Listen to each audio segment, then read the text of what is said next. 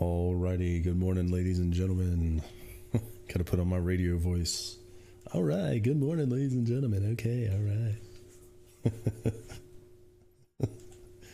right. Right. Welcome to WBBT. This is. All right, good morning, everybody. I love it. Having a little fun this morning. Hell yeah. Yeah, we were just talking about GameStop. See, anybody saw GameStop? It's pretty funny. What's going on there? Yeah, so good morning, everybody. Good morning. We're just kind of getting it cracking. A little late start. A little bit of a late start today, but it's okay. Kind of watching. There's a whole bunch of, not really a lot going on. Euro dollar took a big dump. Some of the euro pairs took a drop. That was from yesterday. Euro dollar took a drop. Yeah, I mean, the dollar moved. The dollar's moved a little bit. I'm waiting to see if it's going to kind of hold there. Don't know what's going on there exactly. We're watching it. I don't know. I mean, kind of got some back and forth going on. The pound is very strong, but it's been very strong. So one thing to take note of there, New Zealand dollar might be rolling over a little bit to the downside. CAD is trending stronger. We got a federal funds rate today. That's I think probably the most important thing today is the federal funds rate. It's probably the single biggest event as far as moving candles. It's got to be. As far as news that you're going to see on whatever FOREX factory, it's the federal funds rate decision, the rates decision, or the overnight rates. Federal funds rate is probably the thing that moves candles the most. So we got that today at 2 p.m. We'll see what's up with that. Stocks go up. Yeah, that's what I was going to say, man. Got to be careful of that unlimited downside. Oh, man. Or unlimited upside, really, but and get unlimited wrecked trying to short something like GameStop. That's funny. Oh, God, it's just funny. Oh, man. Oh, man. Get unlimited wreckage. Yeah, I don't know if anybody saw Non-stop carnage. Yep. YouTube, see what we're talking about here. GameStop. There's Elon Musk tweeted out last night. he tweeted GameStonk and put a link to Wall Street Bets. Oh my God, this thing's up. Yeah, it's up. Says it's up 228 pre-market. This thing's up over 1,000% in about a week. Just absolute liquidation. Just funds are getting liquidated right now on freaking GameStop of all things. Incredible. No, crazy. Yeah, it's up 220. Yeah, this says 228. It might be more than that pre-market. Yeah, depends on where you look probably, but yeah, absolute wreckage, just carnage. All these big funds are trying to short this, or they did. They were trying to short this, and they were short for more than 100% of the shares, the share value, and they got absolutely smashed. And this is one of the biggest short squeezes I've ever seen, really. Like, it's one of the funniest ones for sure. It's got to be the funniest. I've seen some pretty crazy short squeezes on Bitcoin before, but yeah, this is pretty wild. But yeah, really interesting. What actually happened here is actually a very interesting story. Like, it's actually really interesting what's actually going on here. They're just, man, everybody's buying it and holding and just refusing to sell just to wreck the big funds, because now they're forced to buy in higher. So then the funds keep pouring fuel on, they keep pouring money on because they know they're about to get wrecked. And they keep shorting it and keep shorting it and keep shorting it, and everybody's just buying it and holding it because they know it's guaranteed money. Oh God, it's hilarious. It's actually pretty funny what's happening. But yeah, anyway, pretty wrecked. But yeah, it's way up pre-market. Another 50-60% today. Nuts. So anyway, come on, dollar. You can do it. Waiting to see what this dollar is going to do. Hopefully this consolidates here and then goes up again. I'd like to see a second leg in the dollar. Figure out what to do with this trading situation. Euro yen, euro dollar, maybe.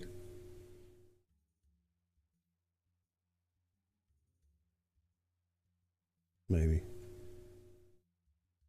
What is doing? Oops. Euro dollar is up 2. I mean, it's a maybe. It's a lower high. I'd rather be short than long. Just iffy.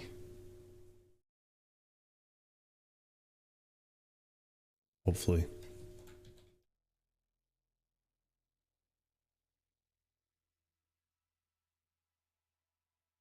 We'll see. Anyway, good morning, everybody. Just kind of chilling out. I just didn't want to forget to start the YouTube stream. GJ, yeah, we'll talk about GJ. Yep, we'll take a look. Well, this looked like it was going to be a short, and then something changed. I don't know what. It's the pound as part of it. Hold on a second. Let me go over here. A weird one. This did look like it was going to go short. And then this was a big bearish candle and the whole thing flipped bullish again. So I don't know what happened there. Just everything turned around. This whole thing was a big bearish engulfing candle and then the whole thing flipped and turned around. Now it's just kind of, it's not really bullish. It's just, I don't know. It's kind of failing right now. Let's take a little bit deeper look at that. Euro pound is another one.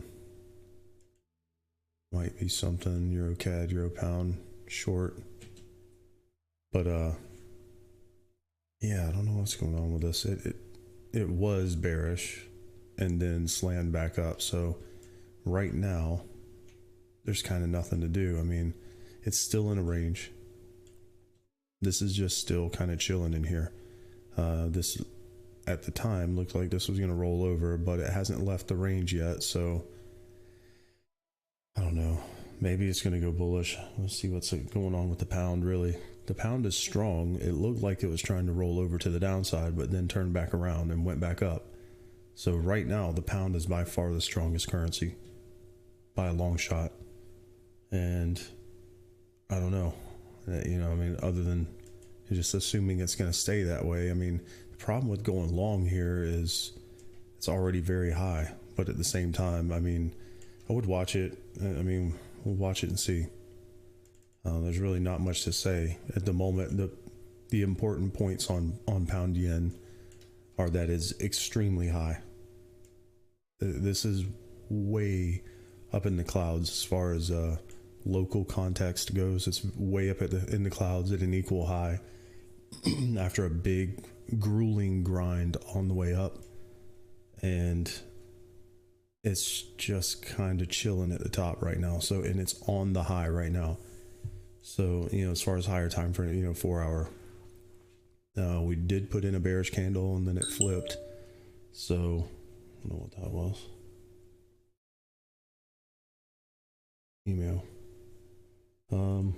Yeah, so right now I'm kind of watching this. I'm a little hesitant to buy this because of how high it is right now, even though this is, I mean, it looks like it's putting in a green candle here.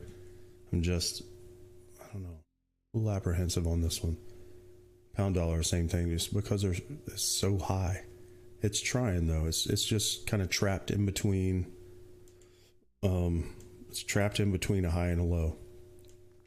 Right now, it's just kind of, it hasn't gone out of either way. You know, we're just still in this range here, and until that changes, you know, you could just be doing this thing, you know, sideways.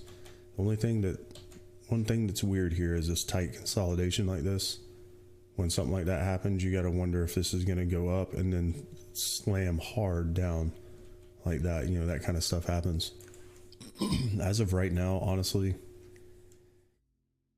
I don't know. I wouldn't do anything on it.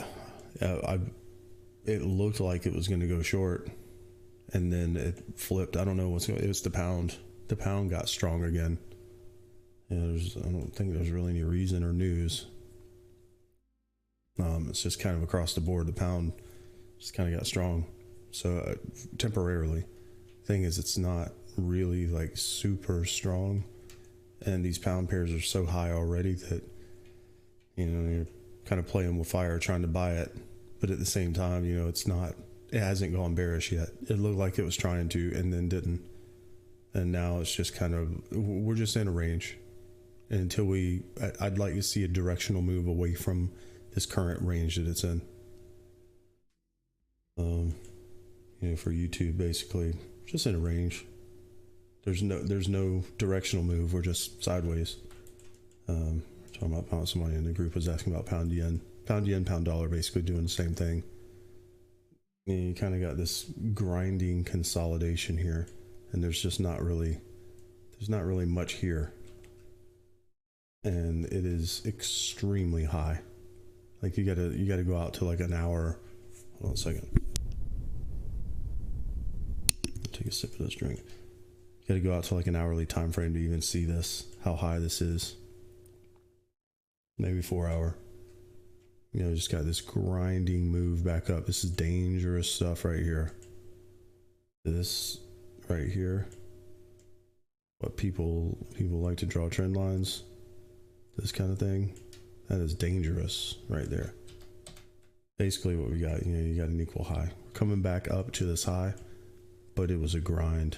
Like this was a brutal grind, and volatility is getting smaller and smaller and smaller, less and less volume till it fails and then does that, you know, back down into here. You know, it's not, I'm not buying that.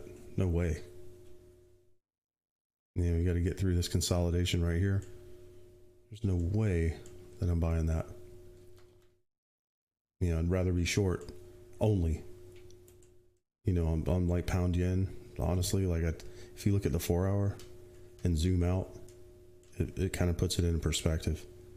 You know, it's been bullish, but man, I'm waiting. I would just kind of wait for this thing to roll over. I think when this does roll over, it's going to be really, really crazy to the downside. It just hasn't done it yet. So that kind of thing, you know, if you got to zoom out to see it, but it's extremely high. As far as today though, you know, how do we make money on it today kind of thing? You know, I don't know. Right now, I wouldn't buy it.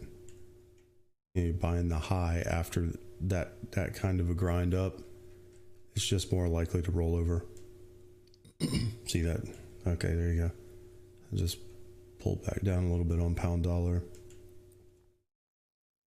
Yeah, you know, pound yen, same thing. You look at this grind on the way back up. You know, if you imagine, you know, basically this consolidation right here, you know, and it hasn't been able to cut through it. You know, we're back to it now. You know, this was just a brutal grind all the way back up. Fight, less and less volatility, less and less volume, until you get a red laser beam. And it might be a higher low overall. But this kind of thing rarely ends in a big green candle. I'll put it that way. Rarely does something like this end in a big green candle. If you want to do the trend line thing, the classical charting thing. You know, seen one of these things before and how that ends. Rising wedge. I don't really think about the markets like that anymore. But to put it into perspective, those things rarely end in green candles. So, you know, we're fighting through this consolidation. I don't know if it's going to get through it. Back from February, we went sideways for 3 months. But yeah, this kind of thing rarely ends well. So that's basically the higher time frame deal on pound yen, is it doesn't look good. But at the same time, you know, today, right now, I think a lot of what we do here is, you know, how do we make money now kind of thing. You know, not trading a weekly chart or you know, a daily chart even really.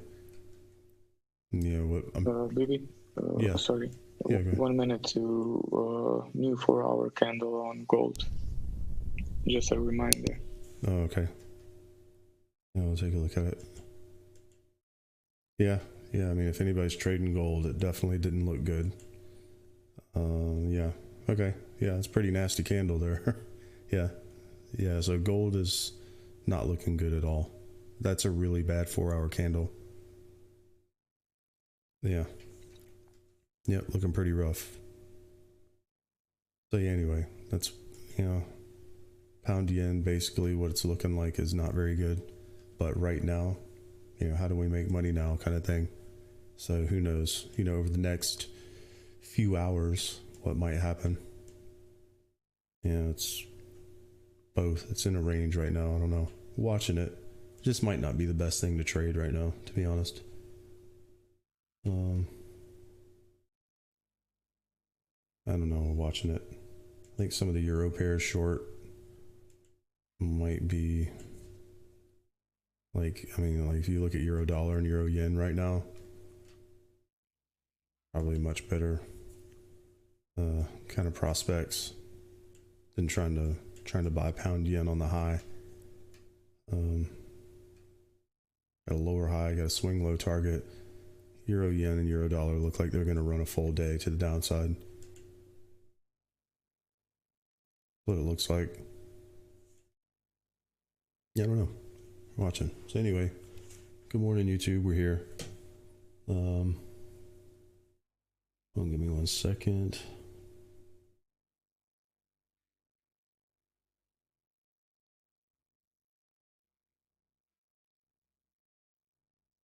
Short EU. Target. Let's take a look at EU. Target, you say 205. Yeah, it depends on your time frame. I mean, that's let's take a look at it. Look at EU. 205 is pretty. Yeah, I mean, if you're trading higher time frames, yeah, I mean, I'm assuming you're looking at the previous low. To be honest, if it's going to go down there, it's probably going to break it. But I think that would be a fair place to start. Say, look, maybe this is a big range here, and trying to get back to the low of this range. Yeah, depending on what the dollar does, and this is something that you might want to consider, is if the dollar is going to start going bullish over the next few weeks, if you're trading higher time frames, this could be significantly lower than that, depending on what the dollar overall is going to do.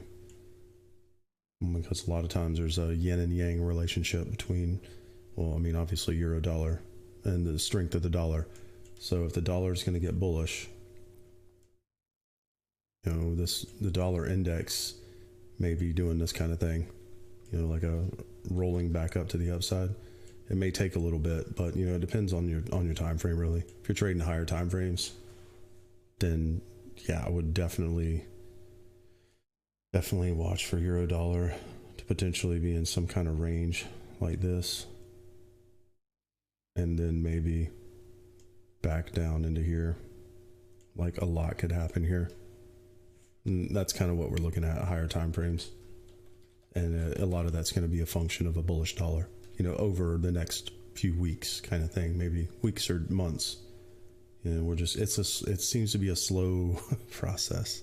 Waiting on the dollar to go bullish is watching paint dry lately.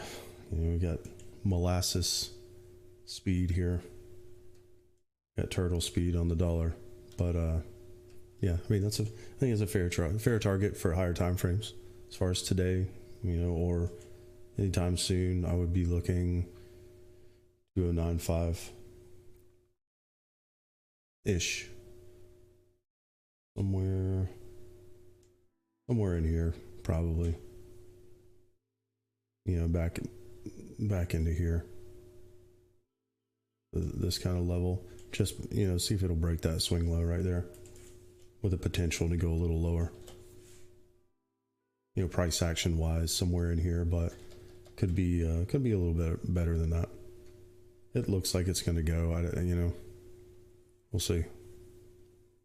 Watching it, definitely watching euro dollar, euro yen, for the same reason. The yen and the dollar are both bullish. The CAD is also going bullish. So,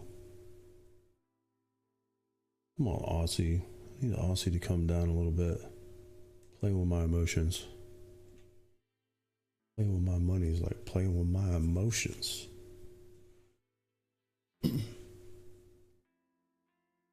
Pound is a maybe. The pound has been very strong. It's trying to roll over again.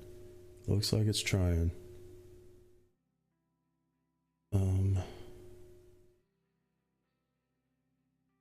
Still getting Aussie yen and Aussie dollar down. The bot seems to think that Aussie dollar and Aussie yen are going to dump. Makes sense. I mean, kind of getting this rollover, but yeah, the pound may be starting to roll over a little bit. Here, kind of getting this little peak formed here. Looks like it's working on it. Aussie is accelerating to the downside. That's what I like to hear. That's what I like to hear, bruh. That the dollar is accelerating to the upside. That's good news. Aussie Kiwi flipped. Be there. Yeah, I don't know. Watching right now. Got some direction changes there early.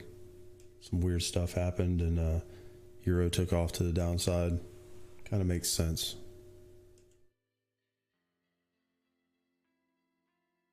Yeah, kind of watching. Euro dollar is probably gonna make another move to the downside. Pretty wrecked right now. That looks pretty bad price action. So yeah, I don't know. Just kind of why I want to stay safe for a minute. See what's gonna happen. Still got plenty of time. Got a new 4-hour candle here. We'll take a look at the 4 hours here in just a minute. 1 second. Give me a second. Be right back. We'll take a look at some 4 hours. Hold on.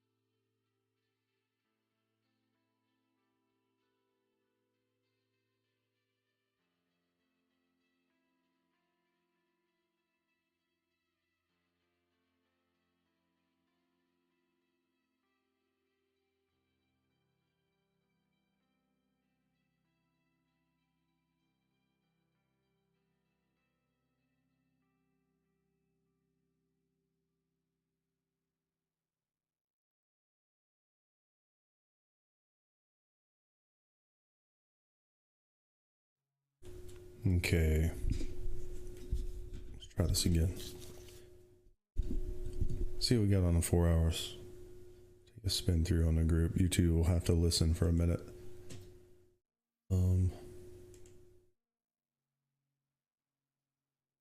it on the other chart. Buckhorn, let's see what we got. Yeah, so Bitcoin is messy. It's in a range. It's not bad. It's not necessarily bad. It's kind of in a range right now. I don't know. I'm waiting on this. This would be tragic if this dropped out of this beautiful trading range we have. But I don't know. We'll see. I don't really know. I wouldn't know what to do. Nothing. What's that? GBP is moving. Oh, okay. Which way? Up or down? Down. Okay, good. I was gonna say. Yeah, let's try it. Yeah. Okay. Yeah. So that kind of poked down. Hopefully that's gonna go down. Pound dollar and pound yen. It makes sense. Let's see. Pound dollar's probably got a better chance of going down. So anyway, Bitcoin is in a range right now. I don't know what to do about that. I wouldn't do anything on it right now. Interesting. The heck. Look at that dollar. What is going on with that? Oh yeah, that's right. Never mind. The dollar's on a different schedule. I was gonna say I know that didn't just happen in 9 minutes. Gosh. Yeah. So dollar's obviously bullish. I'd like to see that continue. It's coming off a range low. Looks good. Yeah, it looks good. I would expect some kind of a pullback maybe on the next candle, but we'll see if it continues. Hopefully this will pull up to here. Just kind of consolidate up here. It's pretty clean, honestly. My guess is that this is going to the top of the range. There's not really much there to the left. Not really a lot going on there. Euro dollar to the ground. Let's go. Pound dollar too, hopefully. That dollar is going to stay bullish. It's going to put a lot of pressure on pound dollar. So that'll be good. There may be a trade coming there. Another entry coming on pound dollar later. Euro Aussie, pretty nasty bearish candle. Looks pretty wrecked. I don't know. Doesn't look very good. It is kind of a, I'm trying to swallow this coffee. It's kind of a range, you know, in a way. Kind of got one of these going on. Sellers up here, buyers down here, that kind of thing. And we're back kind of close to the buy zone. You know, this is a block forming right here. It's kind of before it's finished. We don't know which way it's going to go yet. I'm guessing to the downside. You know, this may poke up here and then slam. Unfortunately, as crazy as that is on Euro Aussie, this is just not really bullish price action. For this to come down, basically this is a consolidation here in a way, and then we dropped and we're consolidating underneath that. Now the flip side is this is extremely low. This is crazy low. It's very, very, very low. So that's a good thing, but you know, maybe take a shot on it again. Maybe take a chance on a possible higher low. The thing is, there's not really a lot here. There weren't many buyers here. It all came like, there wasn't like structure built. It wasn't sustained buying. It was just like low volume, low price buying. So we'll see on that. Honestly, looking a little disappointing on Euro Aussie overall. See how this works out. 1 second.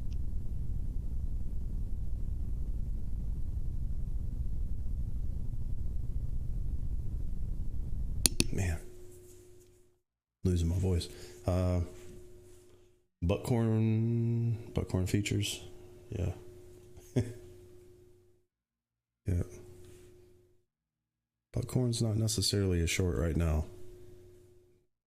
It was, but I don't know. Wouldn't take the risk on it right this second. Depends on your time. Again, your time frame matters. Looking at 4 hours right now, it's probably ranging on a range low. It's kind of consolidating on a low right now. I would probably leave it. I wouldn't do anything on it on Bitcoin. Anyway, we'll come back to that. Euro, just a Euro Aussie, just taking a look at everything. Again, objective look at the market, no bias. What do we have? Euro Kiwi, kind of the same thing. It's very low, but disappointing. See what's up with that left. No reason to look at it really. Right now it's low. Just broke a low, so it's actually a little better than the other. I would wait. It's just, again, there's nothing to do on this. You know, wait for this to stabilize and see if this is going to potentially hold as a smaller bodied candle, and maybe the next one does that.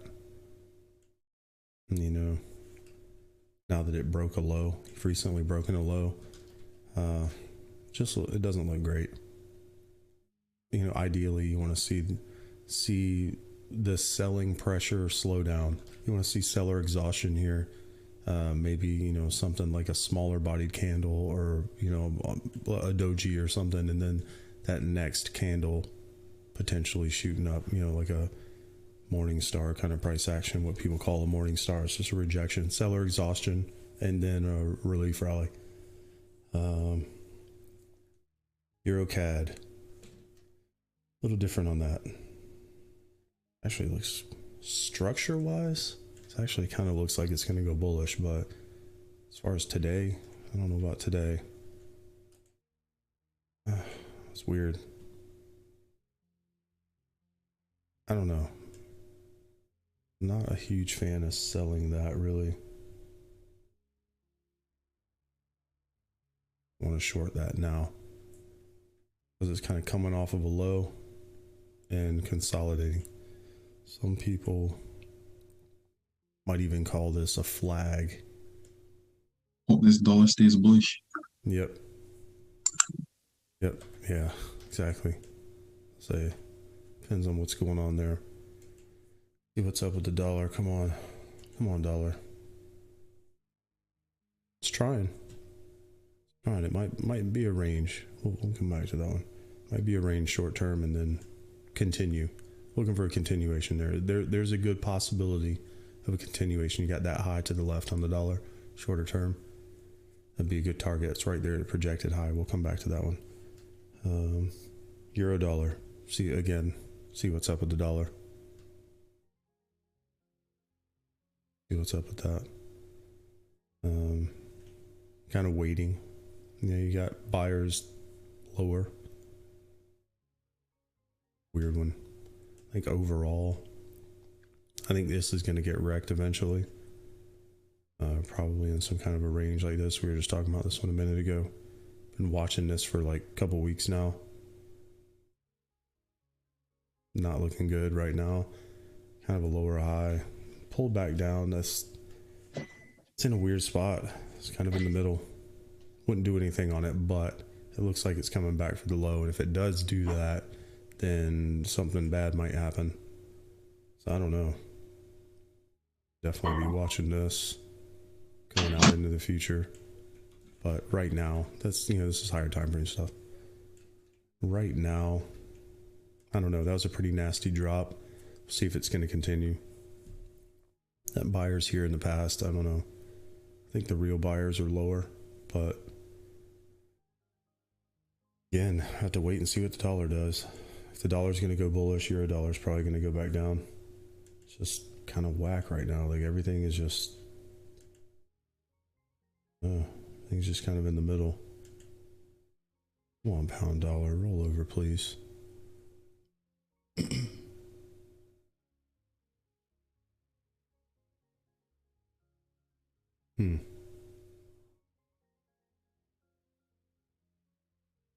A big maybe right now. The euro pound. Kind of the same thing on euro pound. I mean, the pound's bullish. That's why, this is dumped so hard. That might be reversing short term. This thing's pretty low right now. Doesn't look like a bottom, but yeah, I don't know. This might need to come down a little more into this consolidation, over the next couple days. As of right now, I mean, euro pound just made a huge move down.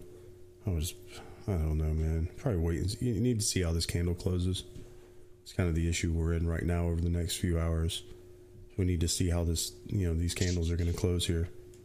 Euro Swiss, I mean, it's probably the same thing. Ugh. Yeah, it's garbage. Coming into buyers, but just not really good price action on that. Next. Start on that one.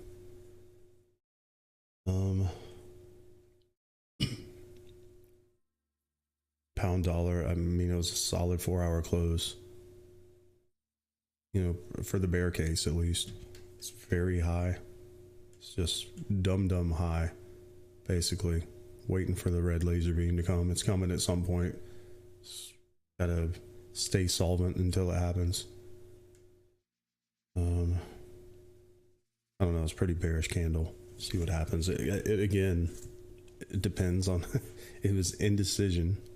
It's an indecision candle. It depends on what's going to happen on the next candle. Stupid right now. The whole market is a wait and see. Got this thing going on. We got a range here, and we got to wait and see what's going to happen. Need to see it stay below this level, basically. Could pop back up here again and then sell off. It's possible. I don't know. Nothing to do. I mean, we just gotta wait. It's stupid. Like, not really a lot that's, I don't know. Pound yen, I mean, this looks kind of bullish, but at the same time, I mean, look where it is. When you zoom out, it kind of changes your mind about that. And to buy a previous high after that kind of a grind straight up, I'm not. You know, I'd rather wait. You know, it's a short, if anything, to me, but it's not there yet. You know, it hasn't done it yet.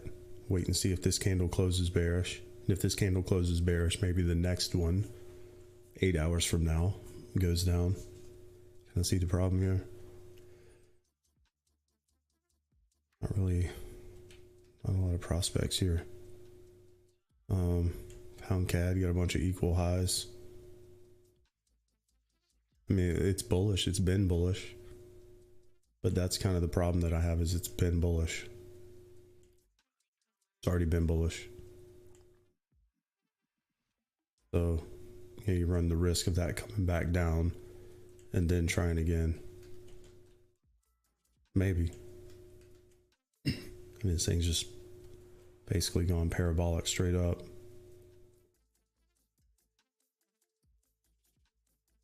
I don't know. We'll see on that.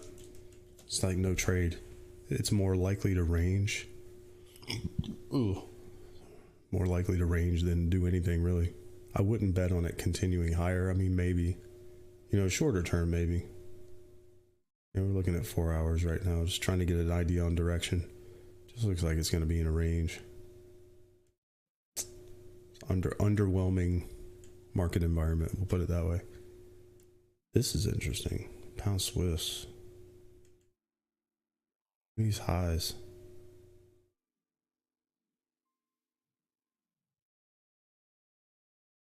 Weird. Same thing. I mean, it's already ground all the way. It's been a grind all the way back up, and it's sitting on some crazy highs right now. So, what do you do? You know, is it likely to go? Maybe. That was a really bullish candle close. That last close was bullish. This one actually looks good, but at the same time, you know, is that likely to go? I'd say it's probably more likely to range, being at the top like that. Being at those highs it's probably more likely to distribute all that profit that's been accumulated during this whole run up. Now that we've got equal highs, that's, I mean, clearly been an issue in the past. Pound Swiss, pretty wild. Yes, sorry. Yeah. All right. We had an incident yesterday. We'll just put it that way. We had an incident yesterday and we had to change the password.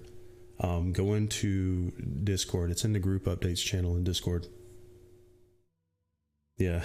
Somebody's saying they can't log in. Can't log into Zoom.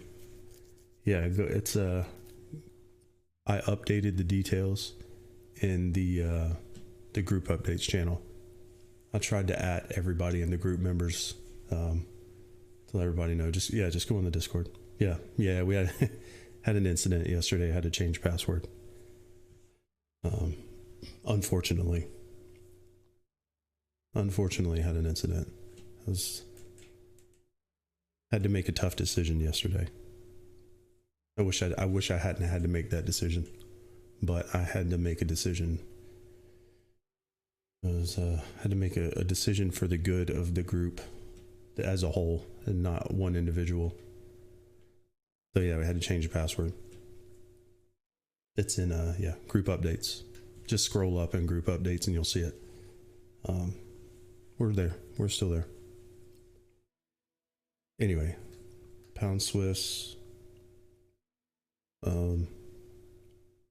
Yeah, we'll see on that. I mean, right now, that was a really bullish candle. It's interesting because that candle was so bullish, it's tempting to buy it. But when you scroll out, it kind of puts it into perspective what you're buying. You're buying something that's already made a huge move up to a brick wall. You know, there's like an invisible ceiling here, and you're buying something that's already made a big move up, buying right into that invisible ceiling, the red hammers. Just not a fan of it. I think it's more likely to range than make a big move to the upside. That's interesting, actually. Pound to Aussie, different story there. Same thing. I mean, it's still the same grind, but much lower in structure. Holy cow, much lower. I'm assuming pound Kiwi is probably going to be the same.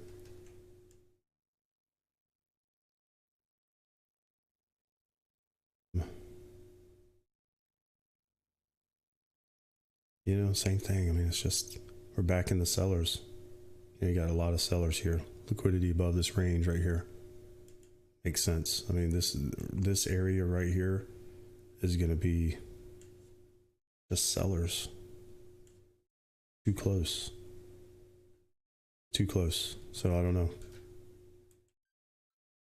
Well, you know, again, I have to see how this closes. Maybe it'll push through. Who knows?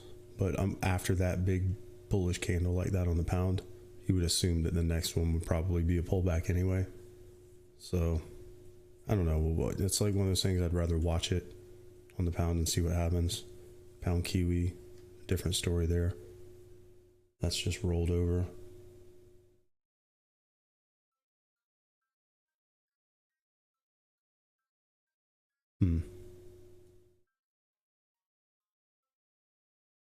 I don't know on that.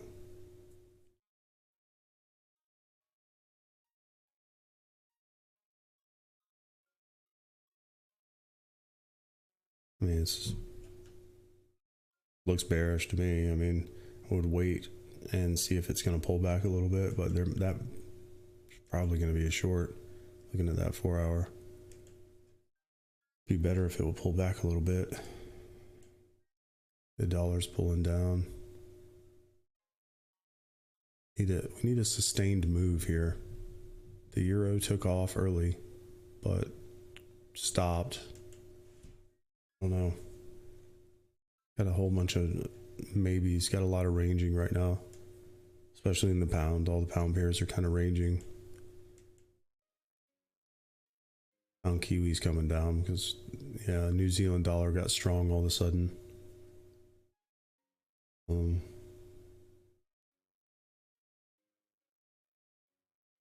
Yeah, I don't know.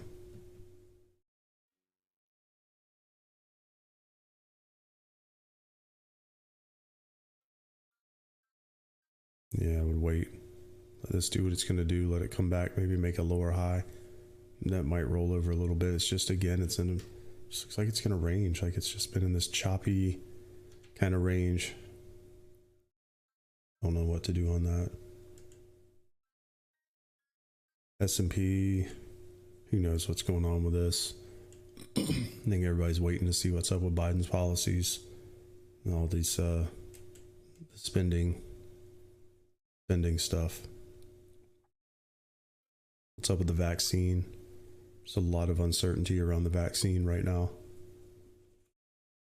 It's maybe ineffective against the other strains, which means it's useless. Even if it did work, even if it wasn't killing people, they still can't get it to everybody. They can't even get people their first doses, much less the second doses. So probably depends on where you live, whether or not you can get it. I don't know. I don't know what's up with that. I think that's going to have a big effect on things moving forward. Oh, things really high. I know that. I mean, there's no words for this. Like,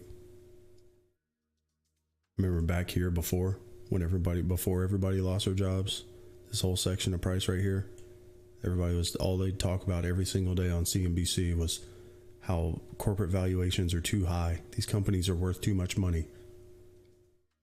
Everything is too high. And this is when everybody was working. So then you got this. And then starting here, everybody started losing their jobs. During this whole section, everybody started losing their jobs. And now we're way above where they said back here. that these stock prices were too high. The valuations of these companies are too high. And this is when everybody was working. So now we're up here. Nobody's working. Got record unemployment. Had almost 1 million people filed unemployment last week. So what gives, you know? Just waiting. I mean, it's like just waiting for the Grim Reaper. Nothing to do but wait for the Grim Reaper on that. I mean, he's coming, but we just don't know when. Don't know when. So what, you know, who knows what the catalyst is going to be. Potential catalyst is that they come out and say that the vaccine just doesn't work. I think they're hinting at that already. So, I don't know. That's a possible. It could be something completely out of left field. Something that you didn't see coming. Anyway, who knows with this? I mean, it just, people keep buying it. When people stop buying it, it'll go down. I don't know. Nothing to say on that. It's crazy. Doesn't make sense. But maybe it's not supposed to. You know, it's just, I don't know. It's Wall Street bets is what it is. That's exactly what it is. It's that mentality.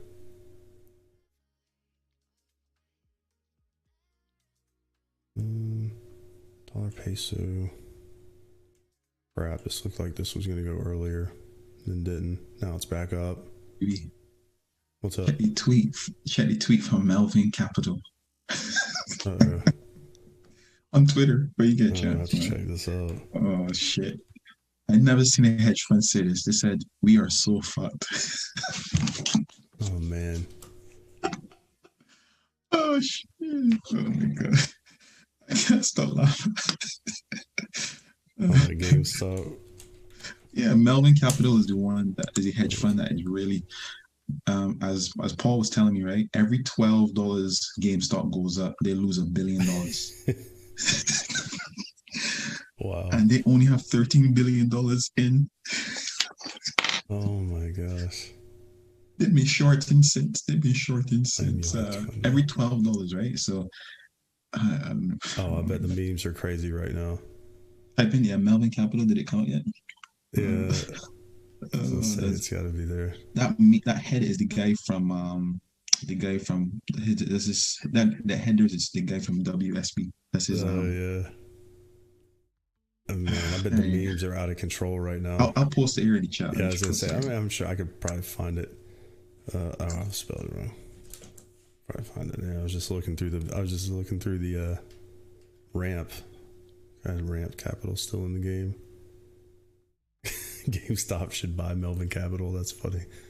I forgot about Ramp. Used to be bigger in the crypto. Yeah, I was just looking through. God, Crypto Cobain's still in it. I just posted it in Zoom. Yeah, I was just say it's. I was just looking at all the memes. If I get a peephole, it's probably there. Melvin Capital. I don't know if that's it. No.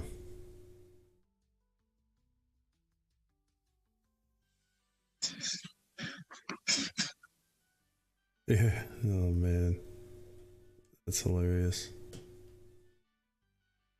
You gotta wonder why they would tweet that though. I don't think it's real. I was just say if there's a strategy behind the tweet. You know, if they're trying to get people to pour onto it, they got to figure out a way to get out. They got to figure something out. They got to figure out a way to move it, to move the stock one way or the other. Yeah. Yes, this is crazy. Like if they're hedged, you know, if they hedge it, then they still got to move it, and they still need more money. That's the thing. They got to come up with more money somewhere. Yeah, I bet the memes are out of control on this. Yo, GameStop is $3.15. Man, pre-market $3.15. So every $12 they lose $1 billion. Oh my God! It was just 300. So they just lost another $1 billion. 300 per month. And it's because our firm is undergoing a forced liquidation. I mean, you can't make this up, right? This is man, like, is this for real? Ponzi and me hitting $300 pre-market. We're saddened to disclose that our firm is undergoing a forced liquidation. Our process of liquidation may take some time, as every employee has been ordered to liquidate their. Oh, okay. I was gonna say, man. There's a meme account, I was gonna say, funny. geez, but yeah, silly. That's funny. God, man, wrecked, absolute wrecked. Man, I bet this is going bonkers right now. That's funny. Yeah, I'm putting Nintendo. Yeah, I just can't stop laughing at it. Elon, Like it's just like wow. Oh my God, Power Glove. I remember that. God, that's crazy. I remember the Power Glove from Nintendo. Didn't really work that well, but it's funny. Man. Yeah, I would say I bet the memes are crazy right now. Lol.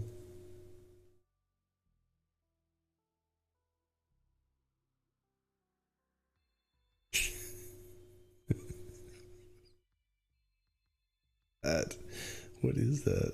That's actually funny. Oh God.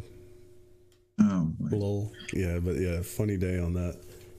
It's just, man, Elon just absolutely, oh my God, poured fuel on it last night. That's pretty funny. I was like, man, you gotta be kidding me. Yeah.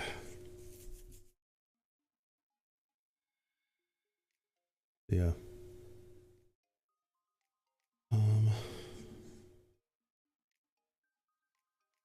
don't know. Trying to figure out what to do here. Just flipping through everything. Gold's wrecked. Yeah, the market is kind of choppy again, huh? Today. Yeah, it's kind of a choppy day. It's all right. It may change. Yeah, that may change. We got a new 4 hour. I was just looking. To see what's gold was a short though. Gold is just short. Yeah, short it doesn't look very good. Now's probably about the time you want to at least take a shot at it while we're pulled back on that 4 hour. Should gold only go down. Yeah, it doesn't look good. Doesn't look good for gold. See what the dollar is going to do. I mean, I don't know if it's going to range here. It's actually okay that this is kind of consolidating here on the dollar. See if it's, as long as it's going to put in a range, this may take another go at it later. We'll see. Honestly, there's not a lot to do right now. I wish there was. I don't know. As far as moves, pound's kind of pulling back down. Dollar and the yen are kind of pulling back. Euro's still going down, but it's lost momentum. It's kind of lost some steam. Like everything's just kind of chilling right now. We're going flat. Everything is flat.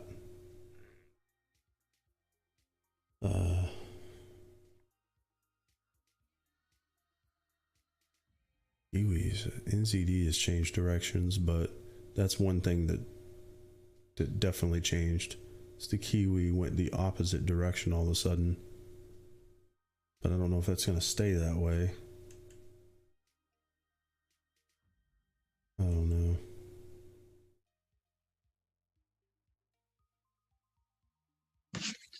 Yeah, it's just kind of, right now, there's just flipping through looking. Sorry, I'm looking at another chart here. Pick it back on something normal here. Euro dollar, euro yen, still a maybe. Potential continuation. Just kind of watching. See what's going to happen here. This doesn't look good. This kind of consolidation like that's generally not good, even though it's putting in, kind of a bullish candle. Need to wait and see what it's going to do. Yeah, it's just kind of watching right now, to be honest. Waiting. Yeah. Melvin got that's actually funny, Paul. Yeah. So it's not just a clever name. I thought it might have been a clever name for a minute. But I guess not. Oh gosh. Yeah, you got wrecked. Had to make the right decision on that one, though. No, of course, it was the right decision. Oh yeah, he was out of hand. Yeah, that's not cool. Can't allow that kind of stuff, man. Yeah, all about free speech. Just can't let that happen. That's gotta It's about the greater good on that one. Yep. Anyway. Yeah. Yeah, just kind of watching right now. Messy, short term. It's kind of choppy, I guess. So that can change though. We'll see. It can change. Just waiting. It's a nice dump on the euro. Waiting to see if it's going to continue. It's not really a lot going on at the moment. Got a whole bunch of flat, whole bunch of maybes, and a lot of nothing. Got some maybes and some nothing. Dollar's got potential. You know, this as long as this holds. What happened? Every single short Melvin at Capital has ever shorted went wrong. Like, how do they keep getting money? Who keeps investing? Gonna say, you know, that they're actually in a bad spot. Probably a bunch of places are, because now they need more money. They're gonna have to send out an email and say, you know, we need more capital. If you want to save it, we need more. Bitcoin, yeah, Bitcoin's not really doing anything. We'll take a look at it again. We just looked at Bitcoin. I'm sorry for laughing, guys. No, you're good, man. No, it's funny. It's hilarious. It's one of the craziest things going on right now. It's amazing. Yeah, I guess it's not amazing if it's, you know, your investment capital, but like the story of what's actually happening is funny. Like it's about time. They'll figure out a way out of it though. They always do. Money always wins. You know, somebody will have to come in, or they'll get wrecked and somebody will come in and buy them out. You know, somebody will get a good deal on whatever their assets are. Bitcoin's interesting. I mean, it's in a range. Bitcoin's in a range right now. We're watching it. It's I wouldn't sell it here because it's already dropped quite a bit. It's just not necessarily a buy either. It depends on your time frame. Honestly, like I would right now, gun to my head, I'd rather be long than short, but no trade on Bitcoin. It's just not, there's really nothing to say on it. It's in a big range and it's kind of come back down. Right now it's just ranging and it's holding, but it's not moving really that much. You know, we got a big bearish candle. I got an hour to close, a big nasty candle, and the next one is likely to range. So I would be looking for a couple hours of not really a lot going on there. Maybe later. I mean, there are buyers stepping in here, but not a lot. There's not a lot of buying volume right here. It's a lot of I don't know, a lot of nibbling or, you know, shorts closing kind of thing. It's probably shorts closing, and everybody's just out watching. Everybody's waiting to see what's going to happen. It needs to move one way or the other. It needs to go up or down. There's nothing really to do there. Pound CAD. Yeah, nothing really there either. The pound is rolled over short term. The CAD is kind of trying to go higher. I would say pound CAD short's probably not a terrible idea, but I mean, all these pound pairs are all the same. I mean, they've got these crazy, we were just talking about this one. I mean, you got equal highs up here, and whoops, can't draw with this mouse. Got kind of equal highs up here, just waiting. I don't know. I would probably wouldn't buy it right now. It's not necessarily the greatest short either, but I'd rather be short than long just because of where it is in the cycle. But it's not, it hasn't really shown that it's, you know, there's no bear volume here. Like, you know, there's really no indication of a major reversal. It's just ranging right now. It's just kind of distributing on the high, if I had to guess. I don't know. I'm trying to think about how to describe that. It's just probably just a range.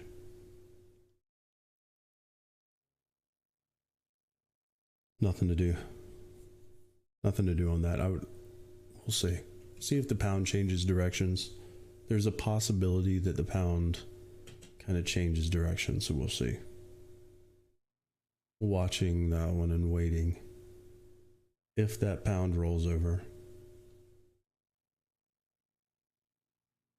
that's probably going to be one to watch for short, because overall the CAD is strong. It's been weak, but it's gaining strength right now. And if the pound rolls over even a little bit, I think Euro CAD was probably the better short earlier. All the Euro pairs were, but yeah, if the pound rolls over weaker at all, pound CAD's probably going to be a good thing to watch because it's got a lot of room. Probably got more room to go down than some of the others. Yeah, I don't know. Kind of waiting. It's nothing to do. Actually, it might be a good time to go make something to eat real quick while we wait for a 6 a.m. candle. Easy. Arizona. Yeah, there's something going on with the vaccines. There's been a lot of kind of hemming-hawing around about that. A lot of negative kind of connotation, negative news, but it's like they're not coming right out and saying it. It's like they're hinting that the vaccine is garbage. Basically, all of them. They're hinting. They're not directly saying it, but they're kind of hinting that it's just ineffective. It's, I don't know. Not going to get into it too much, but you can kind of see it. It's like one of those things where you can smell it, but you can't really see it. They're kind of hinting that it's not really a great thing going on. So, yeah, interesting. Yeah, and that's kind of what I'm. Yeah, exactly, Paul. That kind of thing. Yeah, that you can kind of see it. In different news sources and different types of reporting, you can kind of see the overall writing on the wall. Is that maybe it's not all that it's cracked up to be. And I think that there's some realization there. And on top of that, just the logistics alone of getting it to everybody and getting it produced, I think is just not working out. So I know when Biden talked about it the other day, he changed the timeline twice. He said, hopefully by spring, everybody will be able to get the vaccine. And then he said by summer after that. Then first he said hopefully by spring, and then he said, and by summer we're planning for everyone to be able to take the vaccine. So I don't know, like they keep pushing it back, and this was like in the same speech, like a few minutes apart. They keep pushing it back, and like they're just kind of hinting that maybe this isn't working out.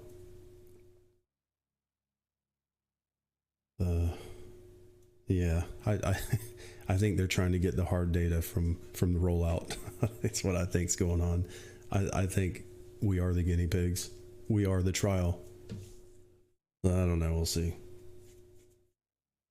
I'm just chilling.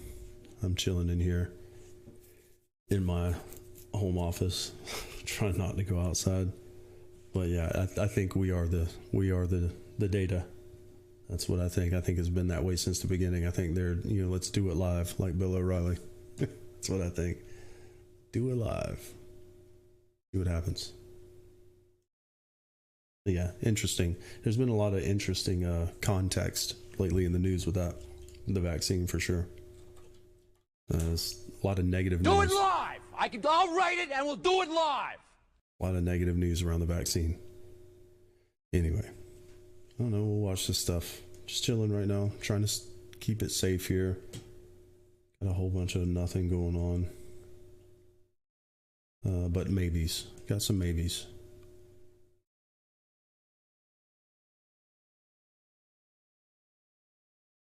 Watch and see what might happen. The pound is interesting.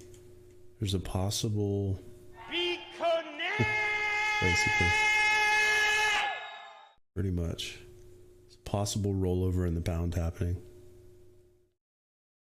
Who knows? Short-term direction wise, I don't know. We'll watch it. Dollars and maybe. Hopefully this dollar will hold a range and then go back up. And if the dollar will continue higher, might get some trades here. Kind of watching the pound's kind of doing a little dance here, Might be coming down a little bit. We'll see. Euro's wrecked. Dollar's still trying. I mean, we've got an overall directional move to the upside on the dollar. I think the question is, how much is it going to pull back? I don't know. It's kind of got a bunch of nothing right now. Just kind of watching. Wait, give me 1 second. Be back in just a minute. Run to the kitchen, grab something to eat, and then we'll move this on. We'll see what happens on this new 6 a.m. candle. There's just not a lot happening. Until something happens, there's nothing really we can do. Anyway, give me a second. Be right back.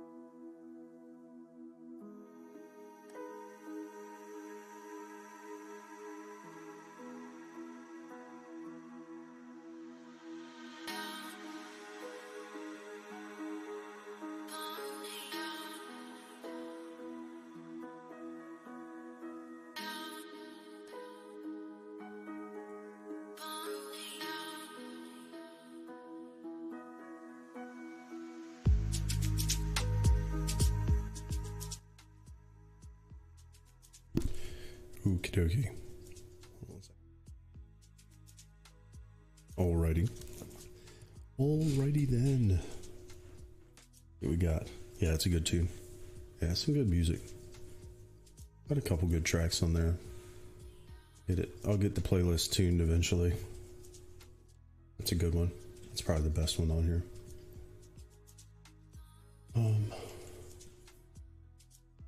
Yeah, on GameStop. Oh, let me turn the speaker off.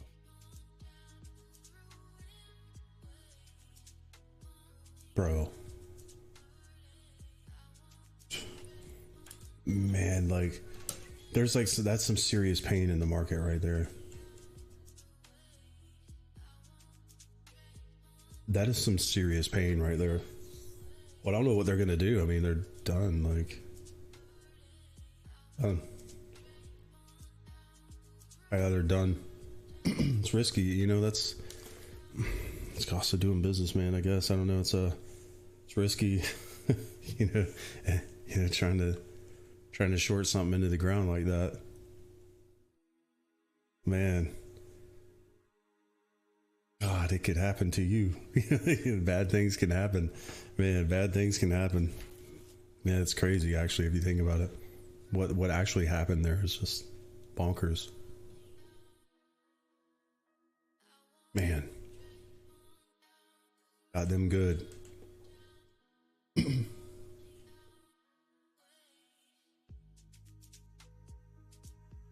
Right, but that's the thing, is it may not matter though. That's the thing, is it may not matter, and that's kind of that illustrates the entire problem, is it doesn't. Yeah, because if people, it doesn't really matter what I think that's the whole problem. It has nothing to do with the value. Yeah, I mean, if people buy it and hold it, because I mean, they basically identified a problem. They said, wait a minute, these guys are short more than the entirety of the shares. Like, these guys are short for more than 100% of the total, you know, share value. So if we just buy this, if they want to get out of those shorts, they're forced to buy higher. Like, this is a technical thing that happened. Like, it's actually really crazy. That has nothing to do with the company. That's what's nuts about it, is it has nothing to do with the company. It doesn't matter if it's GameStop or something else.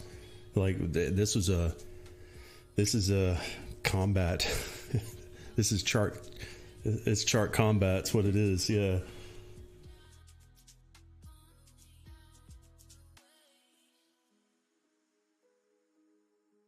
Yep. Right. Yep. Yeah. Same with Tesla. Exactly. Yep. Yeah. Yeah. Exactly. You know, Wayne's exactly right. You know, it's the same thing with Tesla. You know, but that's maybe the thing is that maybe it doesn't matter. You know, maybe it doesn't matter of what the true value of the company is. The thing is there was a math thing that happened. You know, somebody figured out, wait a minute, these guys are short more than it's worth. So if we just buy it and hold it, then the price is going to go up, and they're going to be forced to buy higher, and we'll make money. It's guaranteed. It's 100% guarantee you're going to make money. You know, if we just all buy it, and then somebody said, hey, everybody went in Wall Street bets and said, hey, everybody buy GameStop right now. Buy. And everybody bought it and forced the price up. And now all of those shorts are forced to buy back in higher. And, you know, and they need more. They need more than the whole thing's worth to get out. So they're locked in. They're stuck. You know, it's crazy. They're locked in and they cannot get out. And the price is just going to go up until they lose all the money. It's crazy, like what actually happened.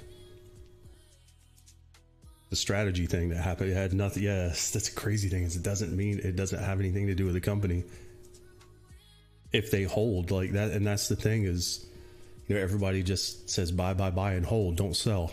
And if they buy in and hold it and just wait, they just smoke the shorts out, just smoke the bears out, and just wait until they cannot handle it anymore, until there's, you know, they just get to the pain point and just have to get out, and they have to buy back in higher, and they're buying back in like hundreds of % higher, you know. And that's the crazy, you know, All they have to do is just buy it and hold it and wait. And they just buy it, hold it, and wait until the bears just can't hold it. And they can't handle it anymore. They can't hold it.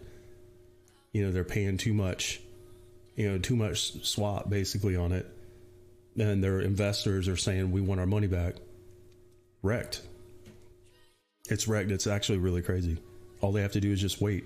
That's why somebody figured that out and went in Wall Street bets and was like, everybody buy it. Buy GameStop and hold it. Don't sell. Hold it, because if they hold it, all they have to do is buy, and there's a guarantee. What's that?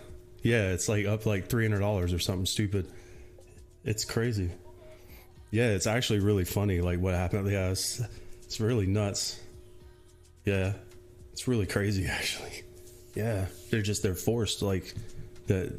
If all the people have to do is just buy. Somebody realized the problem. It was like, wait a minute, they're short more than 100%.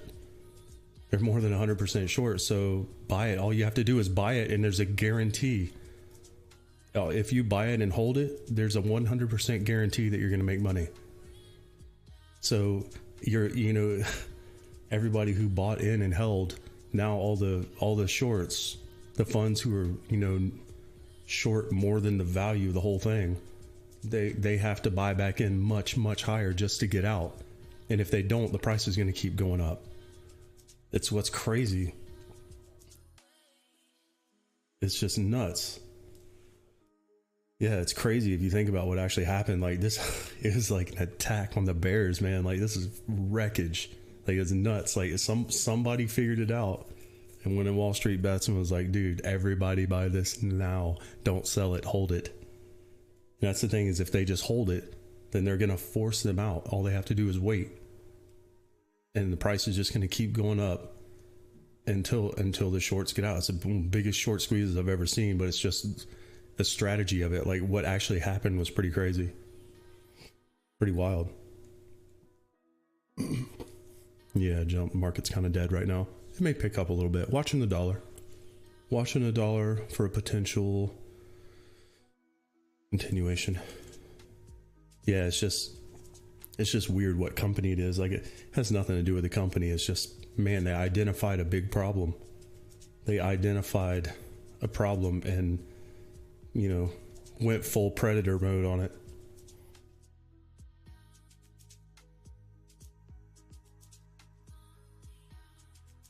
There's investors if the funds get liquidated, that's their investors' capital. And the thing is they're probably taking loans to hold, to stay in it. And this is kind of what happened in the housing crisis back in 2008. Is all the banks were lending to each other, and they all got involved in the same bad trade, basically. In a way, if you think about it, they're all lending to each other. So one fund borrows money from a bank, and then then that bank has to borrow money from somebody else, and then it's just like a chain down the line, and everybody's borrowing from everybody. And then when one fails, they all fail because they're all borrowing from each other. So it's really actually nuts. But that could be happening market wide. Like this, there may be a more systemic problem here, and it's not just GameStop. See what I'm saying? Like, it might, you know what I'm saying? Like, this could be happening like other places. There's not enough liquidity. Like, they're again, like, some of these funds could be over leveraged to the. You should see what Elon tweeted. Elon just put the nail in the coffin last night, man. That was crazy. But yeah, and that's the thing, is all these funds are over leveraged, and that's, it's something to think about. How many of these funds are over leveraged and stuff like that. And if something like this happens, I mean, there could be a massive transfer of wealth and the funny thing is that be going the other way. Going the other way for once. And it could be going from Wall Street to the Robin Hood army instead of the other way around. Really interesting. Think about it, man. It's kind of crazy, because it's probably more than just GameStop. Gold. Yeah, gold's probably going down a little bit. Doesn't look good. It's honestly one of the things that's probably the easiest call is gold wrecked after that 4-hour close. That was a pretty nasty 4-hour close on gold. I'm not trading it right now. I do trade gold. I just haven't been trading it lately. But I'm gonna go back to doing that actually shortly. Waiting on a couple things to happen first, and then we're gonna get back to some of that. But yeah, you know, we still traded here. I'm personally not only trading FX right now, but that's about to change too.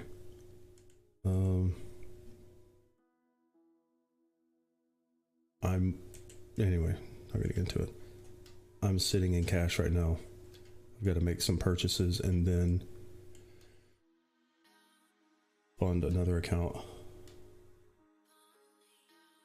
Gold. Yeah, it's not looking good. Not looking very good here. Nah, I wish. Nah. I did good. I did really good in 2019. I mean, I'm not gonna get into money conversation, but I did really well in 2019. And I'm just kind of chilling right now, and yeah, it's kind of about to make some purchases, and then yeah, start seeing. I'm gonna start trading on bigger balance coming up. Slowly trickling that in. Gold. Yeah, gold's not looking very good. Just flipping through, looking at it. Needs to pull back up a little bit, and it might be a short. Watching the dollar too. You know, if the dollar is going to go bullish, then that's going to put that's going to put some pressure on gold. It all makes sense.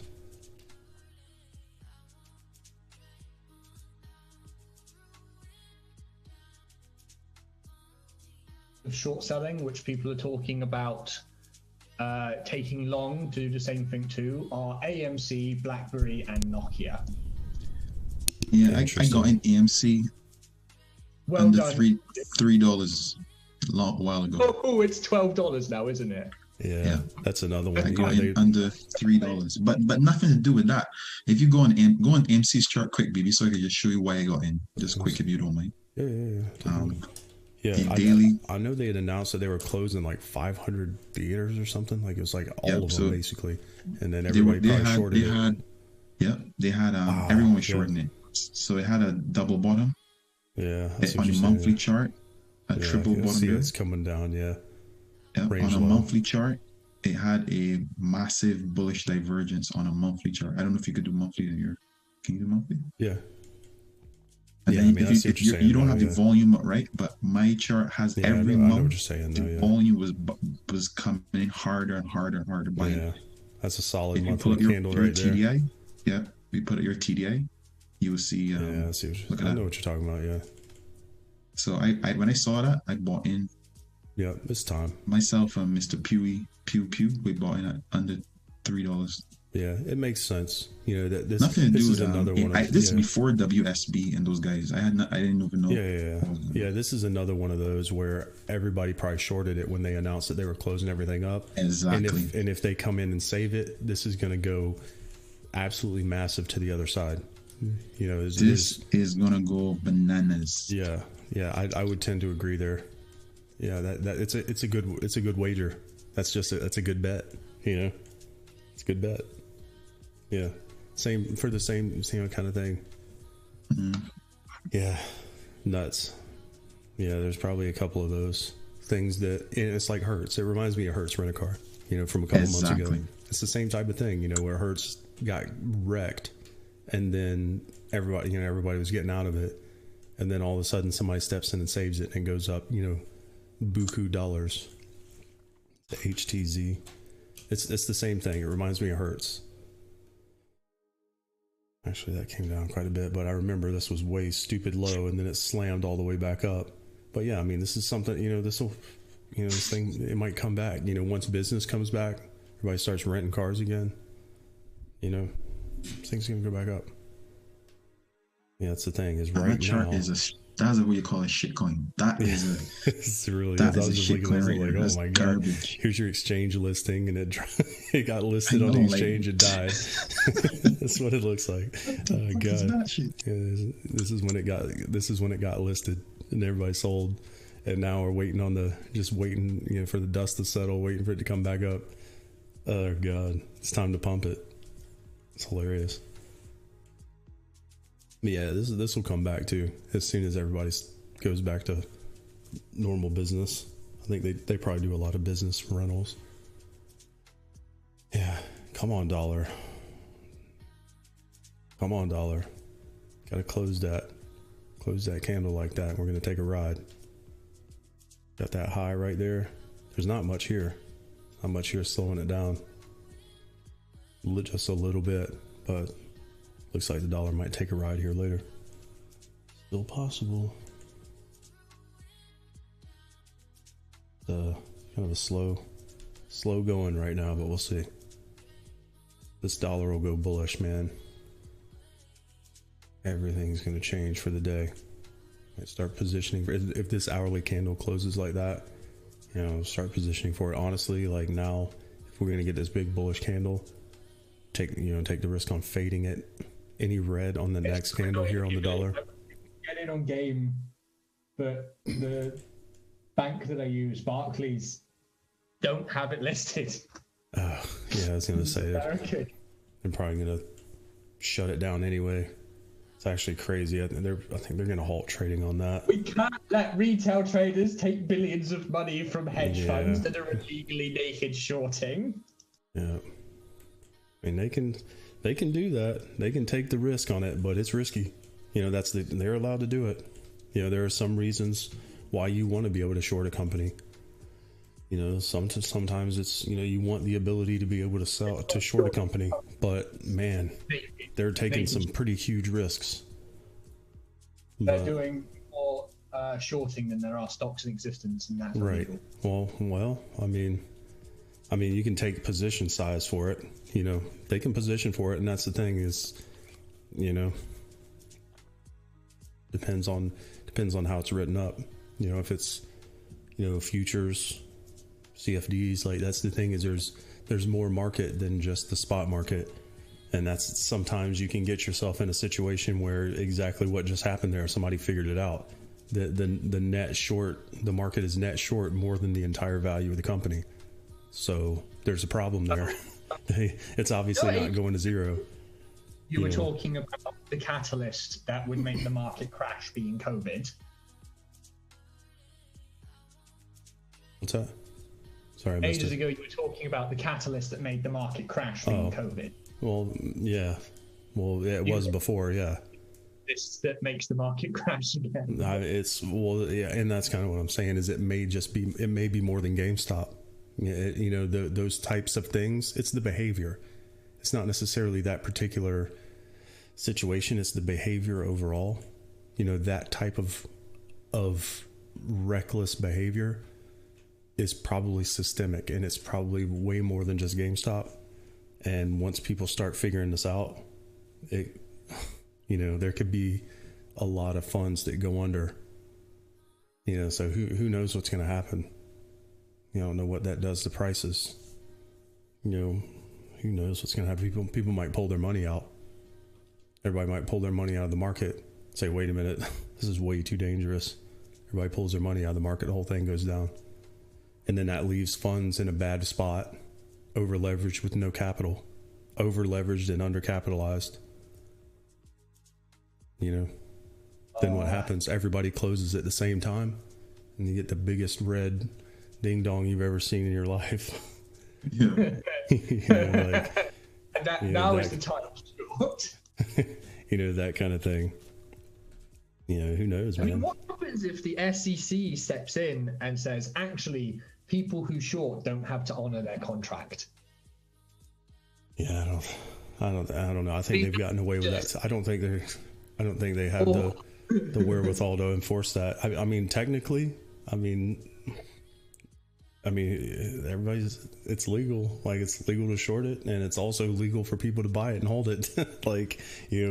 Or they might be mad about it. but they're getting punished. If you buy GameStop and hold it and and just refuse to sell, then the price goes up. It's like Bitcoin, same thing. If you buy it and hold it and just refuse to sell, I think that's the general strategy here. Is everybody's buying and they're just going to refuse to sell it. Just buy it and hold it. I think that was before. Now it's pretty high, but everybody said, wait a minute, there's a problem here. Everybody buy this and don't sell. Just refuse to sell it and wait and just force the price up. And then when those bears start closing those shorts, you're going to get a short squeeze. That's exactly what happened. And then you sell later after all the bears get liquidated and push the price to the moon. Then you get out and make 1,000%, that kind of thing. But then it's going to be a race to the bottom, so there's going to be some wild volatility on it. It might not be done yet, is the thing. If they're still trying to short it, apparently that's what they're saying.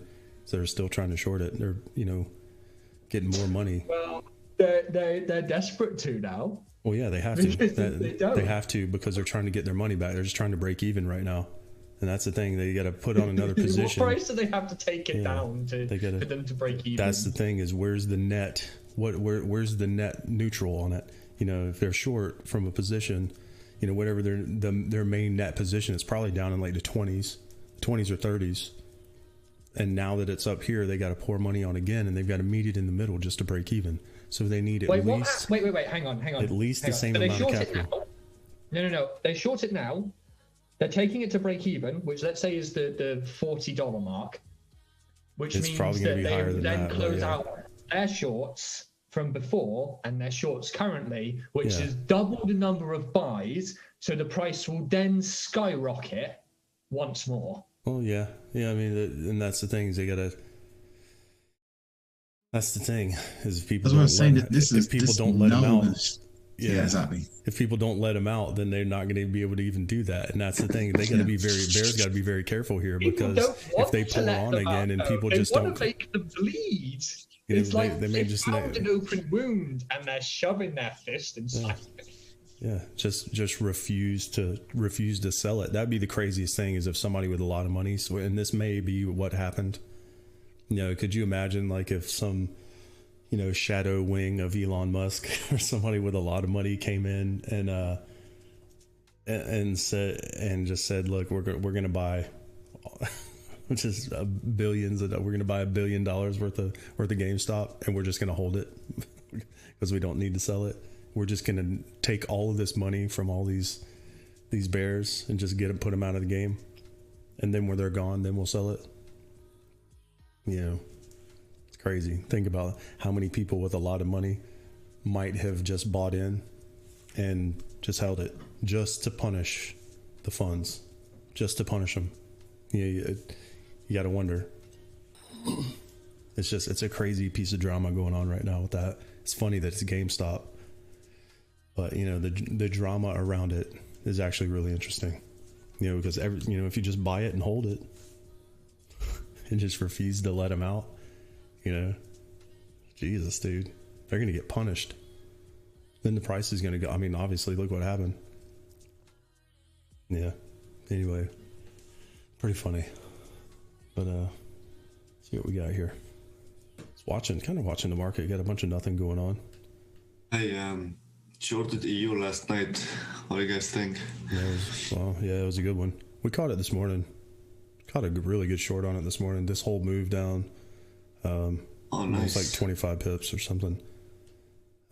Hit target. Basically took it leaving the range. Right here. As soon as this poked out like that, took that drop down to like right here. It was like 25 pips. I'm in it like way earlier. Because it went flat when I took it. Yeah. I'm up kind of 41. I'm kind of gonna hold this. It's probably gonna keep going. That's what I'm saying. I actually can get back in it and watching the dollar here. It's probably gonna keep going down. If the dollar is gonna go bullish, that's where we're watching the dollar to see if this is gonna poke and take another run. If the dollar makes another run, euro yen, euro dollar, all gonna come down. Yeah. Euro yen and euro dollar running together. The dollar is a little stronger than the yen, so yeah, something like euro dollar is probably going to pop down. Pound dollar eventually, if the pound will roll over. This is probably going to be the bigger trade by a lot. This has infinity to go down on pound dollar, and if the dollar is going to go bullish, this is probably going to be the better move because it hasn't moved yet. And if the pound rolls over, it's trying. If that pound rolls over and the dollar continues, there's going to be a good synergy here. This is probably going to be the bigger move in pips, at least. Kind of waiting to see what's going to happen. But yeah, euro dollar and euro yen were all basically the euro. The euro period was good. But yeah, caught it and it hit target. I had a profit target set and it hit it. Wasn't even watching it, just slammed.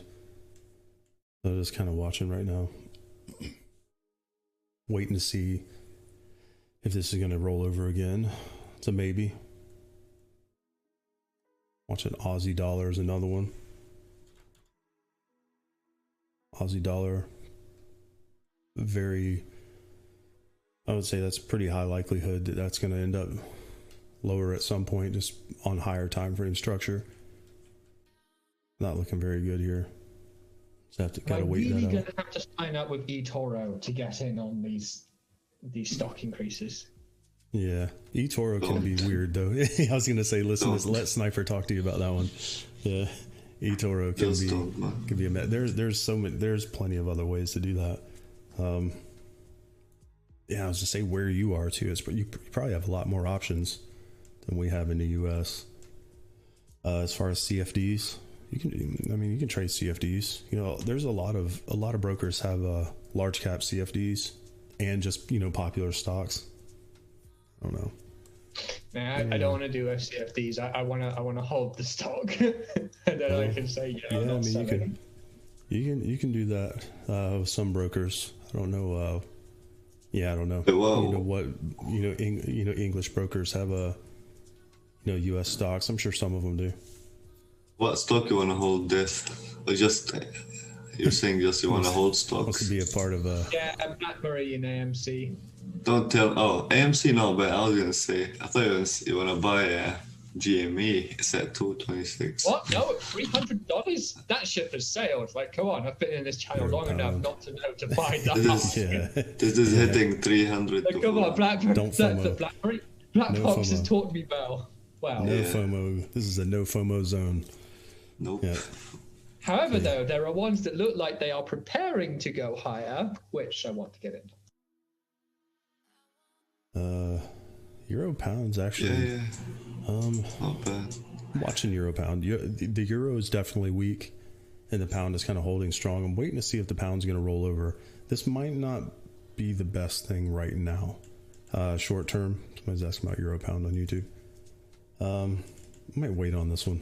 Right now, it looks obviously pretty bearish, but I think the problem is the pound. If the pound is going to lose strength, this may just continue to range. Kind of the thing is, I think short term, the pound and the euro are both kind of weak-ish. They're trying to roll over a little weaker, so that's why this is chopping. I would probably leave this alone. Sometimes this pair can be finicky, can be difficult to trade this sometimes. Yeah, you get a lot of really weird moves that don't really make sense sometimes. It's really good to try to figure out whether to position in the euro or the pound as almost a directional tool, but sometimes trading the actual instrument itself can be it can make moves, but price action is not really that good on this. It's all over the place. It's really unpredictable and choppy sometimes, but it's not bad. Right now I probably wouldn't do anything. We're in this choppy environment because the pound and the euro are both kind of weak. The euro's already weak and the pound is kind of losing strength. So when things are going the same direction, it's kind of probably stay out of it. Got a lot of choppiness in the whole market's choppy right now. It may change though.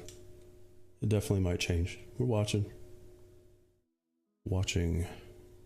All right, so the news just came in.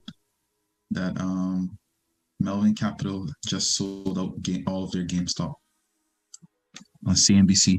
Interesting. So, I wonder if that's true or they're just saying that. Man, they're trying to get everybody to sell, push the price down. yeah, I wonder if so. they're just, if they come, you know what I mean? Like strategic lie there to say, hey, all right, guys, you got us. We're out. We're done. You know, we're sold. You know, we're going to borrow some money. We're done. We're going to sell everything. And then everybody says, okay, cool. The ride's over. And everybody sells it. And then their shorts go in massive profit. Could be that. Yeah. But yeah, it's an interesting tweet. Maybe, you know, maybe they did, you know, but it's hard to verify that kind of thing. That sounds like a desperate attempt to push the price down is what that sounds like to me. Everybody says, I would cool. keep applying pressure if I was say, just keep playing. Hold it for another week. Just hold it for another week and see what happens. Correct. It might keep going up. And then you'll know. Yeah, that's the thing. So yeah, they might just be like, all right, guys, you got us. We're out. We're sold. We got wrecked. Good game. We're selling. We're out of it. And then hoping that enough people get out and go on to the next thing. Hoping enough people sell it now while it's still high. Sounds like a trick. Push the price down. Come on, dollar. Dollar's looking good here. I think this is one of the more important things happening right here. Looks like the dollar might be doing a thing here. I'm just kind of holding. Like, I'm not really... Got a bunch of crap that's going back and forth. It's just fluctuating in and out of profit. I'm in a whole bunch... took a whole bunch of stuff today just on an experiment. And it's just going back and forth in and out of profit. And I'm waiting to see if that number goes up. Then I'll close everything. Hopefully, if the dollar goes up, things are going to get crazy here. So I'm positioned for a stronger dollar and a stronger yen. But I don't know if that's going to happen. Watching this thing going back and forth between, you know, negative $50, positive $50 kind of thing. Waiting for the market to move. All right, looking good on the dollar here. We're leaving. All right. And then going up to this next block up here. Wait and see what happens. I mean, let it go up here and consolidate, hopefully. Hopefully it's not the high of the day.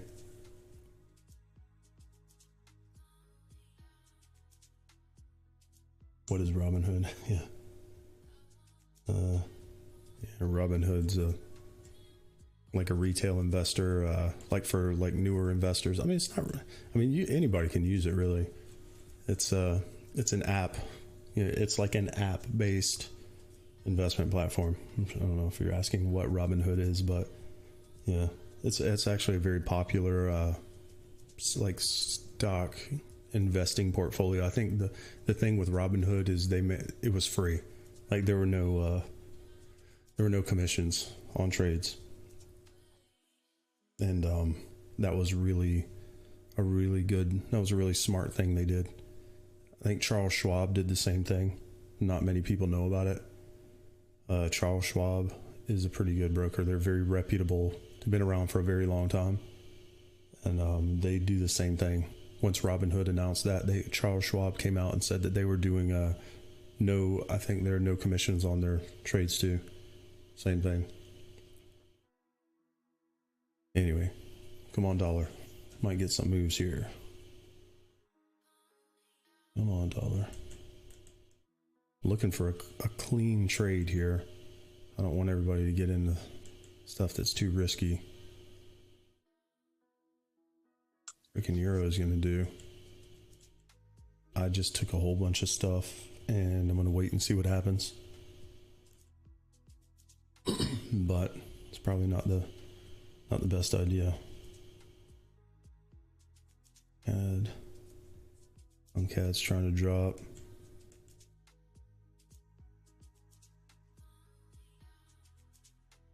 Come on, pound dollar. Pound dollar's got big potential here. We need to make a move down, break this low, and then we're going to be on the way. A lot of potential there.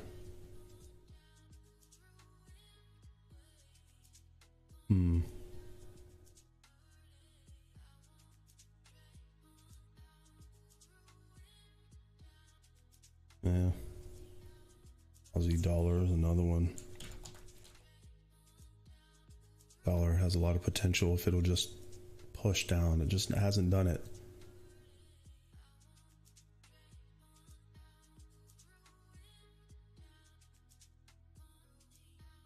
Yeah, guys, I don't know. Just watching here, waiting for something a little safer.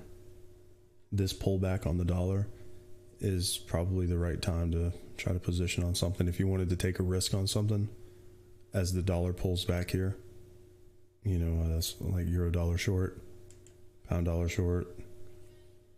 Probably the time while the dollar's pulled back, it showed a move and then pulled back a little bit. This is probably the point where you try that.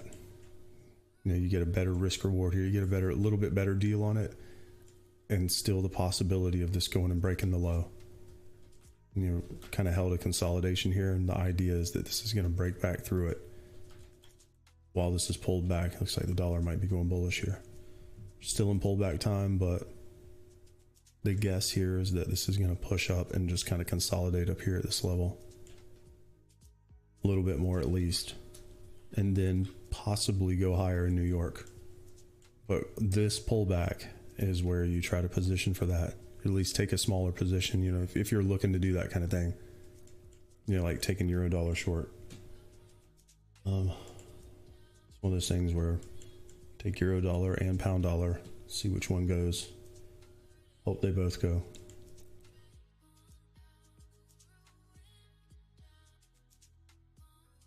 And if it goes back up above that consolidation, then something's definitely wrong. Wait and see if it'll pull back just a little bit more. Something, just a little bit. Correct. Settings here. I don't even use this anymore, but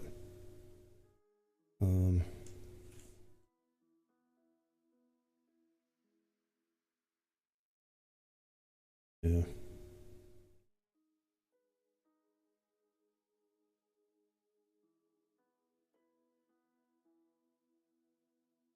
This will pull back up just a little bit more.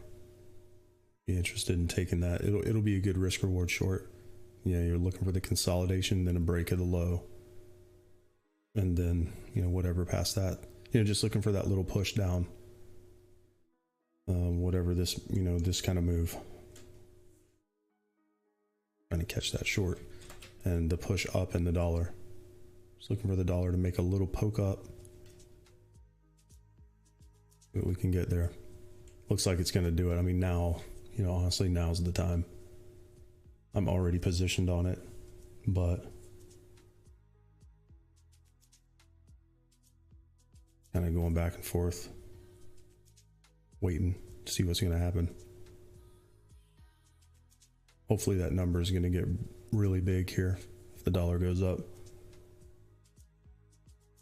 Got some risk on. One was 3 lots positioned.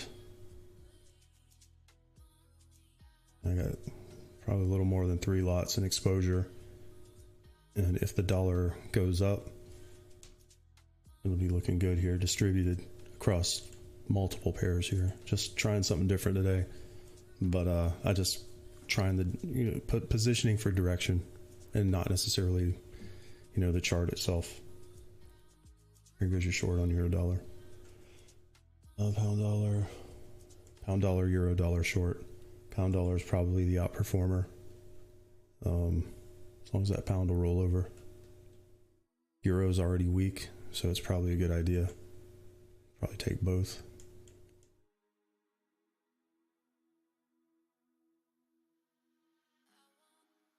Whole bunch of nothing here. Come on. Come on.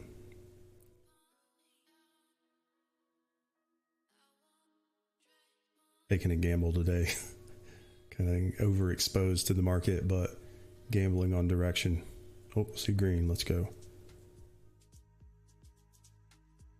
That could get really good really quickly.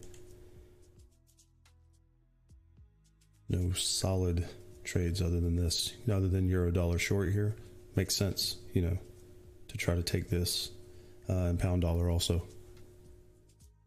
it makes sense. Looking where pound dollar is, it's probably the better trade. And yeah, see, this is what I'm saying. That number can get out of control quickly. You know, this could be up, you know, $400 or $500 later, easily, if things continue. I'm actually considering closing it once I get to a number. Be done.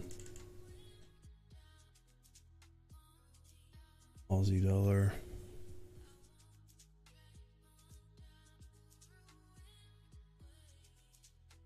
There we go. Come on, Aussie dollar. Okay, close Aussie dollar. Close some of the stuff off. Get rid of some of the risk. Euro dollar. Stay on euro dollar.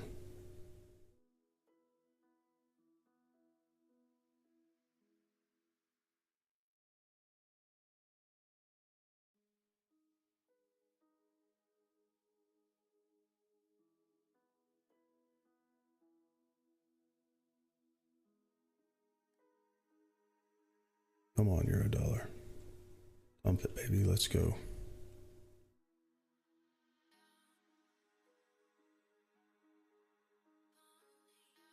Oh yeah, BB. You remember I told you What's about up? my Doge planet, my Doge farming plan?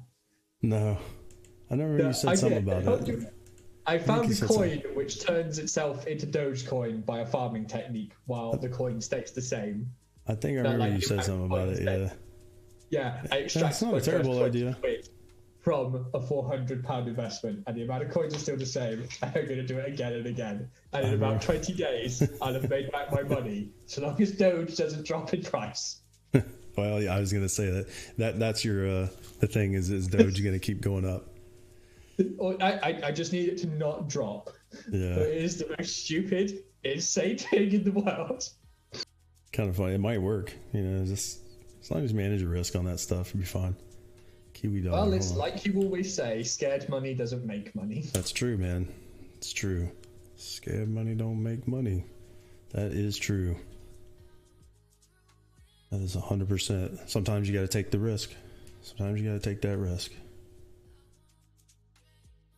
I was saying that if Melvin was smart, and maybe they did this already, that they probably privately went to GameStop and bought shares I was gonna say and hedged, yeah, so that GameStop could remain remain with their funding, because obviously now they're well liquidate, they have a lot of liquidity now, right? Yeah, pretty well capitalized. Yeah, I was gonna say. Yeah, that's the right word, capitalized. Yeah, so Yeah, I don't know, maybe that's what maybe that's a play. Come on, baby, let's go. Pound dollar. I got a crazy strategy going on here today. What's up, For man? the bot, can I send you some code to add? Maybe. Depends on what it is. Yeah, depends on what it is. Yeah. Well, you're going to be able to read it before, but all it is going to do is it's going to take your stop loss position and then auto calculate the lot size based on a percentage of your total funds. So say you always want to risk 1% trade, 1% per trade. Yeah, It will then calculate the lot size for that. Yeah, it already does that. Yeah, that's what it. I'm pretty sure. That's what I was gonna say. I thought your bot does that already. Yeah, that's what it's doing. It's taking whatever it looks at your account balance and trades a percentage of your account balance. It's just the math is a little different on it, but yeah, we'll take a look at it. Yeah, that's kind of around the idea of what it's. It takes whatever your account balance is and trades a percentage of your account balance and scales that up. Yeah, I mean, that's kind of what it's doing, but yeah, I mean, I'll take a look at whatever you're talking about. That's actually a lot of that stuff is about to change. Probably leave those pound trades on. Let the bot do what it's supposed to do. It's actually in profit. Did you add extra money to this, or has this increased from like the 5K we saw before to 11K? I put in some the other day. It had gone. I took it from 5,000 to I think 8,600, and then I added a little bit the other day. I think I put 1,400 in, and then I had a couple good days. But yeah, this is going to change a lot coming up. Just warning. The strategy doesn't change. We're still going to trade low risk, but I'm going to be trading a larger account coming up. Got some stuff I'm doing anyway, but as soon as some withdrawals start coming through, this is it's going to change quite a bit. I'm probably going to put at least 25 in, and then we'll, but the strategy doesn't change. I'm trying to trade a lower account. I was waiting for the first of the year, trading a smaller account to show that yes, you can still grind it up. Close this GJ here. Just closing stuff out here while I got a little bit of profit. Let all the bot trades do what they're supposed to do. This pound dollar's got a big potential here. What I might do actually is put a stop and profit here. Hold on. But yeah, I'm gonna, I had a good gain on it. I think it took it from, started with 5,000. I think it took it up to like 8,600. So that was, it was a good, 50-60% gain on that. And then I just added I think it was like $1,400 or something the other day, just because of this extra that I had and from some of my apps. And I think what I'm going to start doing is a couple of my apps, I'm just going to start feeding that into a trading account instead of I just just let it sit and accumulate instead of just holding it. Just actually might start trading it instead. But I was waiting till first of the year to do that, if that makes sense. And then so that's, numbers going to change a little bit, but strategy doesn't change. Still low risk, conservative position management, but the lot size is going to increase. Nothing changes strategy wise. Yeah, it's the dollar amount doesn't matter anyway.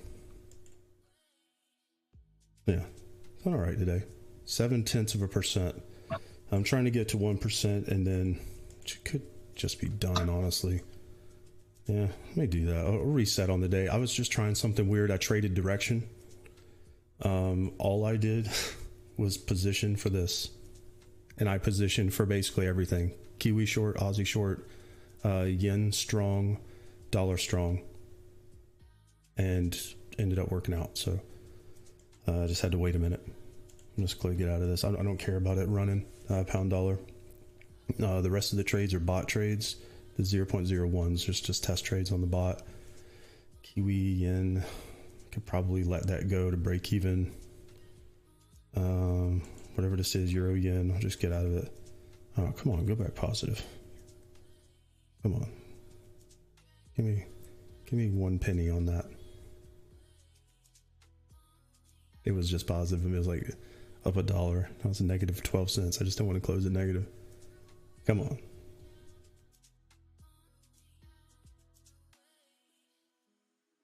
Come on. Anyway, we'll try to go back to normal trading here. I was just doing something weird just to take positional trading, just to trade direction, and had absolutely nothing to do with the chart. I took like 12 or 15 trades, just position for the entire market, because that's kind of what the bot does. I just did what the bot told me to do. And if I would have done that with quarter lots on all of it, it would have been a winning day. Probably. Come on. Hovering around like 10 cents. Trying to close this, whatever this is, euro yen. Then we go back to normal trading here. See if I can catch a normal trade.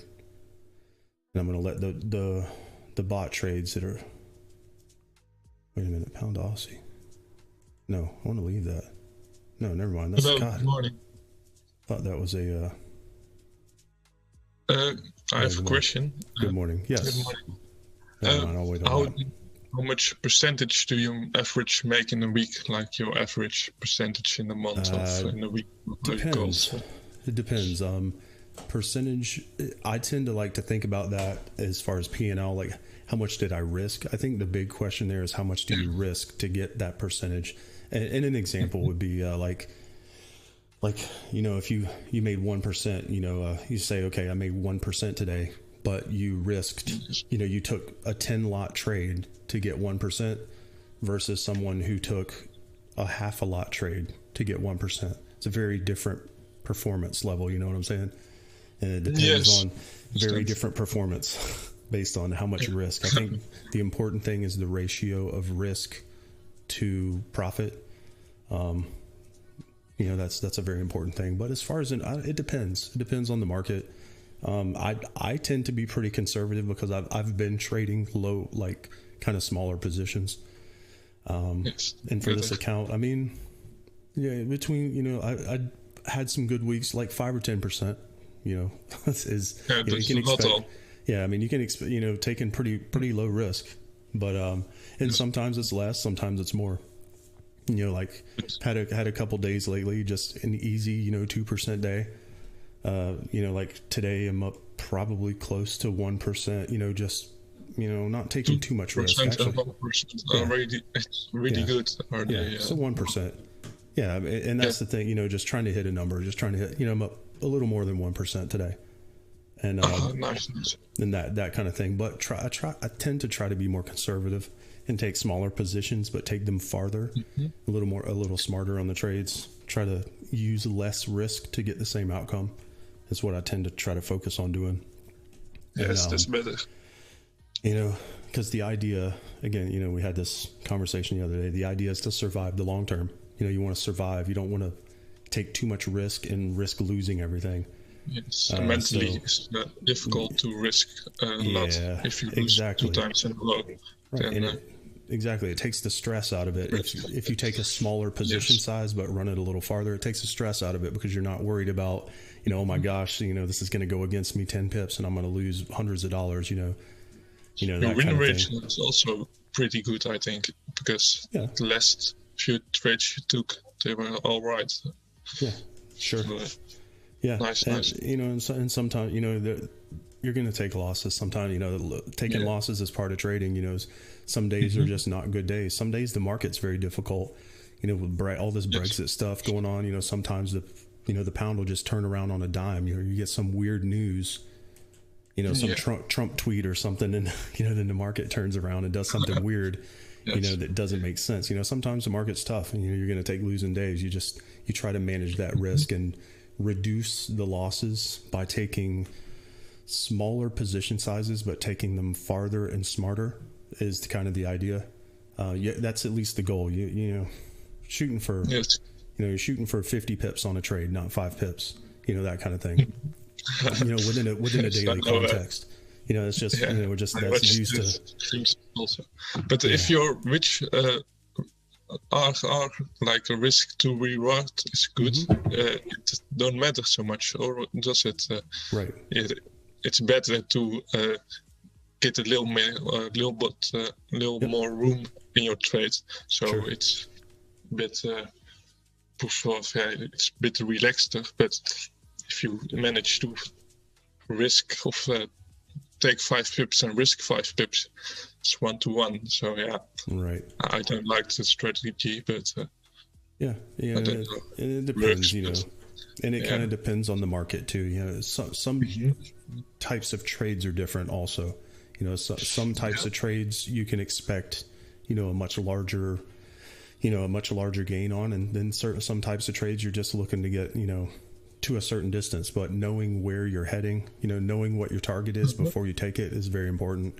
You know, that's a lot of what we focus on is targets. We focus on targets and then we try to figure out how to get in with the most efficient entry with the least amount of drawdown.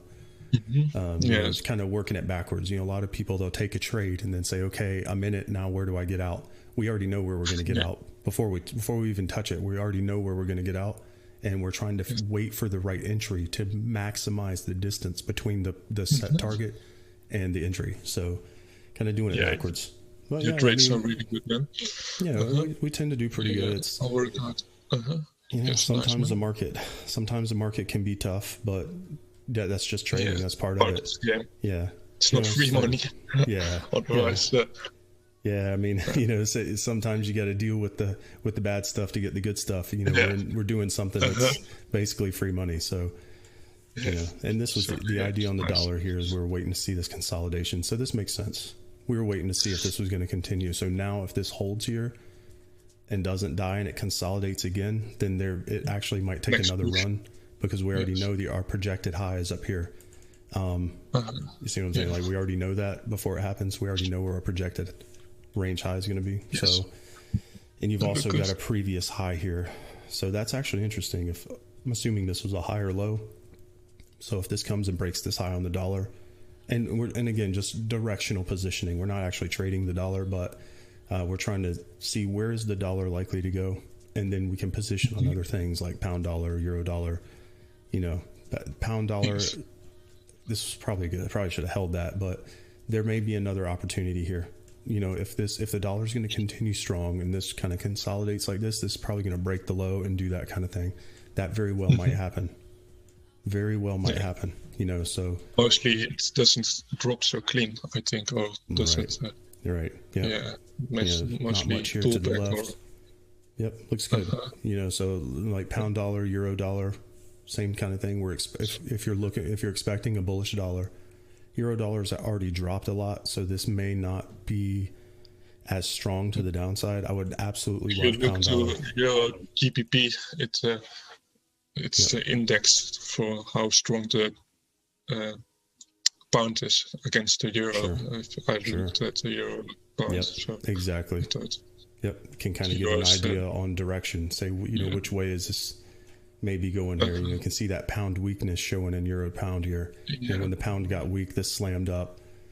And also last week's all really strong. This can really help you a lot too, as far as getting a direction, this kind of thing, to get understand which direction overall something's going. Red is it based on the lines? What is the thought behind the lines? It's an index. This is a custom index of. Hard to explain exactly what it is, but it's basically it's like the dollar index, but for each currency. This is a programmed index of like the euro, the yen, the Aussie, Swiss, the dollar, Kiwi, pound. Like it's basically like a DXY, but for everything, and it's the pound, like this pound data point is the pound relative to all of the other currencies. So it's an index price of the pound against everything else. So this shows the true direction of the pound, and not just like pound yen or something. Like pound yen might be going down, and pound Aussie really might be going up. Right. So this is an overall index, and this gives you a more true direction. And this is really to use for the bot of building a trading bot. But this is but this can really help you understand the true direction. If you know that the pound overall is moving down, you've got a downward trajectory in the pound, and you've got an upward trajectory in the dollar. This yellow data point, then you know that pound dollar is a better trade than something like pound Aussie, where the Aussie's going down and the pound is going down. You don't want to trade that. You want to trade something that's working together. So it's that kind of thing. This can really help you be able to identify which things you should be trading. This index of this I don't know how you call it. This works very well. But I also have seen the Chinese index and like that sort of kind of stuff. This is a little different. This is probably better than strong that. And weak and I on know trading what you're talking field, about. see strong. I know what you're talking about. This is quite a bit different than that, to be honest. Yes. But I know what you mean. One second, I just accidentally minimized all my windows. What the heck did I just do? Sorry, YouTube. Hold on a second. I think I minimized all my windows accidentally trying to move that. Anyway, so we're watching right now. We're just kind of watching what's going on. Looking for the dollar. I started the FTMO challenge a few weeks ago, a week ago. So, nice. Yep. Good. Yeah. Good luck with that. It's good luck with that.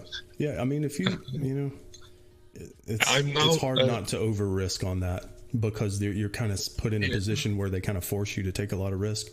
But if you can get through it without over leveraging, and see what you can get. I'm waiting to my last week. If I'm at my last week I'm down, I'm going to risk a little bit more.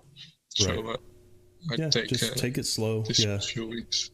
The best thing you can do is take it slow and try not to do it all at once. Try not to take too big of a position, because then, it's one of those things where they kind of force you. They kind of force you to take big positions is the problem. The way that the rules are structured, they mathematically force you to take bigger positions. So it's not really good for low risk traders. It's good for scalp, like higher lot size scalping, the way that it's set up. But that's fine. Like if that's your, if you can still, the thing is, if you can pass it, then you can take a lower risk strategy afterwards. And that's the thing. Yes, that's my goal you take the risk down a little bit. Take little smaller positions. Try to be a little safer with it. It's just kind of set up for risky trading, but that's okay. Anyway, it's not impossible if you see the challenge. There's people in here who have definitely passed it. Honestly, I'd probably try it again, but it's one of those things where I don't know. I might just try it again just because, but I didn't hit the profit target one time, so didn't happen. 10% in 30 days. Pretty... so it's just like I just don't like taking big positions like that. I was just like, you know what, I don't really need it, so I'll just it's a great opportunity it really is a great opportunity for people who want to get funded. Who are willing to do the work to put in to get funded. It is a great opportunity. It really is. It's also a really smart concept because 90% is fail, and the money they get from the lost challenges, they just give it to the people who won the challenge. And it makes sense. You can't lose. It's a great business model. It's a good business model from their perspective. From FTMO's perspective, it's a great business model. It's great. They're probably doing really well. And if you lose 1K on your official account, they block it. So you can't lose more than 1K. And most people don't pass it. So we actually have in the Discord. There's a funded trader discussion. We have a whole channel just for that because a lot of people have been doing that. So I mean, there's probably some stuff in there. I know there's some people who have passed. I know there's like Top Step Traders, another one. I got a couple people in Top Step and FTMO. Nice. Yeah. Top Step. Anyway, good luck, man. Thank you. Yep. And welcome, by the way. I know you're newer this week. Welcome to the other side. We'll see if we can find some trades here. Just kind of weird day today. Had like a big move in the euro and then not much happened, kind of thing. I'm just kind of waiting, see what's gonna happen. It's kind of a weird, choppy day. Dollar finally moved though. This dollar looks like it's gonna stay bullish. I would wait to see if this forms some kind of a block, like a kind of a consolidation here. This looks like this might continue. So honestly, it might not be a bad idea to try to catch a pullback here to fade to take something like euro dollar again. Euro dollar short may continue. Pound dollar short may continue. Pound dollar is a very attractive proposition here. Pound yen maybe for the same thing. It's just it's an attractive trade. Euro yen.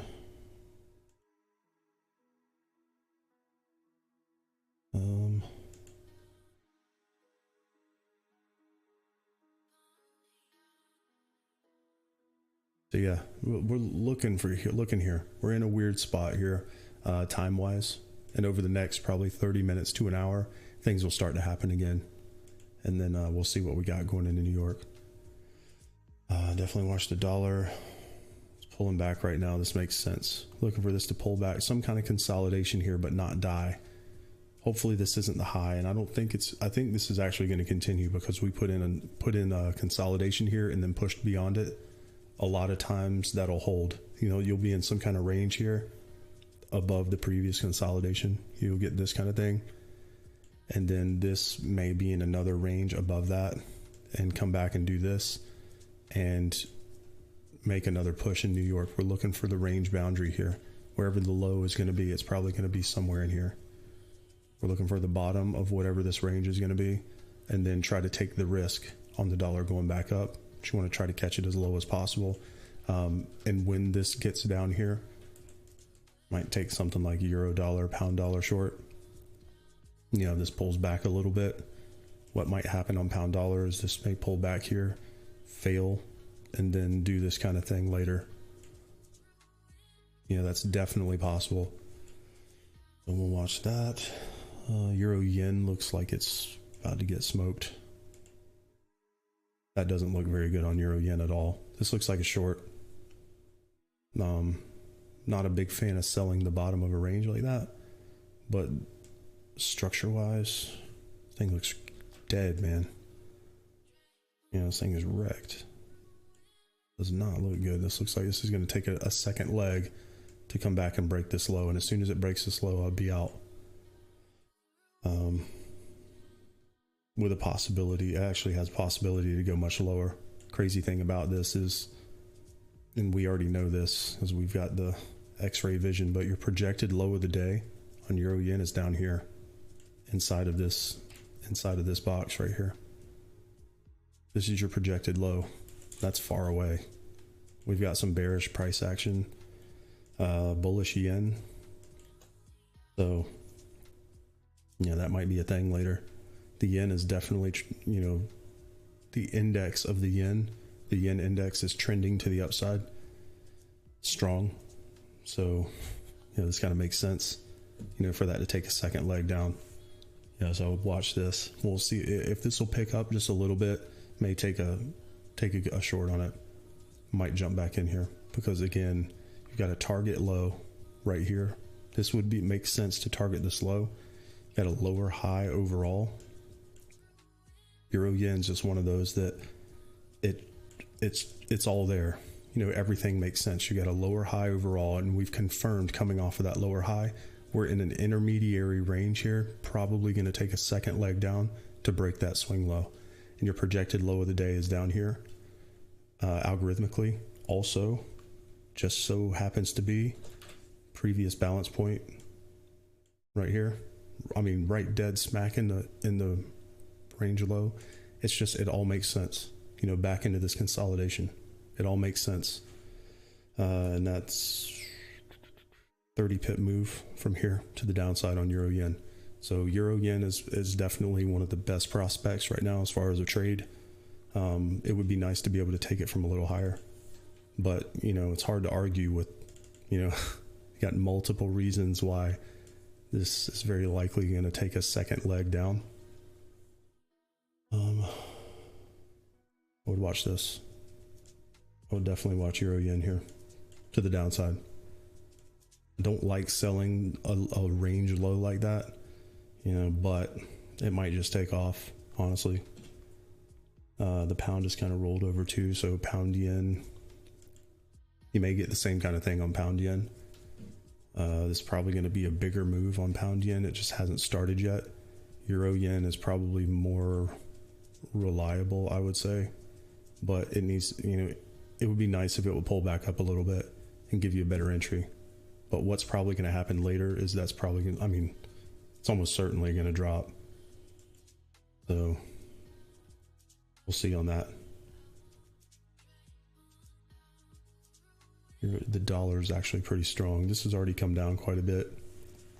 Euro yen's probably the better trade, but it would be better to take it from higher. We'll watch that. Definitely one to watch.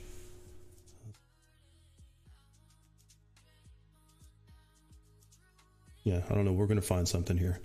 We're still in pullback time, and actually the market started moving here. It looks like things are starting to go, especially with the dollar. Needed that dollar to move a little bit. Waiting to see what kind of range we get here. I doubt that's the high of the day. Putting in a block up here like that, you can already see it starting to form. I doubt that's the high of the day. You know, and if we get a continuation in the dollar, same thing, we get a target high up here. Whoops. Target high. Projected high of the day is way up here, just above that high. So it would make sense to have, you know, a higher high. You know, it's all there. And overall, this is a range. So we're basically coming off of a range. Let me get rid of this for a second. Just price action wise, strategy aside, price action wise, you know, we're kind of coming off the bottom of a range, and it would make sense to come up here and do this kind of thing over the next 2 days. And it might take 2 days to get there. But if we can get up here today and break this high, this previous high right here, if we can break that high and then pull back and hold in Asia, tomorrow morning might get a second move up back to the top of the range. It just makes sense, you know. So basically looking for pullbacks, you know, looking for pullbacks on the dollar. And what that's going to do is that's going to drive down euro dollar. The yen's probably going to go with it. So euro yen and euro dollar to the downside. It makes sense. You're going to get the inverse move in euro dollar, you know, so it's just melting to the downside. Need it to pull back a little bit for an entry. But, you know, understanding where it's going, you know what I mean? Makes sense. Makes sense. We're going to end up down here. Euro yen. 125.505. Hold on 1 second. Or do that again in a million years. Somehow got that. I don't know how that even happened. Somehow marked that line without even trying to out to 1,000th of a point. I don't know how that's even possible, but yeah. So this level right here is what we're shooting for YouTube. I'm not going to tell you why or what it is, but this level is where we're shooting on euro yen. So try to throw you a bone there. Trying to get in the best possible entry we can with the target of down here, if that makes sense. This is a very high probability trade, I would say.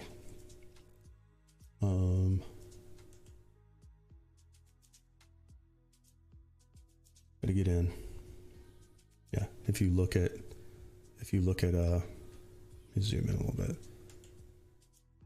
If you look at what's happened between the euro and the yen, it's hard to see here. Let me actually segment this out. See this. Turn on only current chart.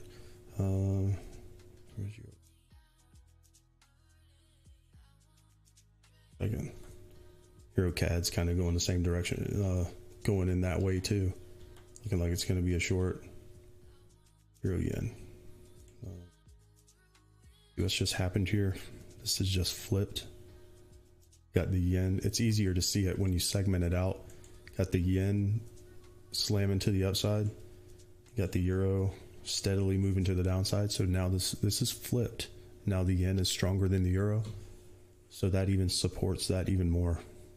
Supports the downside on euro yen. Now the better thing is just going to be to get some kind of move up. But this looks like this is about to slam through. Does not look good. About 4 hour. Yep. Yeah, it's horrible. Be nice if it pulled back a little bit, but look, and this is 4 hour data. See how the euro's just kind of rolled over a little bit, and the yen is strong. That's going to put pressure down on euro yen. Short term, same thing. I mean, the yen is just strong. The yen is charging to the upside. So as the yen gets stronger, you know, euro yen is going to be an obvious short. There's no reason to go long on euro yen at all for any reason, you know. So that's the thing, you know, you're watching where the short is. If you look at the hourly, this thing's just flipped. It's probably going to be a good short. Aside from the analysis, like just the direction itself makes sense. We already know where our target is. We know what the potential is. We know where our projected low of the day is. We know where the money is back here. Below this low, we already know where the money is. So first things first, we're going to target this low, but it's probably going to run straight through that. If it's going to dump, it's going to run straight through it. So we'll wait and see what kind of wait and see what kind of entry we can get. If this will pull up a little bit, you know, it's going to have to get through all this. You know, if it can pull up a little bit, kind of got a trap forming here and pull up. you know, anything at all. Just fading green candles on this. As far as risk is, you know, as far as the risk reward and the favorability of the trade, the expectancy goes, you know, we want to obviously stay below this level, but any green here, just looking to fade it, just fading green, targeting right here, targeting the swing low. We can make some money on that. Makes sense. The whole thing makes sense. So we'll come back to that. Need a better entry, honestly. And there's probably others. You know, that's the thing. There's more. Euro dollars, another one, same thing. Boy. You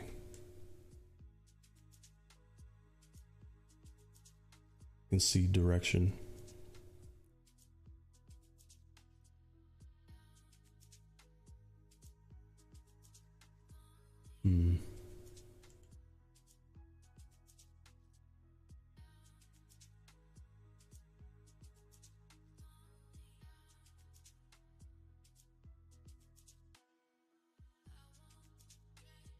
I don't know. Just kind of watching right now.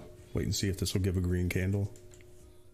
And get a green candle up into this zone. That'd be perfect. But hopefully it might just run straight away. So sometimes I'll take a small position just in case it runs. And the best thing to do would be to wait. But man, that freaking dollar. There it goes. Yeah. It's kind of missing it. Sucks. It's just running. Pound dollar, man. There's still room on pound dollar. If the dollar will pull back a little bit, I would feel better about taking this. Pound dollar is another one of those. It just looks good. Pound yen is probably for the same reason. When the right now the euro is the thing that's running, but when that flips and the pound starts taking off, this actually there may be a second, you know, like a second opportunity going into New York here to get into the pound once the euro's done. Just running away, unfortunately. You know, you got to make a decision on chasing it. Personally, I'd rather wait for, you know, some kind of green candle, but we're getting the confirmation right now that this thing's wrecked. The dollar, man. Yeah, dollar's just taking off. Good game. I mean, it makes sense. Need this to pull back a little bit. I'm gonna try to be patient on this. You know, kind of liquidity above this range here. It would make sense that if this is going to pull back, it's probably going to be from here. And put in some kind of range. Any kind of pullback at all can be looking to position right here. If this comes back, in a position right here when the dollar gets there. Try to take pound dollar and euro dollar. Pound dollar is going to outperform. Sucks, man. This thing's just walking away.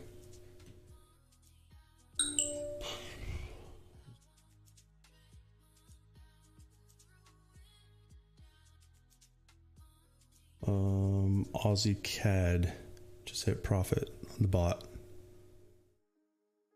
Just beeped. These little tiny trades, these little test trades for the bot. Aussie CAD, whatever. It sold Aussie CAD earlier, I guess. It just hit a profit target. So not a big dollar amount. It's not the dollar amount that matters. But so Aussie CAD just hit. I think there's still something on. There's still 2 bot trades on. It's bought pound Aussie and sold Aussie yen. What's up? Bot's doing good today. We'll see. Might run it with a little more position size tomorrow.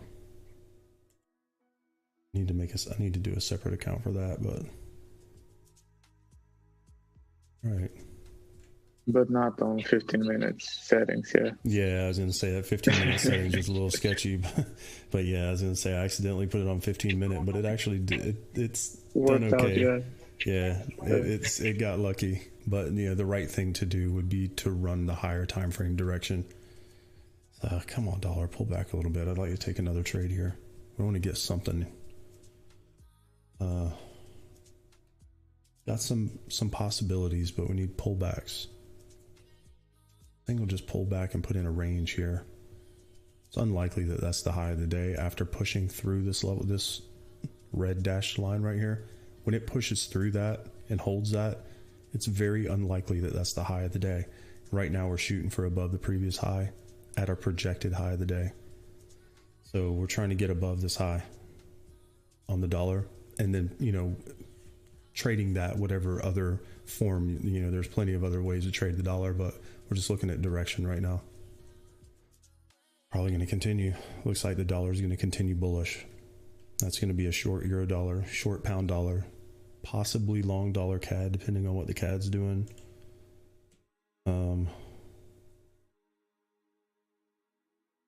Yeah, I don't know.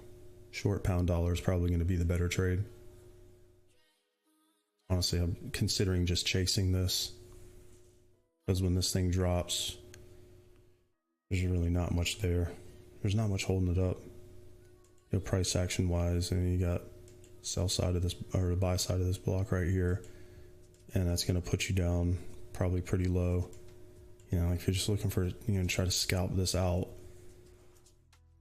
just wish it would pull back. It sucks, man. It's just leaving. Need the dollar to pull back and give me a better entry, because there's still, you know, you could still get another 20-30 pips out of that. Man, had it right. Got out of it, but there's still a chance to get back in this, but it needs to pull back. Freaking dollar, man. Dollar's just rampage mode. Correct. I don't know, let's watch it for a minute. Give me a second, be right back. Give me 1 minute.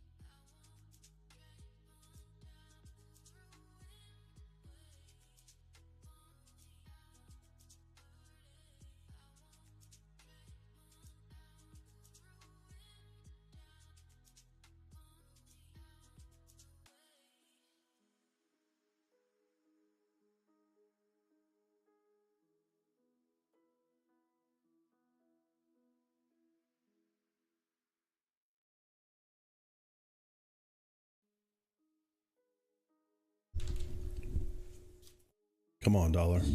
Whoops. Move this mic stand real quick before I knock it down. Come on, dollar. Pull back up a little bit. Or pull back down, I mean. Pull down to go up. Dollar's just on a rampage. It needs to come back a little bit, though. Man. What do we have here other than that?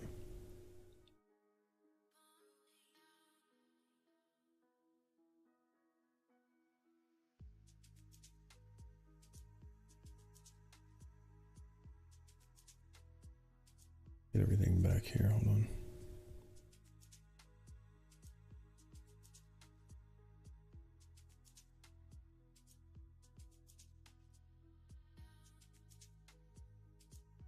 Euro yen still in play.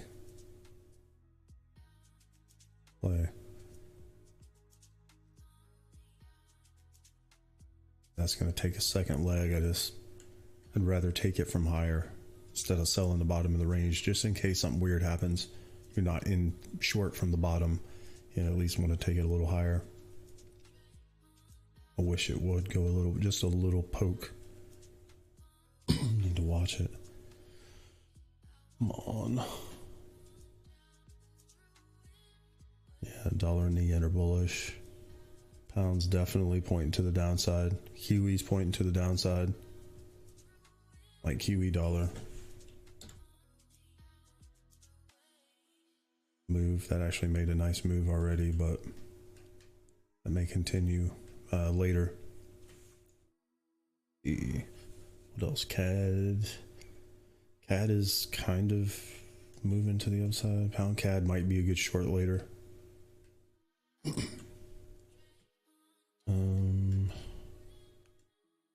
Trying to look at direction here. You know, what about direction? For that, we need this. I mean, it's useful, but it's not necessary. Not necessary, but it's helpful. This is very useful.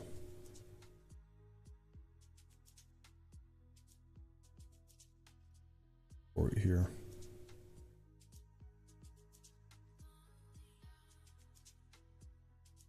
Grab the freaking window. Come on. There. Kiwi Swiss down. Kiwi yen down. You know, Euro yen down. I mean, it gives you the answers. Pound Swiss down. Pound CAD down. Pound yen down. Pound dollar down. These would be the trades that would be fed to the bot to trade the range. It would just position on all of these based on, you know, this is a 1 hour higher time frame, a little bit higher. 1 hour data is pretty solid generally. There's higher than that time frames. Yeah, in the pound still. Pound's kind of rolling over. Got kind of a peak forming in the pound on the 4 hour. It's actually important because, you know, it'll tend to stay in that direction for a few hours. It's important right here. Peak GBP. It's detected that peak in the data there. It says, wait a minute, this thing just rolled over. So it's likely to continue in that direction. Because it's fresh, it's a recent rollover. So even if it goes a couple more, you know, it's still weakness in the pound. This is 4 hour higher time frame, so that matters quite a bit. Matters a lot more. Yeah, so you know, we got some 4 hour direction to the downside on pound yen, pound dollar. As far as the index strength itself, and not just the pair. But the two indices, the index of both the pound and the dollar, are working together to be a high probability short. Pound dollar, pound yen. Still. And leaving is the problem. Get in it. It's the thing. It's just not giving pullbacks. The dollar's not giving a pullback, maybe a little bit. Yeah, pound CAD's another one of those that might go. Yeah, as far as 1 hour data, direction makes sense. I would definitely be watching the pound because of where it is. Kiwi too. New Zealand dollars just kind of made a lower high overall. That's another one I would watch to the downside. New Zealand dollar, weak.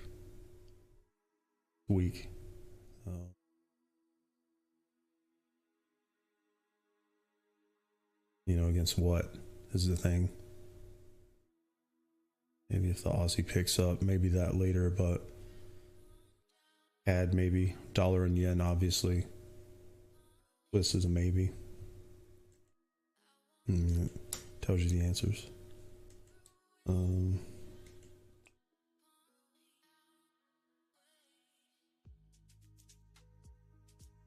don't know.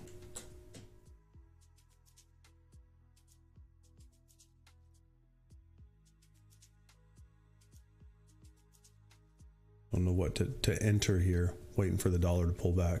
Hopefully there's going to be a range in the dollar and it doesn't just keep going. It's not really given an opportunity to get in. Oh, here come the puppies. I'm flying out of the room. Doing burnouts on the wood floor. Yeah, dollar's not really giving it a chance. Man, I'm losing my voice. But maybe. This needs to pull back a little bit. Hold on, give me a second. Let me let them out. Give me 1 minute. Be right back. We're going to find some pips here, I promise. Pound yen and pound dollar. Any pullbacks at all is probably just going to be a good idea. Euro yen, same thing. Give me just a second.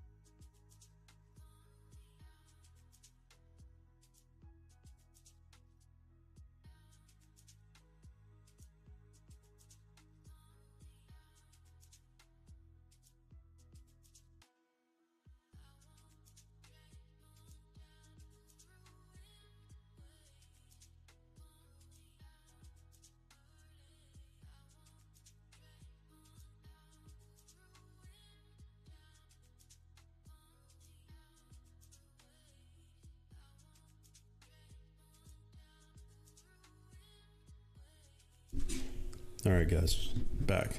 Sorry about that. Take care of a couple things. Let's see what we can get back into here. Where are we? One thing we need to look where XPX is at, maybe. Yeah, I'll take a look at it in 1 second. We take this song off a repeat. What we got? EX at wrecked. Wonder why. What happened there? Funny part of the question is, who is the low at? Yeah, it's already moved. Yeah, you definitely don't want to start selling it now. Yeah, I would wait. Yeah, I mean it's probably close. I mean you know down here things start getting close. You know we're already. Yeah, I mean it's. I want to give it a minute. See what kind of consolidation you get here. Sometimes it'll kind of hold for a minute, then poke it, and then go back up.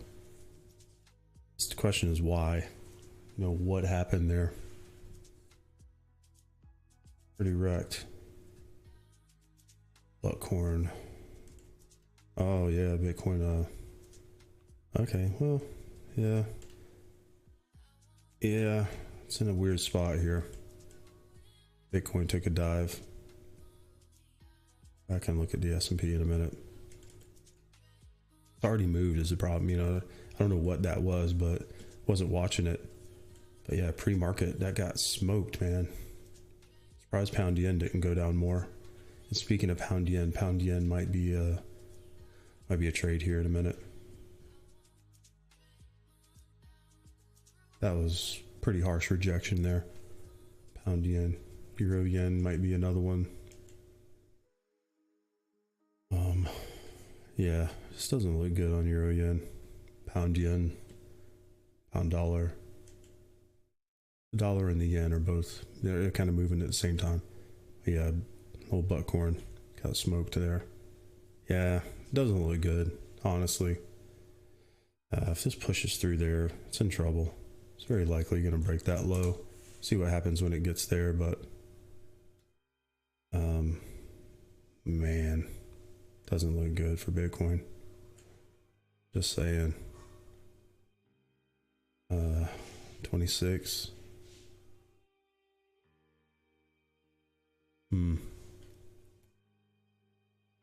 Block at 26.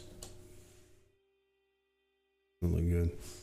Take a look at that on a higher time frame, but this is going to be where you're looking. Really this zone. Wrecked. Be the bearer of bad news, but I don't know, we'll see. Doesn't mean it's over yet. But that's gonna be maybe. If it's gonna break this low, this current swing low right here. It's probably gonna be down there somewhere in this consolidation. I don't think this other spike low is really gonna mean much. I'm gonna watch, see what it's like on higher time frames. I'm interested in this. I want to trade it. I just don't want it to break down out of this range. I want it to stay in this range because it's tradable. I want this, if it comes down, I just want it to hold. Yeah, I mean, this makes sense. Wrecked.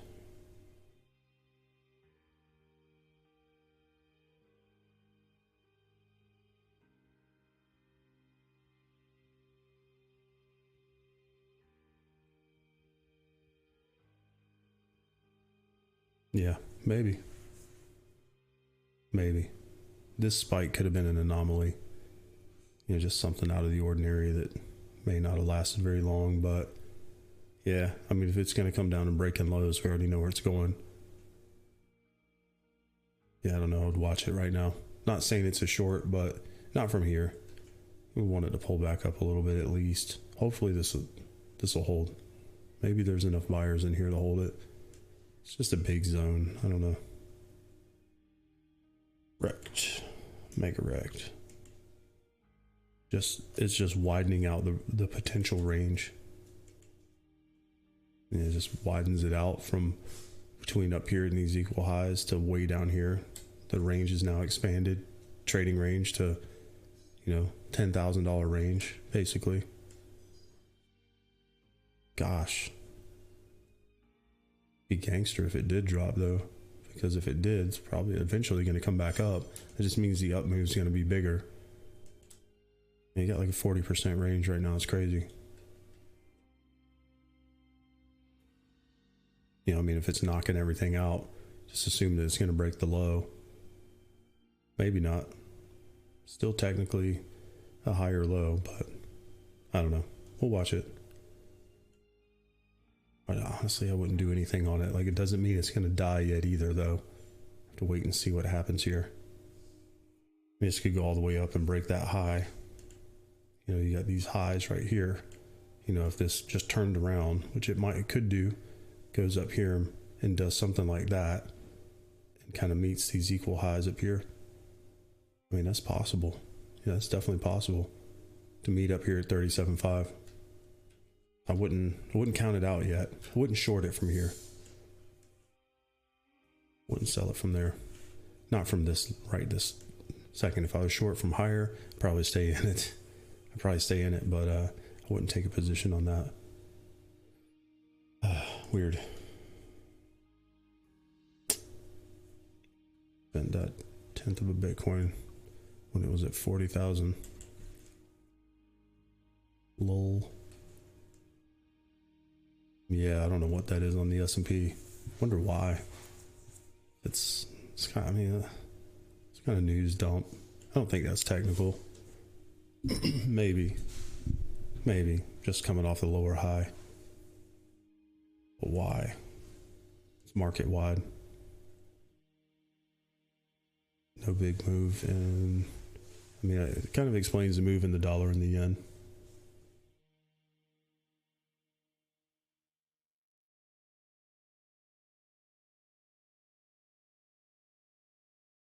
Yeah, that explains the move in the dollar and the yen at least.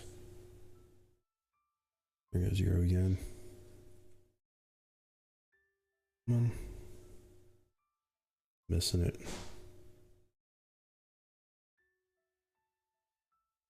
Yeah, it's like we got the direction. You're going to have to start chasing stuff. Just keep missing it. Ended up not pulling back up here. Looks like it's going to continue. It would just make sense for euro yen to continue lower. Euro dollar too. Just dollar and the yen are on a grind. What do you think about pound yen? Can you take a look at that? Yes. Good. Yeah, pound yen is another one for the same thing. You got a strong yen and a strong dollar. Yeah, it looks like a short to me, to be honest. Like I would weaker than the euro. Yeah, that would and that would make sense actually. For the pound to start rolling over weaker. And on a monthly high also. Yeah, exactly. These things are so high right now. That's another, on the macro structure, very high. And if this is going to show some direction, honestly, right now is your entry. Right here. Yeah. This is your entry. Rejecting right here on the lower end of this range. This is where you would take this short and hope for the next candle, to close bearish like that and then continue. This would make sense, honestly. Actually, I might take it. Why not? Pound. Be nice to take it on an upswing on the pound, but if it's going to go, it might go from here. I'll take a little position on that. Pound yen short. Just see if it'll go. I'm not going to give it all back today, but the trade makes sense. It may actually distribute that risk between pound yen, pound dollar. Even though this candle is bullish, going to anticipate that this actually goes down quite a bit. Got a lot of potential on this. Be watching down here. Your projected low is going to be somewhere down here if it runs a full daily candle. So we're anticipating a high, kind of a higher accuracy entry here. And if it's going to go, this is probably going to be the place that rolls over. The candle is not closed yet, but again, we're trading levels and not candles really, trading price level. I'm gonna go 142.497. Yeah, let's give it a little room on the stop, but your target is also way lower. 141.602.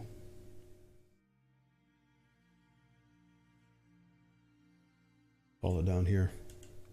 You know, it's a big trade. Yeah, it's a pretty good risk reward there.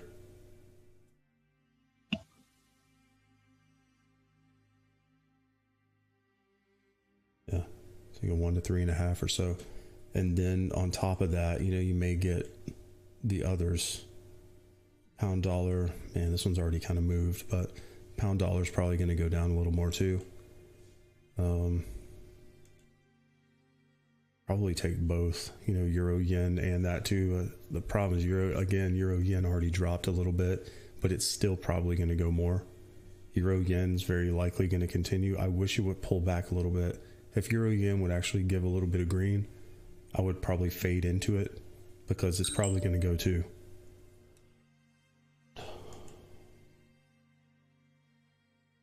Something just happened. It stopped out or something. Oh no, okay. Aussie CAD took profit. Okay. This is on. Aussie CAD bot trade. Hit profit. Bot's doing good today. Whatever that was. Closed a few minutes ago. Phone was telling me. Aussie CAD. Maybe something else got tagged in. Yeah, bot's doing alright. Move this back over. Got it's in Kiwi Swiss short, which is a weird one. It's not something I would ever trade, but the bot liked it for some reason. Pound Aussie, it bought Pound Aussie, which is up. Sold Aussie Yen, which is up pretty nicely. I don't know. I took a little position. I just took a little 10,000 units on Pound Yen, and I'm going to watch it. And if it starts to roll over and confirms that next candle that's bearish, I'm going to add to it. But now is honestly the entry. You know, this is where you take the risk on it. So we'll see. See what else is there. Might be getting some movement here.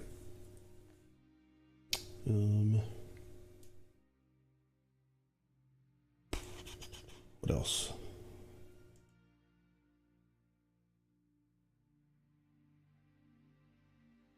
Yeah, so yen and the dollar. Dollar just got wrecked. I mean, not wrecked, but it wrecked everything else against the dollar. This ground, it just was like on a rampage grind. It never really pulled back much. See, it kind of did. Yeah, this was the pullback right here, back right into that level. This is what we're looking for. I just wasn't watching it. When this pulled back in here, you got to be quick sometimes to catch that. You know, this is where that previous day was. Sometimes you got to be quick. You know, it'll consolidate on this level, and then once it pushes, sometimes it'll give you that pullback. So saying, watch, try to get in there. When it pulls back to that level, you're looking to enter. You know, probably euro dollar.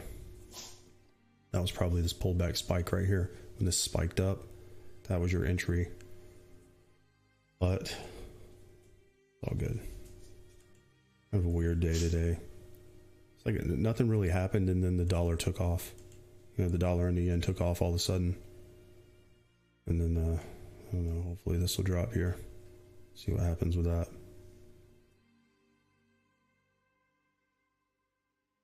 Makes sense.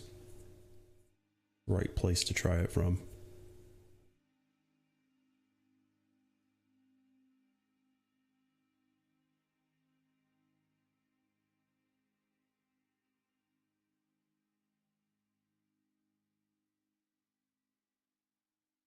Wow, Pound Aussie. What the heck?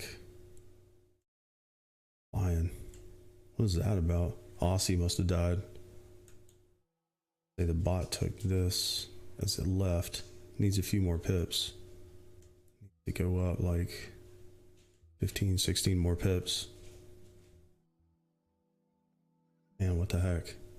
It's bullish. that is, but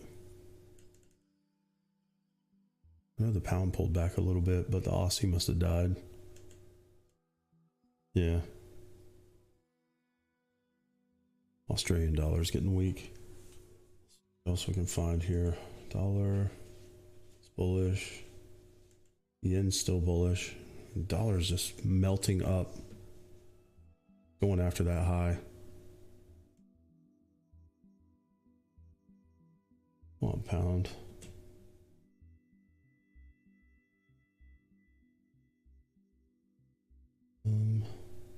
Yeah, the Aussie got really weak.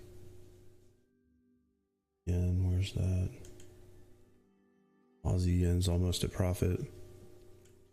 Run a full standard deviation here. It's going to be 28 pips, almost 29 pip trade. Yeah, 28 pips. Needs to go a little bit more. It's going to be close. It's going to be really close.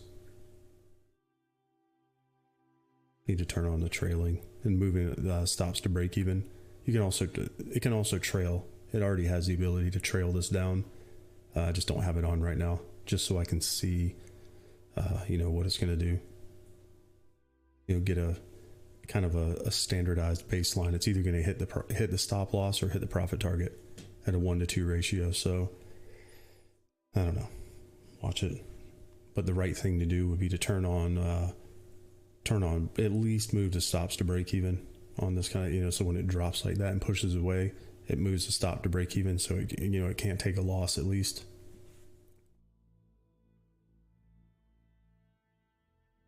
Come on. Hit that profit target. Yeah, dollar's bullish. Euro yen, it's just dying. Man, it's like had it all right. Waiting on pound yen still. And euro yen just took another dive. That was it, taking the pullback. Euro dollar. Just had the direction right, I didn't jump back in. Man. Pound yen's next.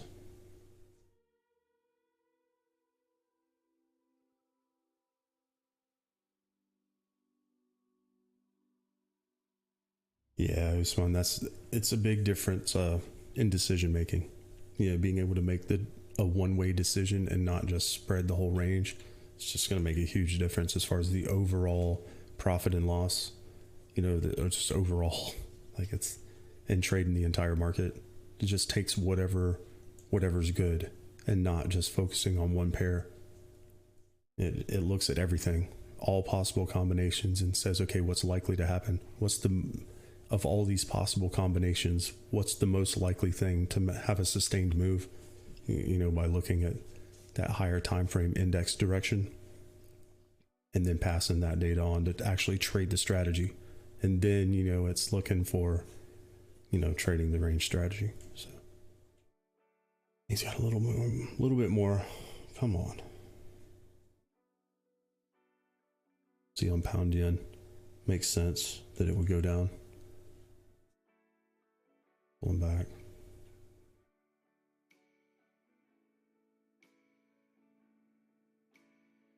Come on, baby.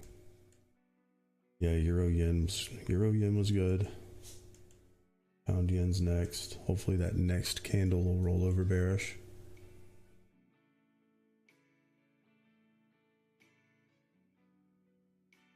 Maybe. It's a big maybe. Ideally, you want to see this candle close all the way on the lows down here.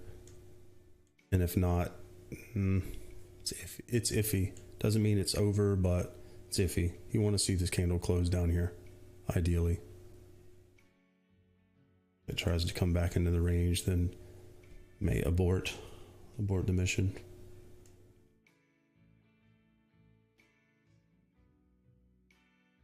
Windows do some weird stuff sometimes. Moving between TV and monitors. Come on, baby. Come on. It's that Aussie yen bot trade. I want to watch it close it. Come on. It's within the spread.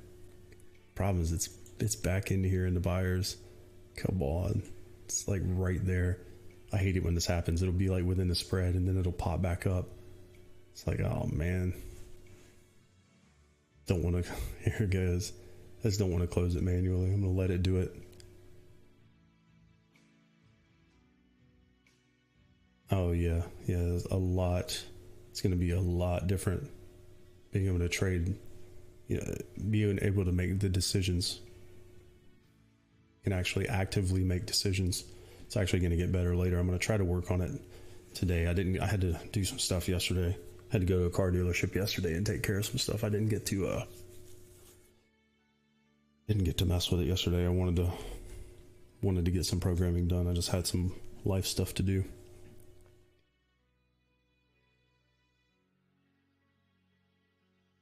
Fidelity and BlackRock are the largest owners of GameStop. That makes sense. You know what's funny is that Fidelity and BlackRock are probably the ones that are getting smoked. Oh, okay. Hit target. Yay. There's the ding. Telling me it hit target. All right. Doing good. It's doing better.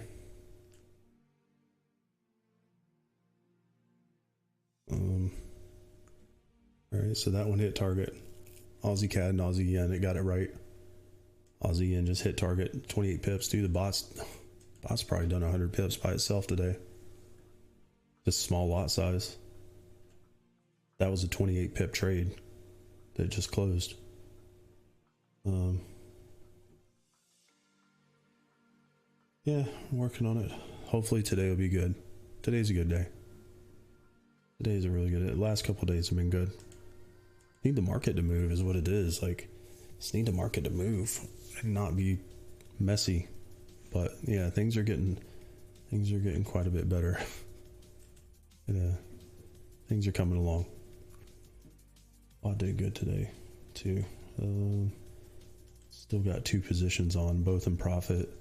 It's still on Kiwi Swiss short, which is something I would never trade. And pound yen short. Bought. No, that's me. Never mind.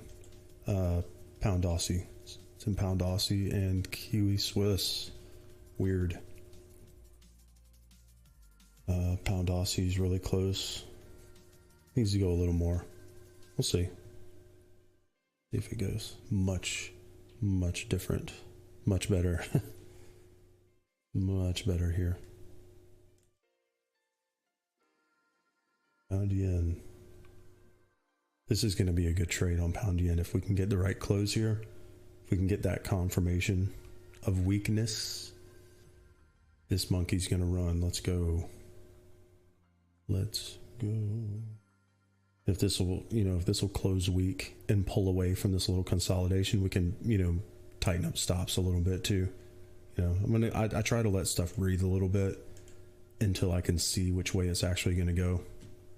But this is one of those things where if it's going to go, it's probably going to go from here. And if not, and this goes back up, it's probably not going to go down.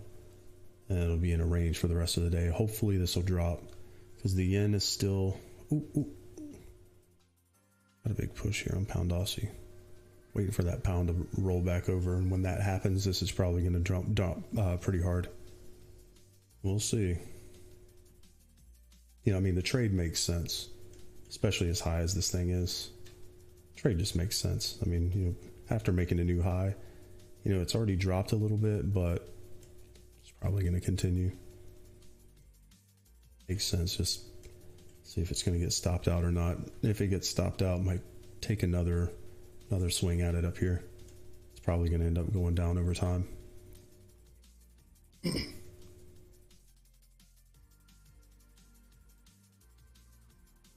On Kiwi, what in the heck was that?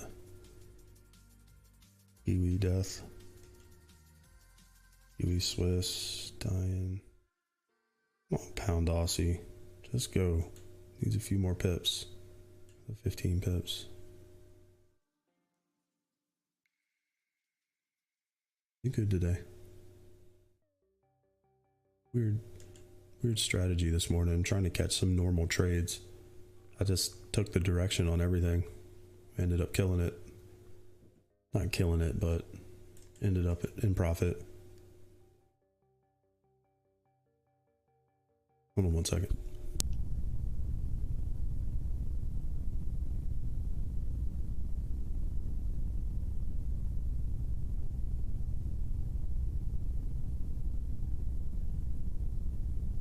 Man, I need this stupid pound to roll over.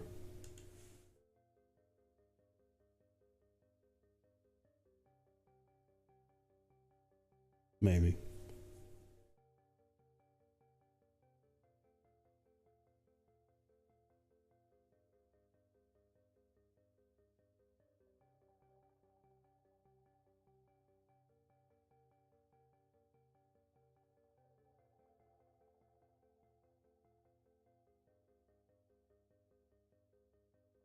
Weird day today. Dollar, man, the dollar just melted. Could have probably done better with that, honestly. Once all this consolidate, pretty much knew that was going to take a second leg. I didn't take an entry on it. China. Basically. China.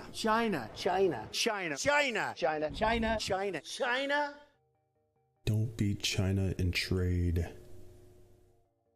Figured that was coming. I was already short euro dollar personally, but yeah, that could have been another good move there. Probably could have caught that euro dollar from higher. I'm not messing with it anymore, but yeah, that makes sense, Usman. Actually, that's probably the right move right now, is to hold what you got there, hold in that direction, and wait and see what's gonna do.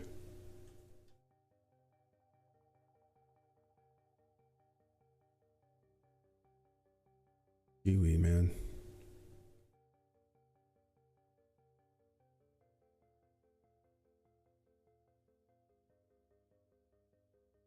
We're okay on the pound. Overall, getting some pullback here, but the overall direction has changed. Actually, on the pound, see what's happening here. We're in a pullback phase, but that doesn't mean that it's going to continue higher. What's going on there? Right now, we're in a pullback, but this has changed. We're fresh into a potential rollover. And the yen is definitely stronger, so once this pulls back a little bit, it would make sense. We'll see. But what else?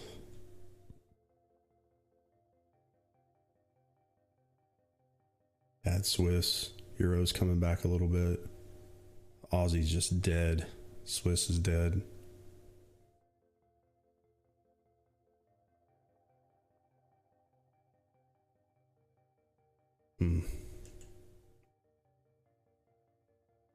Euro Aussie was probably, yeah, that probably made sense.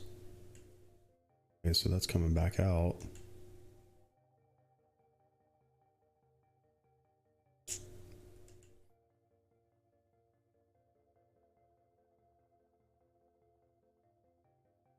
Actually interesting on Euro Kiwi right there, that price action. This might have been a low here. Tomorrow may be an update on that. I'm assuming this is going to close strong. Honestly, like this may even have room to go. The Kiwi, the New Zealand dollar, is going to continue weaker, which is what it looks like. There may be like maybe a 30 pip move on that still today, but tomorrow is probably going to be the day on this. Tomorrow might be an up day with that kind of price action. You kind of got like a reversal happening. Euro Kiwi. There's still room on this today, actually. Add your pound.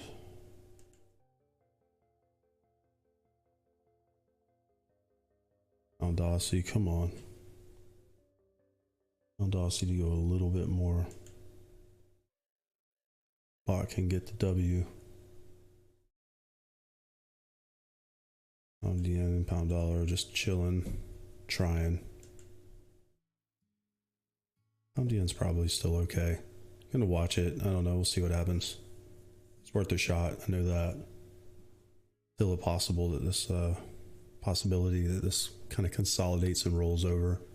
Just getting a little bit of a pullback in the pound. That may not stay that way.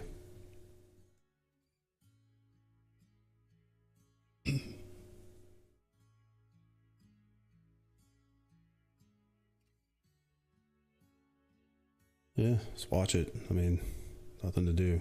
Wait and see. Gonna wait and see what else there is. Wait for certain things to hit. NASDAQ doing.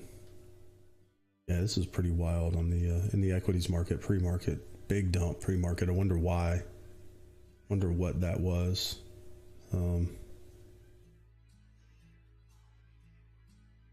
What did that?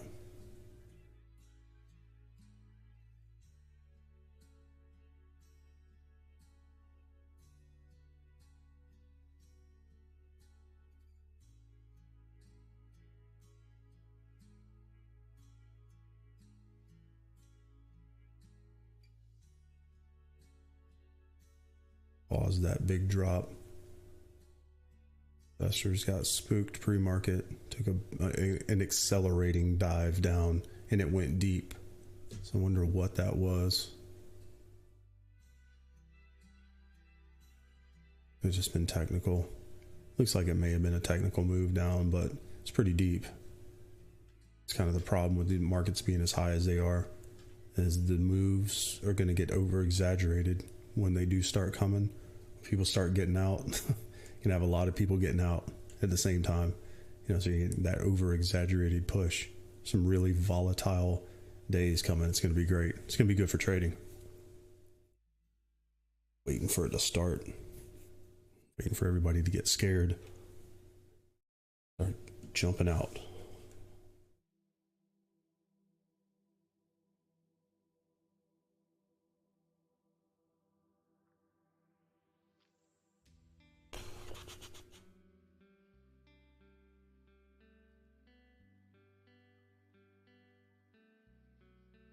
Back. We'll see. Probably still okay. Needs to hold. This is actually interesting right here. There's room on this to go higher. So just hold this level. Wait and see if that's what this is gonna do.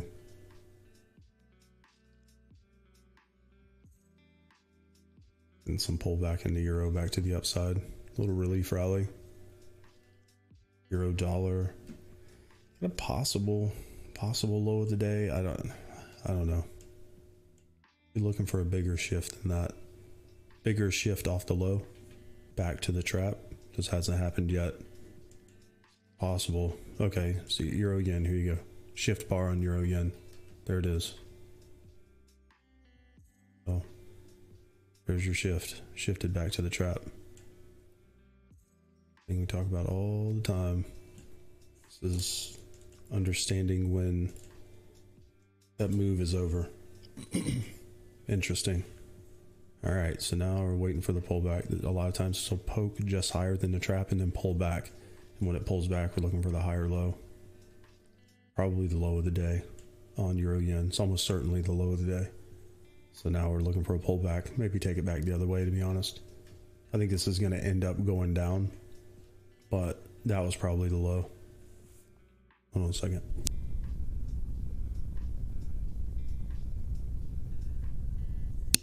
Man.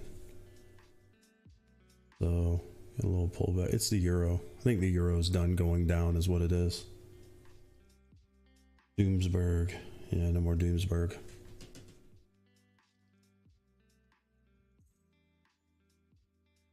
Doomsburg.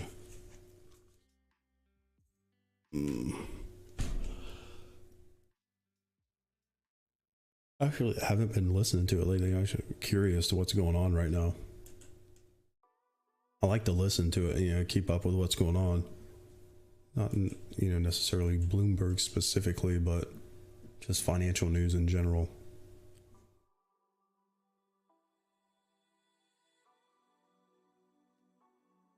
don't know. CNBC's okay. All right, it's more equities focused. Bloomberg is much more relevant to what we're doing here, and they actually talk about markets. Fox Business is basically Fox News politics. They don't even talk about markets. They run a ticker on the bottom and then talk about political stories all day about what Donald Trump's doing.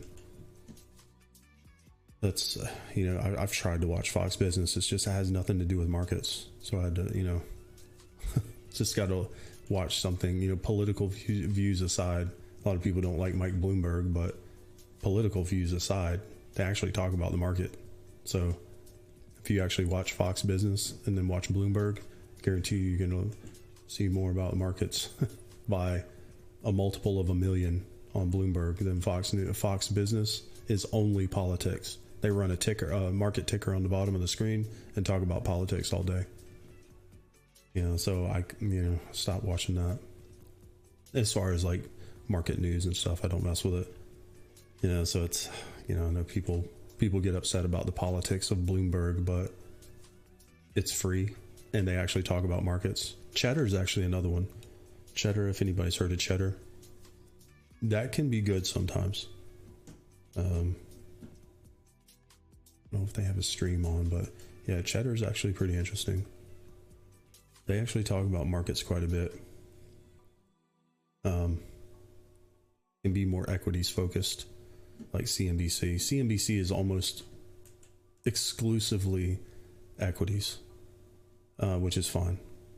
You know, and then Bloomberg is the other stuff, the actual economic and currency news. You know, the stuff that we're doing, really more about what we're doing. And Fox Business just talks about Donald Trump all day and runs a stock market ticker at the bottom. So, I don't know. There aren't many choices. There are not many choices in financial news. Hey, hey. Welcome. Bubioki? Interesting. Welcome.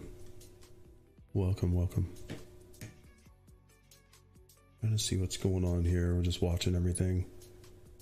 The dollar's going to pull back in range. What's going to happen here?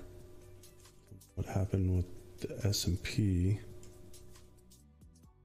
Knowing the S&P, it'll probably scream all the way back up and break the high later. Pretty standard procedure there. Go down, make a ridiculous low, and then go back and break the high. We'll watch that.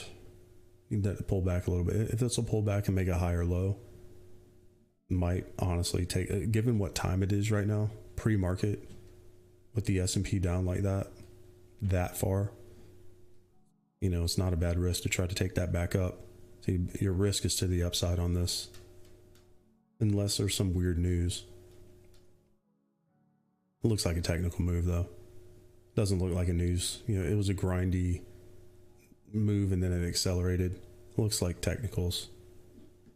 If it was a news candle, it would have happened all at once. So there's probably a good chance of that going back up. Honestly, if this would pull back just a little bit, maybe make a higher low, or at least anticipate a higher low. You know, any kind of pullback at all might, you know, probably a good risk. Try to take that back. Take the relief rally. Dollar CAD, it doesn't look very good.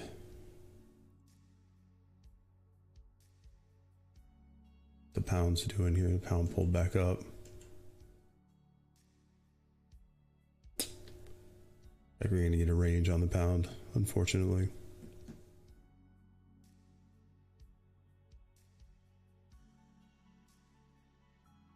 I'm going to take a little stab at it. But if it's going to come back in here and hold, you're more likely to get a range than anything. Unfortunately. Doesn't mean it's over yet. I don't know. The pound's, it's trying. You know, you got the, I mean, overall, the pound has changed directions. You know, you definitely got a directional move to the downside on the pound, and it still may roll over here. You know, this may roll over and go back down and break the low. I mean, you can see what changed here. change directions. Gotta sit it out, maybe. May pop up and then drop. Man, that pound Aussie didn't make it.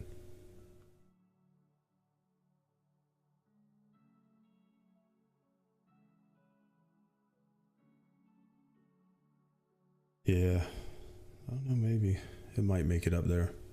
Just trying to let it go and not interfere with it. What I need to do, I need to set it to break even or trailing.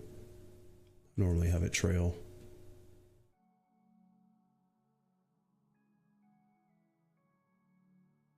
I don't know.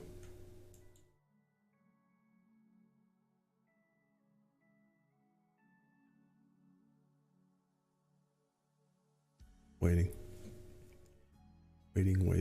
See what's going to happen here. If this comes back, I don't know. I don't know what to do here because I know that this is likely to roll over at some point. It just may be in a range here for a couple hours. You just have to take a stop on it. Find something else. Find something that's higher probability. See, like pound Swiss here. This looks like this is going to go. Honestly, pound Swiss looks like a short. Swiss is very strong right now. It's part of it. So if that pound rolls over, this has got room to dump. It hasn't done it yet. It's just kind of gone nowhere. It's a little tight range all day. Definitely a shift off the low on Euro Yen. That might be tradable in a little bit. Euro Yen. Possibility.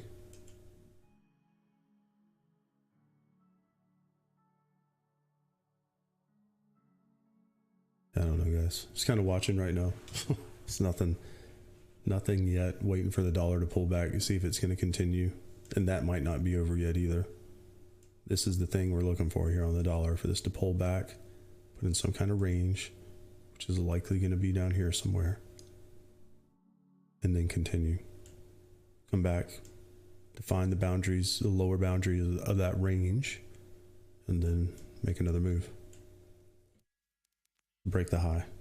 That would be a solid plan. It would be a solid risk. And if you wait until this comes back down, then your stop could be pretty tight. If this will come back just a little bit more, it would make sense that this is going to be in a range here. And then as New York goes on, to poke and break that high one more time, and that would put it above the previous high. It's worth a shot. Let's say that's worth a shot. Be in some kind of consolidation range here.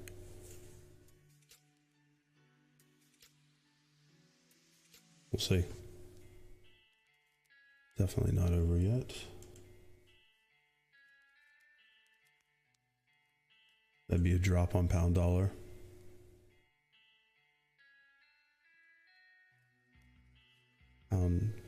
Waiting to see if that pound is going to get weaker. Or it's just not going anywhere yet. Just letting this breathe a little bit. Trying to give it some room. Because this trade is probably right. It just didn't reject from there. We were kind of anticipating that the next candle was going to go bearish, and it didn't, but doesn't mean that the trade itself is bad. Could just close it, but I took a much smaller position here. Just to try to catch something, and then to see if it's going to start going bearish, then I'll add to it.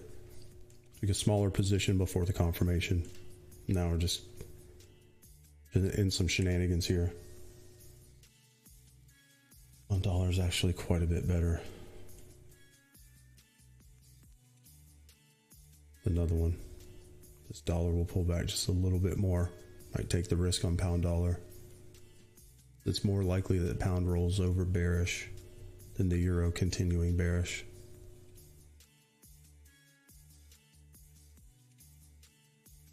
Get some money today.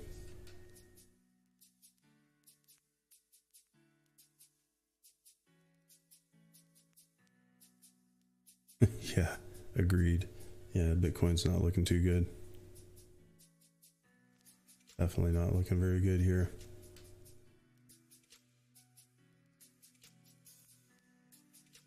Rat poison squared to quote the great Warren Buffett, Bitcoin is rat poison squared. Right now, at least. You got a target swing low down there that is in deep jeopardy. In deep trouble down there on that swing low. Coming off a bunch of lower highs like that. That swing low sitting there. Like a good target to close some shorts to me.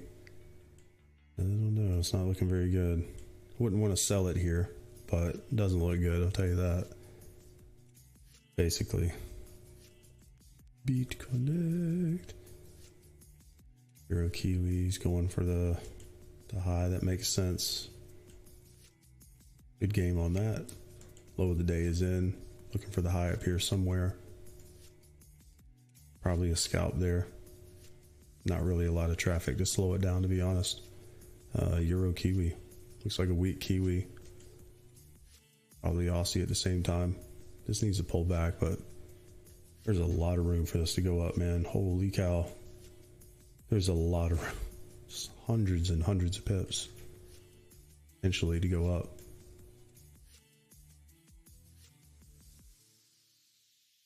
So that's a thing. New Zealand dollar is getting absolutely destroyed.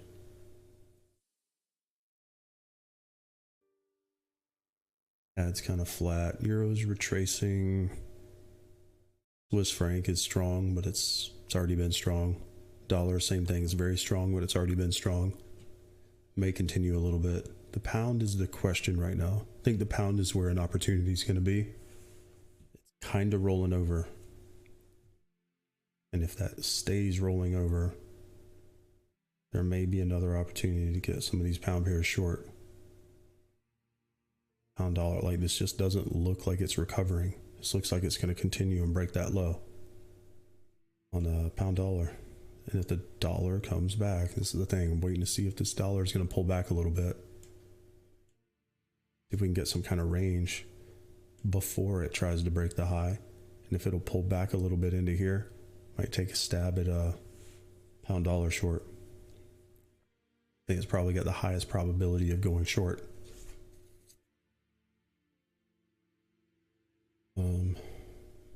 Pound yen's probably right behind it. It just hasn't happened yet.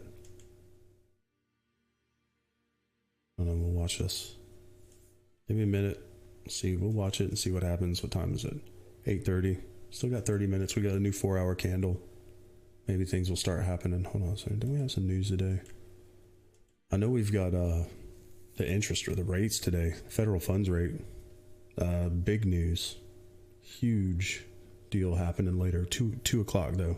So we'll be ready for that. Have to watch where the dollar is. It's interesting that the dollar is already making a big move here.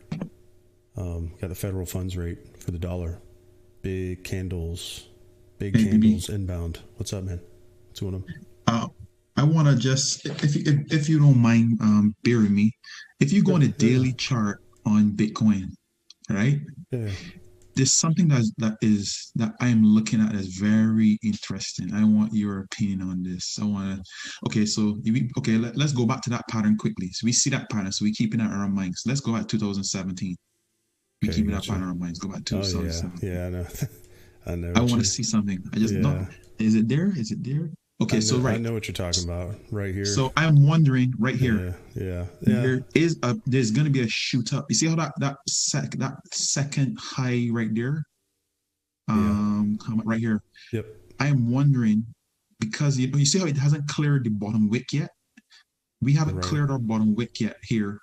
I'm wondering if we're going to shoot up to 38,000 soon. Make a lower high. Then start then start the descent. Yeah, I know exactly what you're talking about. Yeah, and that's that kind of thing is definitely possible. That's what I thought was going to happen, is that we were going to come up and make a lower high.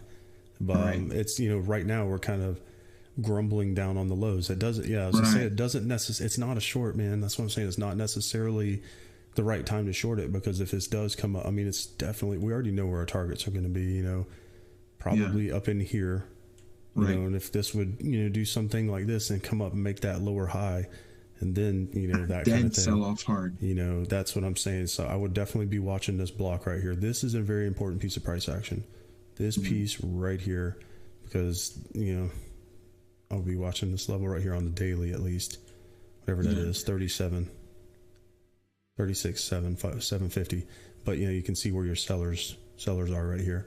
So I almost don't want to do anything until we get back to that. See where you are right now? Right. That 28, 29 back to region. Somewhere in here I don't where want this to do nothing potential until we get back there. Yeah, it's a potential range low, and that's what I'm saying. You know, even if we get a couple days of crap, you get a spike, but then on the way back up, you know, that kind of thing, and end up in some kind of range like this that then eventually fails, and you know, something like that. It's a maybe. But yeah, and that's what I'm saying. You know, we may be in that kind of equal low, lower high situation. You know, where you get equal lows down here on a range, and it just keeps making lower highs every time it comes up, you know, until it dies. You know, back to probably 20. Yeah, you know, back to 20 is where you're thinking. Yeah, 19, 20. Yeah. 19's 20-ish, that range, you know. That makes sense, you know. But yeah, I see exactly what you're saying. That's what you know. It's a little sketchy to sell it here, but yeah, it depends on your time frame again. You know. Yeah. You know, I'm short from higher up. So I'll hold those. But I definitely want to get some longs in.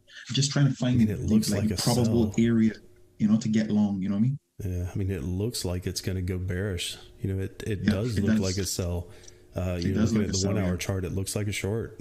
You know, but the thing, you know, I think as we approach down in these lows, you know, what's going to happen down here? Is it going to make it past these lows? How far, if it does? And then what's it going to do? You know, I think that's the thing is where's it going to go?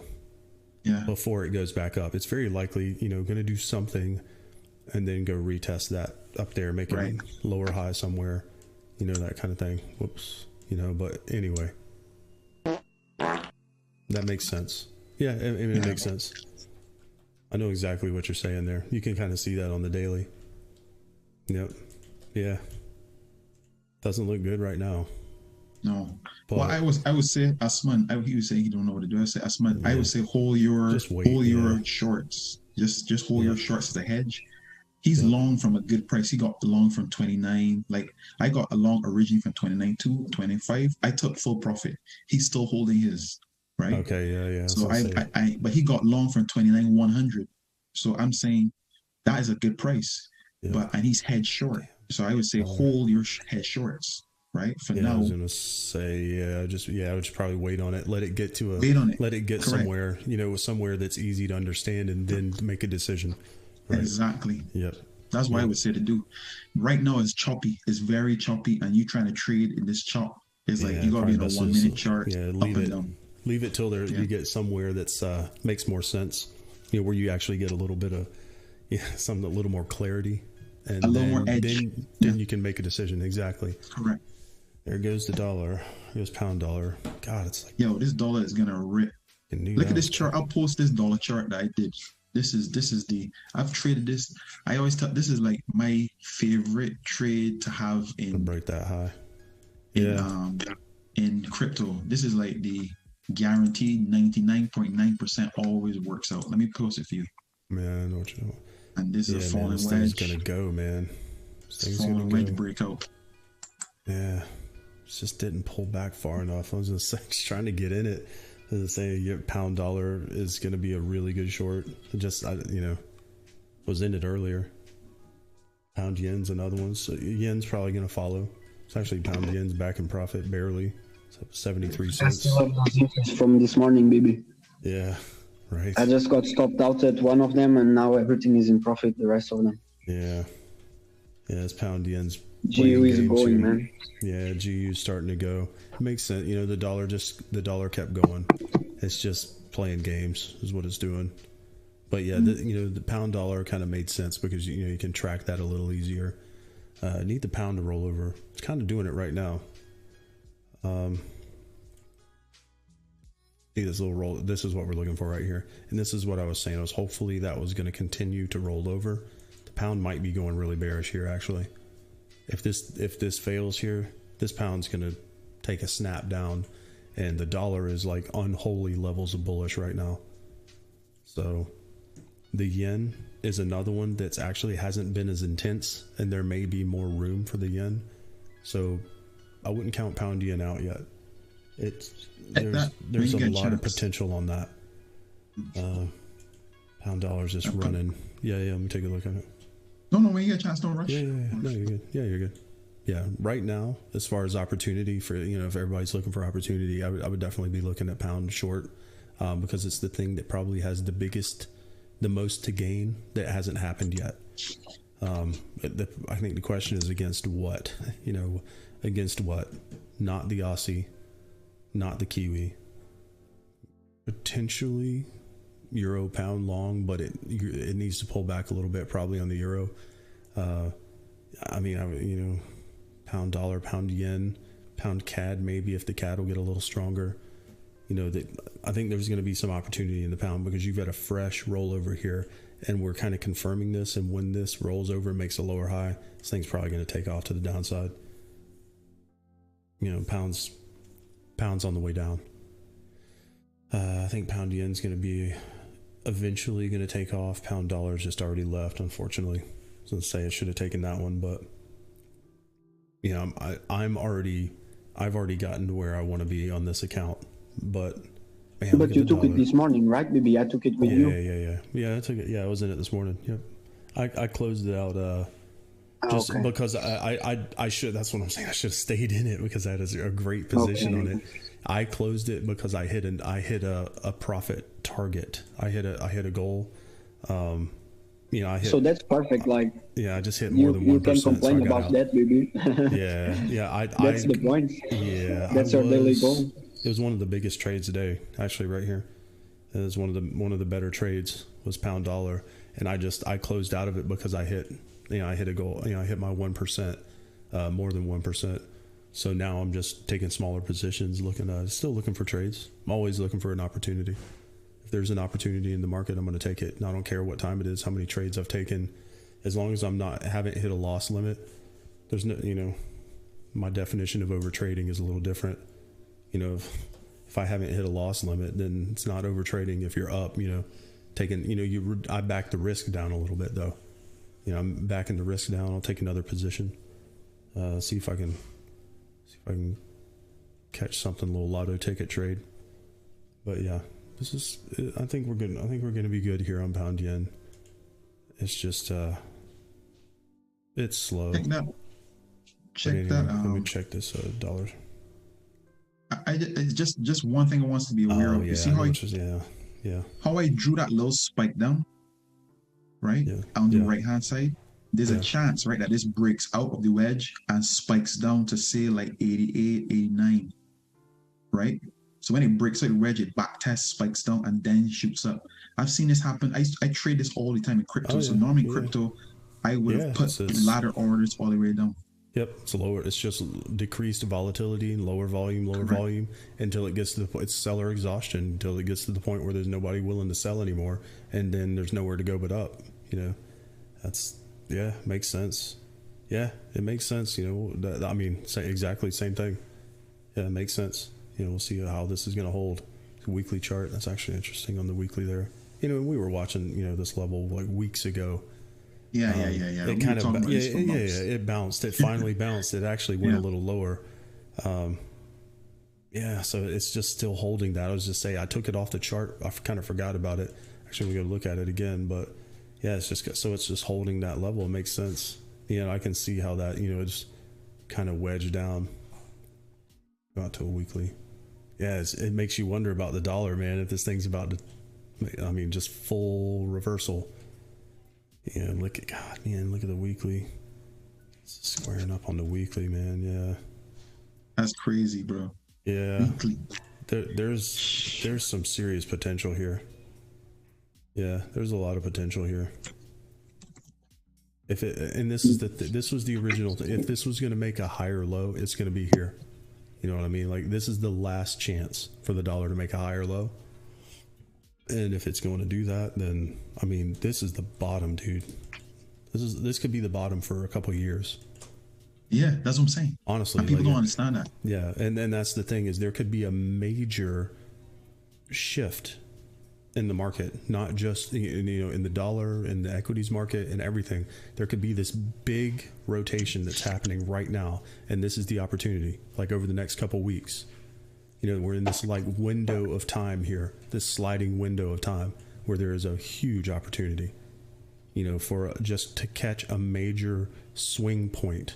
You know, we could be looking at, I mean, honestly, could be looking at the duration of the Biden administration to the upside on the dollar. Like, you know, that kind of thing, you know, depends on, you know, the equities market too. Same thing. Like, it could be looking at a major shift here.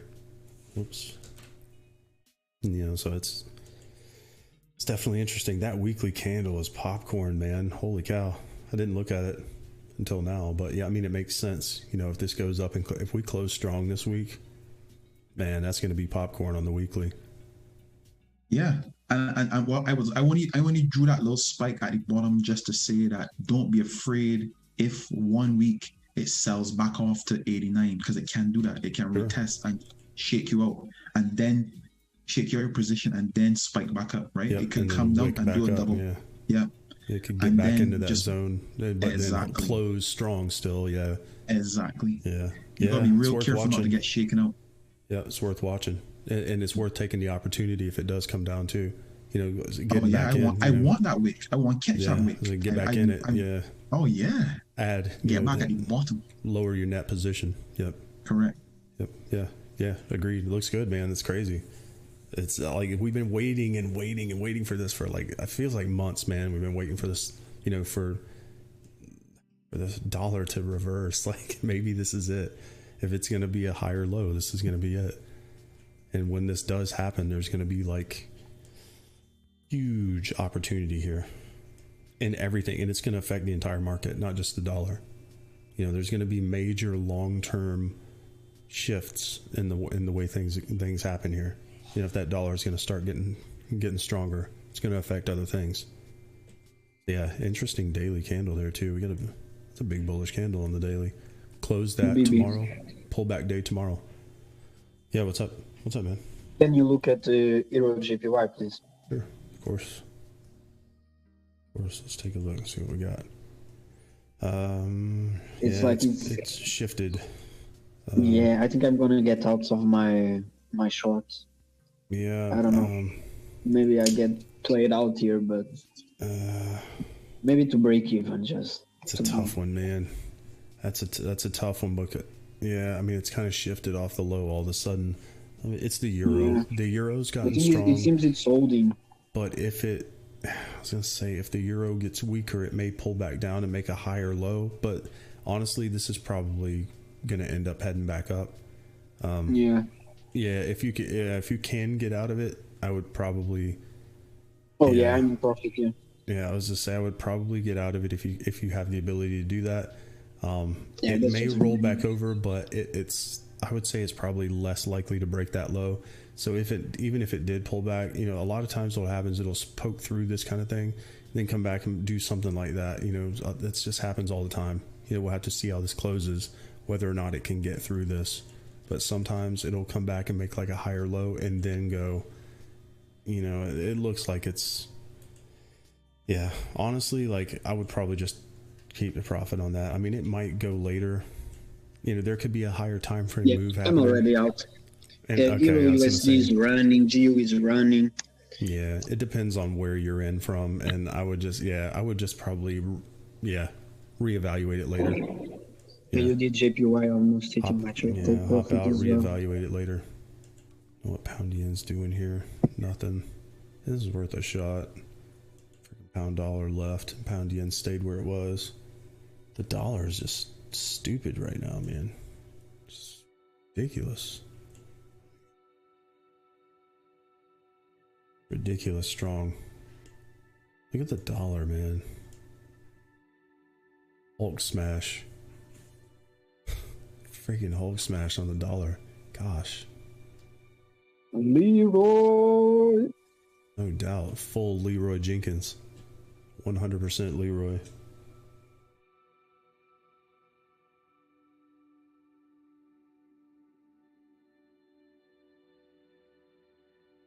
Leroy Jenkins.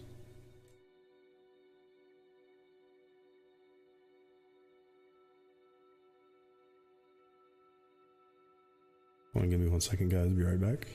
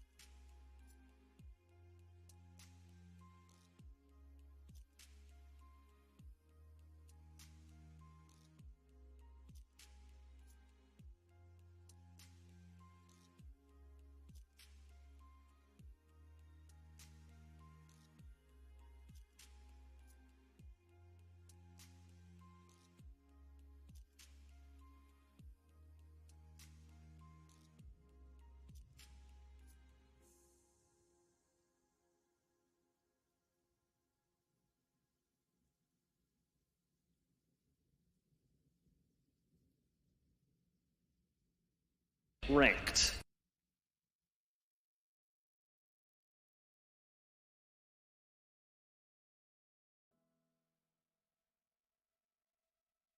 Let's do this. Leroy Jenkins!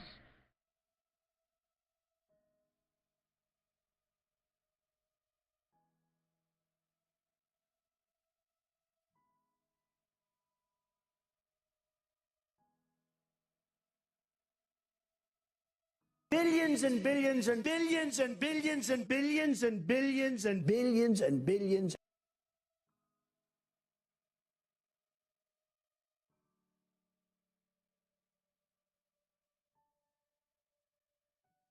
Let's say China. China. China. China. China. China. China. China. China. China.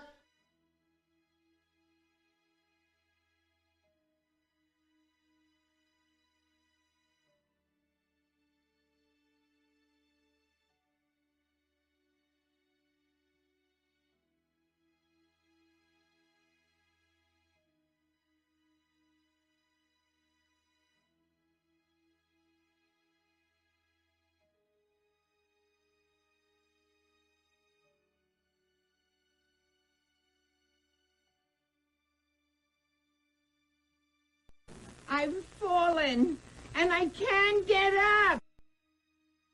Fatality.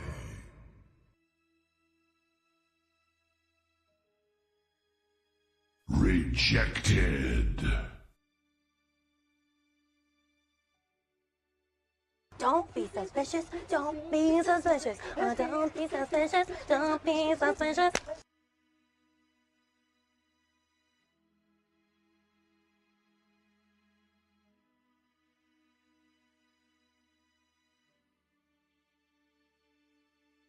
Finish him!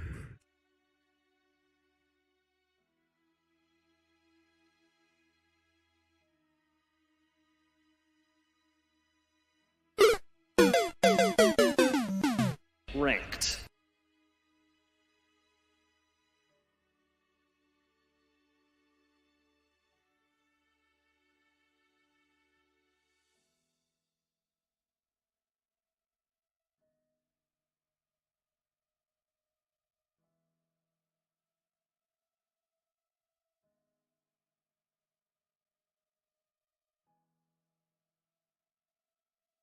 Fight!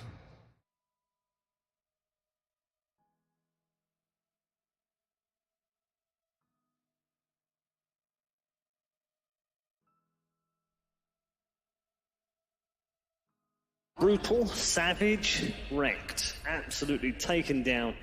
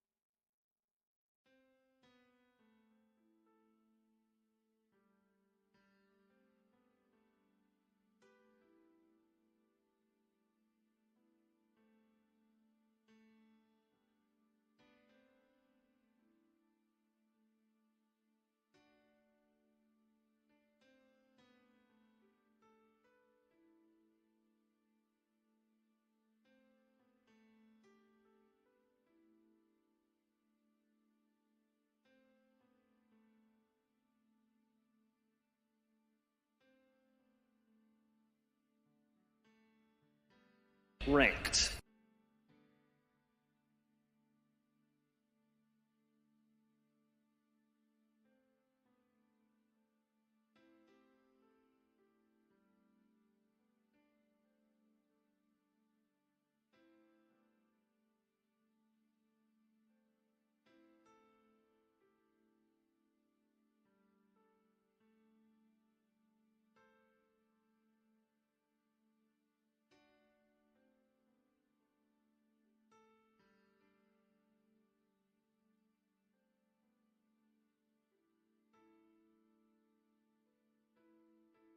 Wrong.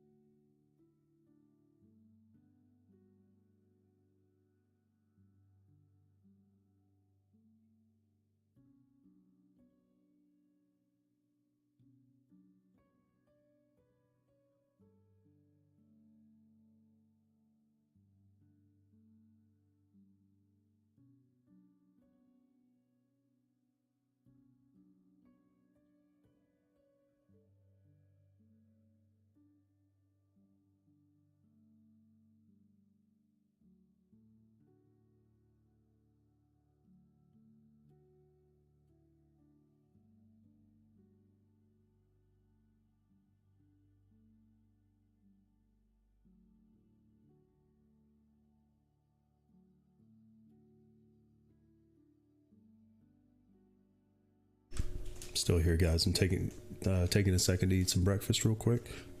We got a new 4-hour candle, so let's see what happens. Today's market's probably going to just continue to move all day, especially with that rates decision later. I don't know. It's going to be a trading day today. I'm here. I'm going to be here for a while. I'm just eating something real quick. Give me just a few minutes.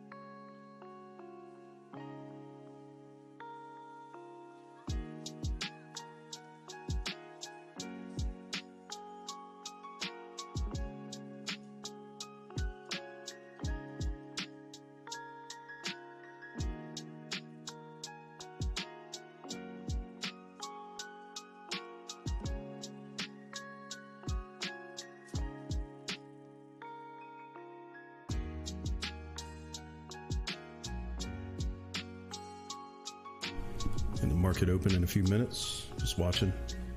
Take a spin through and see what we got on the 4 hours. See how the last 4 hours close and see what might happen.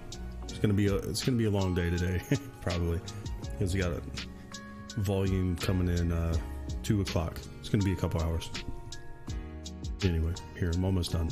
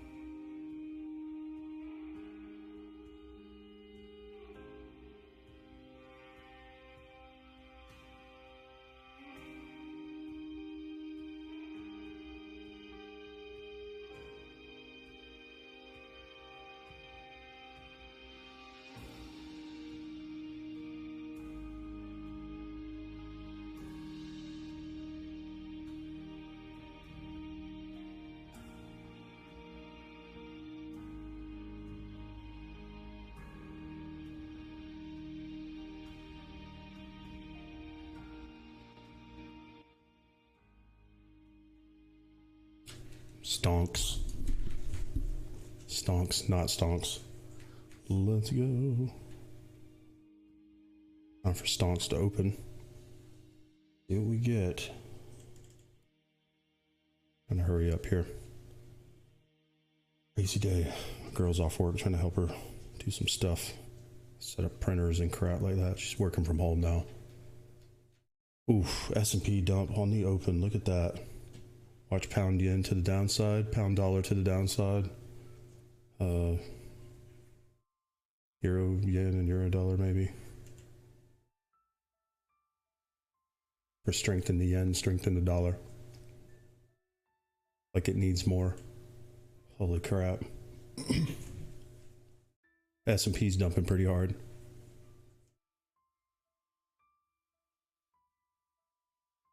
Already so low, like I don't know. I wouldn't try to short it. Sell that. Correct.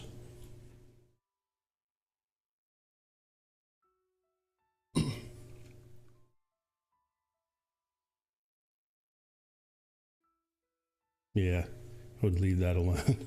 That's probably about as far as that's going to go today. Wouldn't buy it yet, but I also wouldn't doubt if that goes up. See what's up with the dollar. Could have been a blow off top on the dollar. Where the dollar is right now. And this is the thing, is we may get reversals right now. Might not be the worst idea to try to position dollar short. Try to position, weaker dollar. And then we got that 2 o'clock interest rate decision. That could bring some volatility in the dollar. And if we're technically high, could bring a big move back down possibly. Just game theory wise. The game theory of it. Ring the bell. Let's go. Yeah, interesting dump on the S&P. Come on, pound yen. Third of a trade. Let's go. Yeah, man, just dumped a low on the S&P.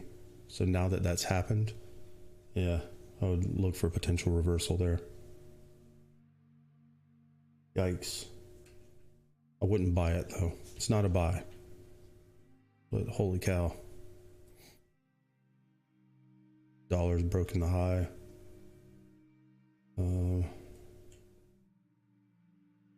Trading view here. Yef. Okay, there it is. Where are all the candles?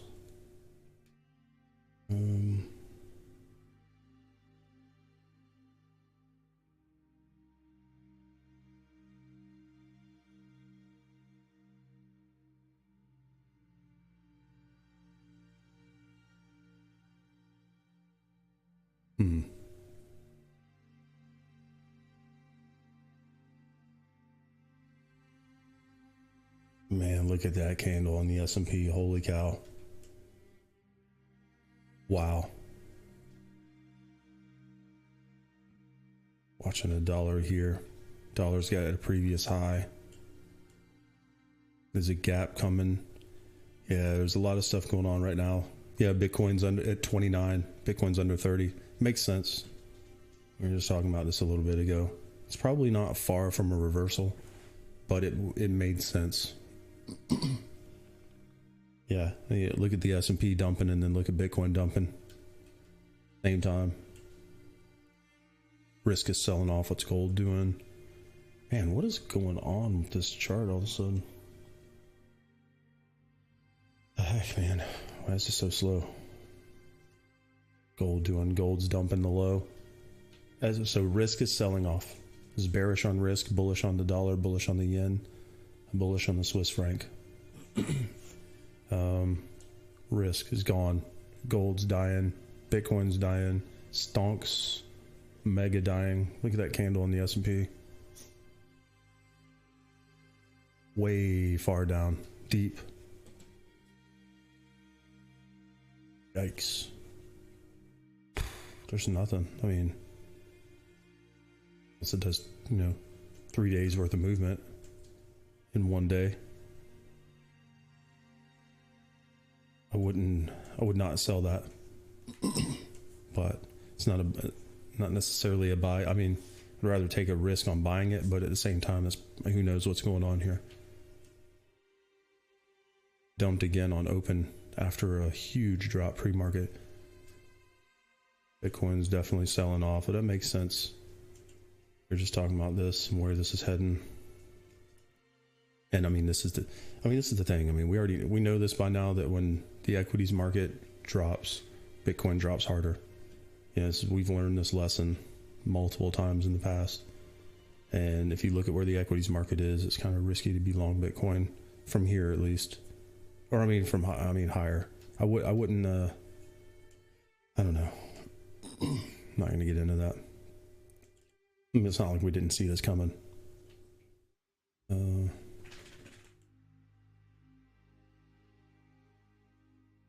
Man, be unfortunate if Bitcoin breaks out of this range low, and we had a really good trading range here. But oh my God, the candle, the S&P. Holy crap. Yeah. I don't know where we're going here. 26 on Bitcoin. I hate to say that number, but not today. But directionally. Yeah. Clear the spike low down here, but not today. It's probably going to stop here soon. But it's not looking good. I would say I'd rather hold short. I think this one was short.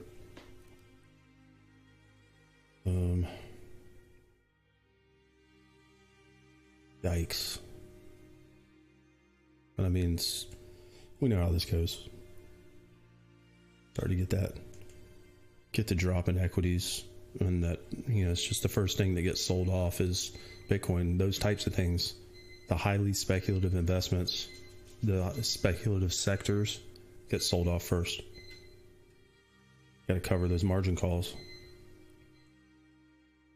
Anyway, dollar to the moon, yen to the moon. Those beefing at me. Look at the dollar. Whoa. Come on, pound yen. Freaking pound dollar, man. I should have stayed in that, man. God, that would have been a huge trade. Should have stayed in it. It's all good. Dollar's just in no man's land here. It's, it's on another level. It's heading back to the top of the range. Again, equities sell off. All that flow is going back into the dollar, back into the yen. Yikes. Hold on a second. Be right back. Drama. We got market drama today.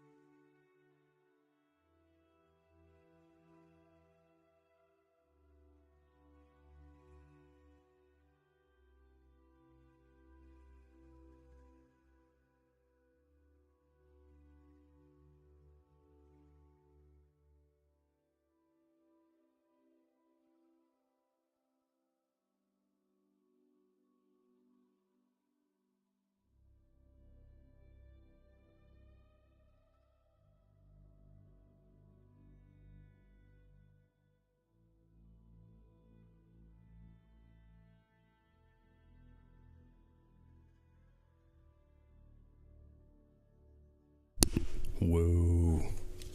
Big moves.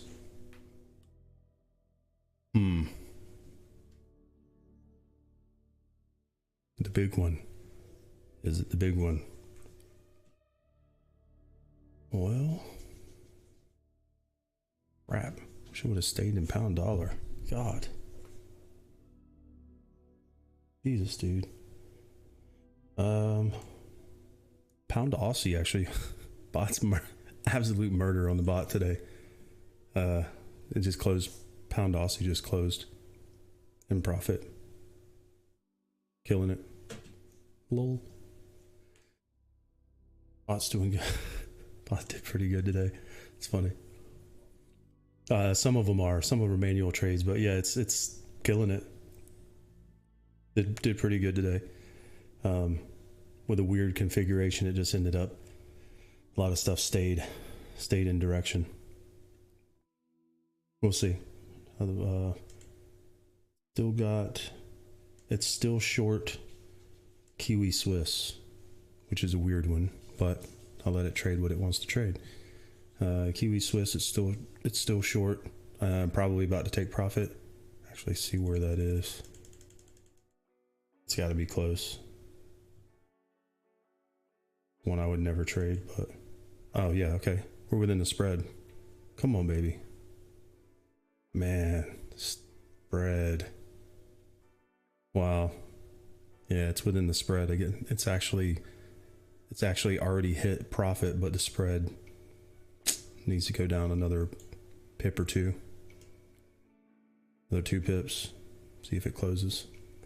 I've got that pound yen on still, just a little position. I just took a little nibble on it. See what was going to happen. If it rolls over bearish, I'll get back in with the normal. Yeah, risk is selling off right now. It's crazy. You got gold, equities. If oil, huge L on oil. So oil, gold, Bitcoin, equities dying, dollar to the moon. Look at oil. It's coming, man. We had a lot of good trading coming, man. Look at oil, man. Look at that. Holy cow, look at that candle on oil. Hold on. Whoa. A 15-minute candle was 0.85%. It was almost a 1% candle on crude oil on a 15-minute. Gosh, 8.5 tenths. Lol. Come on, man. This thing's gonna screw around in the spread. I'll let it go. Anyway, the bot did good today. I traded direction today, actually did pretty good. I'm trying to find something else that's clean, but I don't want to take too much risk. Already did pretty good. 1% gain, I'll take it. Go flat and then figure out something else with lower risk. Look at the dollar, man. Dude. That candle that just closed on the dollar. Man, had this right, like, God. Had euro dollar short, pound dollar short. Man, it's crazy, a position for a bullish dollar. If I would have left all this on, oh my gosh, man. Holy cow. If I would have left all those dollar trades on, like I closed it all when it was back here in this consolidation. I positioned heavily bullish for a strong dollar, and I basically took everything else. I took everything down when it was right here. It had like 3 times that left to go. If I would have left that all on, man, holy cow. It'd have been 10%. I've done 10% today, easy. Easy 10% with the amount of risk that I had on. Wow. Man, didn't think that was going to happen though. Thought the dollar was going to be stronger. I didn't think it was going to go all the way to the top of the range in one day. I mean, it basically went from the bottom of the range to the top in one day. Crazy.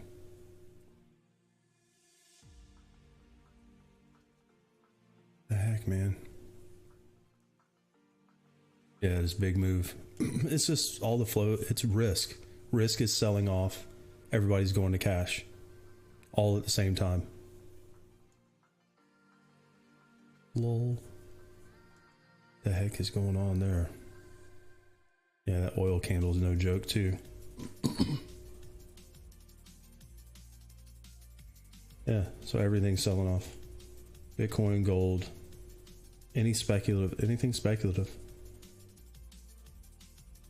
Bitcoin, oil, gold, equities. All the flow is going back into the dollar. Everybody's going to cash, out of the market.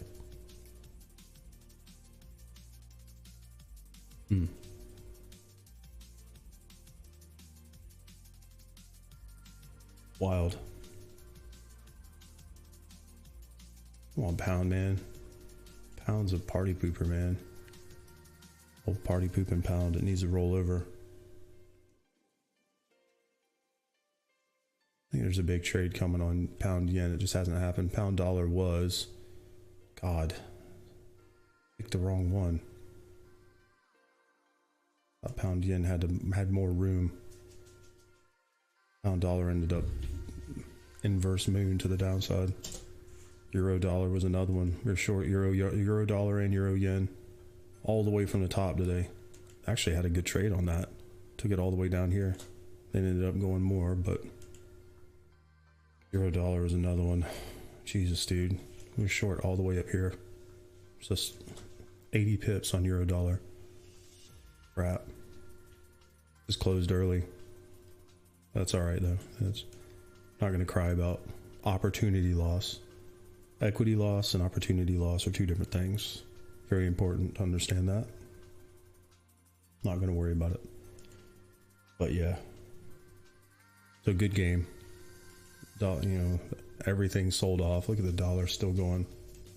Lol. Got a range high up here. Ooh, what was that? Ah, I just heard it. It's another trade closed in a row on the bot. There's 4 in a row right there. It just closed out. Kiwi Swiss short. It's another one. Would have been a good day to have a normal risk on here. I wouldn't do that right now. I would wait and see what's going to happen. The dollar is absolutely stupid right now. Yeah, I mean, it's not a bad. I'm not going to say it's a terrible idea, but I would not right now. Yeah, I would. Yeah, let it settle. Try not to catch. And it's I understand. You know, it honestly, like, it's not really that terrible of an idea, but at the same time, yeah, let's just wait and see. Let this candle close first. I mean, there's definitely a possibility of this coming hard back to the upside. It's probably going to go back up. Yeah, I was just say I would let this candle close first. It's at the top of the range. Yeah. Right. Yeah. Yeah, it's kind of at the top of this range again is what it is. It's just back. Yeah, me too. Yeah, it's back. Yeah, I'm not saying, not trying to shoot it down totally. I would wait for just a minute. You know, we're basically heading back. Yeah. And you kind of got these equal highs up here. It's heading back to it right now. Sure. Yeah, I mean, this could do this and then come all the way back to something like that, you know, and then go again. Like, who knows? What? Yeah, it's still on a rampage. There's nothing to say. It's flow going back into the dollar. It's like everything that's not nailed down is getting thrown out the window. Like, it's just selling everything. Gold, oil, equities, Bitcoin. Look at oil, man. Look at that hourly candle on oil. Just, yeah.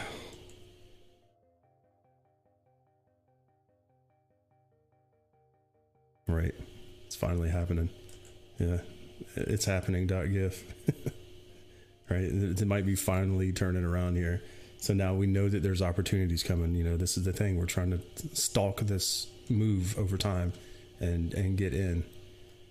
You know that we know what's coming.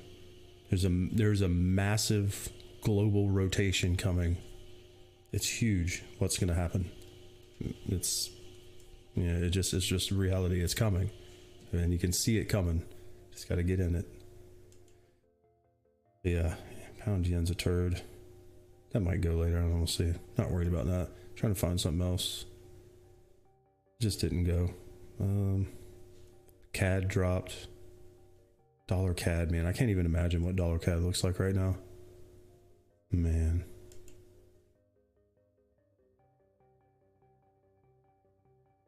All of them left the range, never came back. Would have never been stopped out. Crazy. What the heck, man? Pretty wild. So yeah, I mean, there's nothing really to do here but let this settle down. Man, it kind of sucks. Man, as much as we talked about euro dollar and pound dollar, God, we're in it earlier, but talking about re-entry, I just didn't think that was going to happen on the open. I didn't think the stock market open was going to do that. Look at this thing, man. The S&P.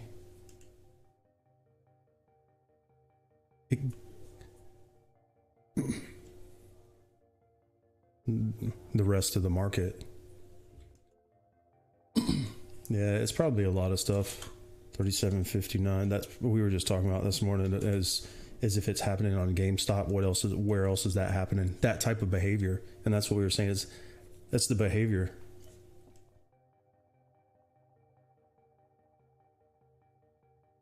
All right, yeah, we'll check it out.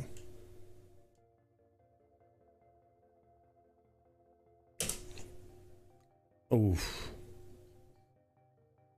man. Oh yeah, I can see it. Yep. Wow. And that's the thing, people are identifying those vulnerabilities and exploiting it is what it is.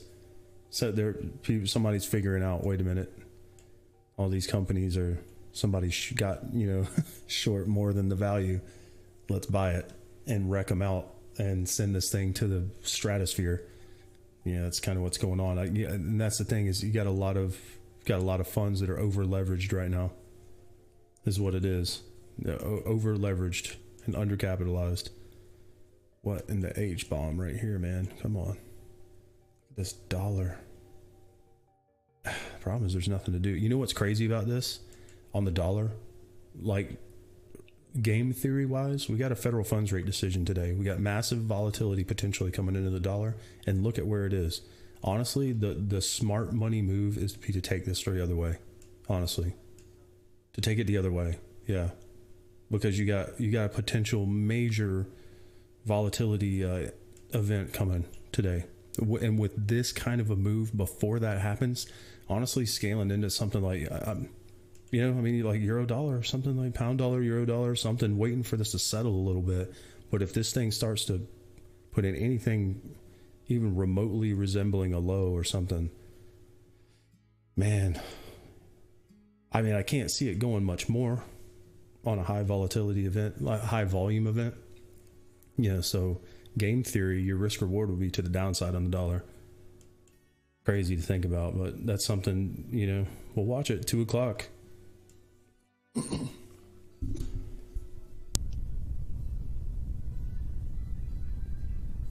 Yeah, I was gonna say down here on the lows.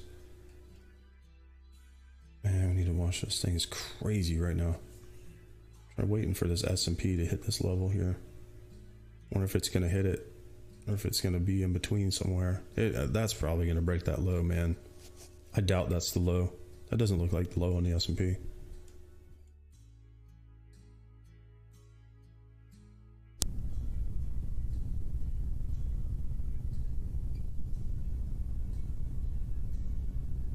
Man, what the heck? Yeah, there's just it's like a target rich environment right now. We got to wait for this stuff to settle down a little bit, and then there's probably going to be some really good opportunities here today. Again, like the day's not over, basically. Yeah. Man, what the heck? Yeah, definitely watching the dollar because of how crazy that move was. I mean, everything, gold, oil, S&P, like there's a lot of room for reversals here. So I don't know. We'll watch and see. See if it's going to do it. I don't know. Let's watch it. Give me a second. Be right back.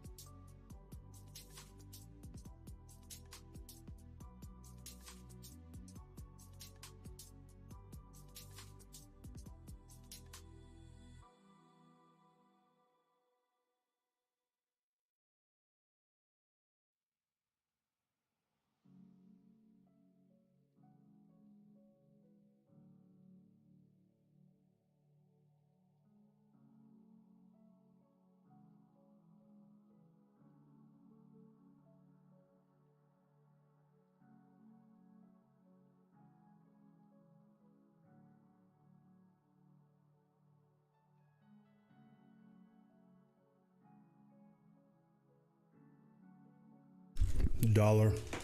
It's crazy on the dollar here. Might be time to short it. Sorry, I'm trying to eat. Trying to chew real quick. I'm just looking at it.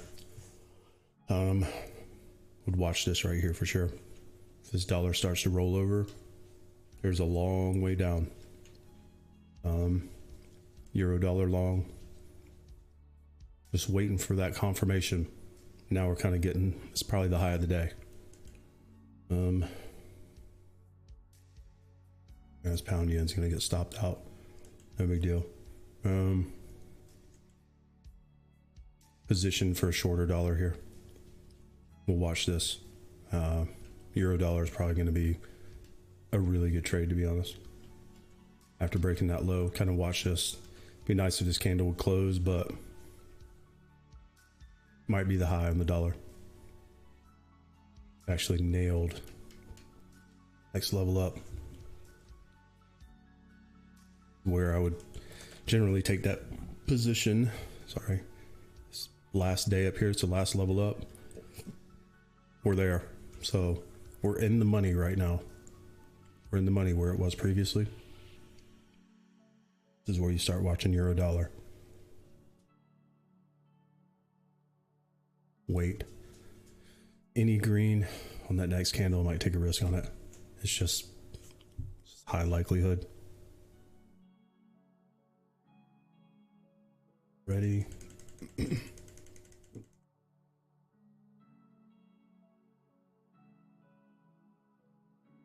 Yeah, target rich environment today. Dollar could have a huge move back down, especially with that freaking race decision today. So I hate trying to sell it now, but I don't know.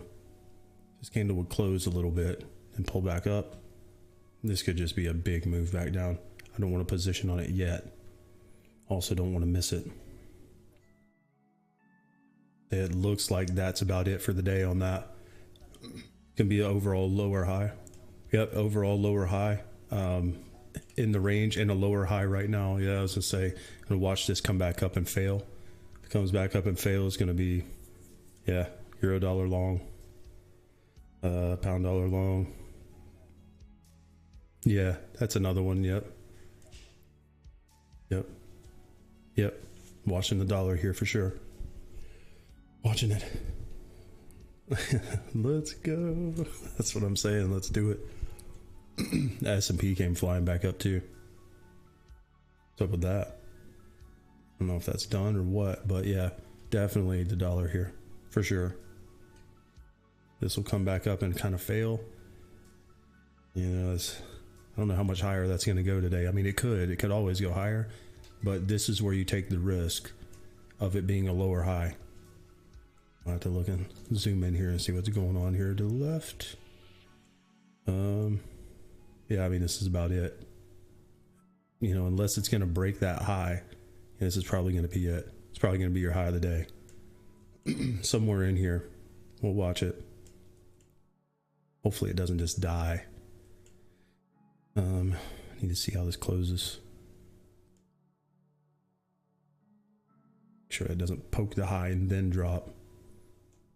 No, we need to watch this. There's a potential really good good position coming. Euro dollar long, probably. It's just, I mean, it's just very likely. Question is it going to break that low first?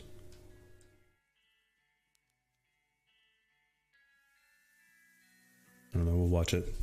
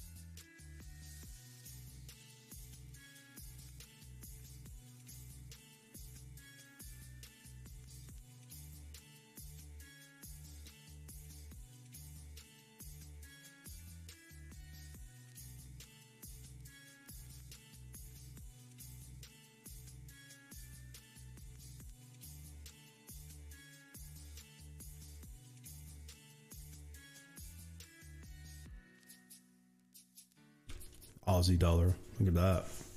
Aussie dollar's got potential. Pound dollar actually might have potential. Pound is still strong. It's crazy. Pound dollar might be another one. Might be a long. Not right now, but man, Aussie dollar. If that whole thing turns around. Hold on, buddy. Give me a second. The dude wants to go outside. Hold on, buddy.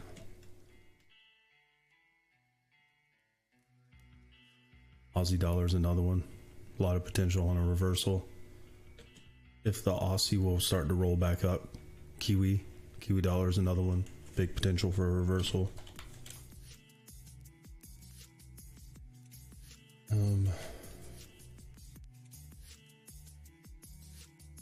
Yeah, have to watch it.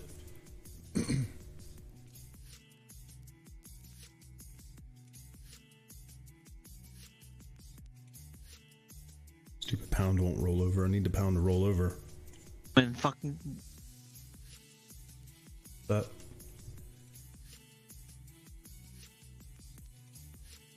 Yeah, and on meme stock. Lol. $340.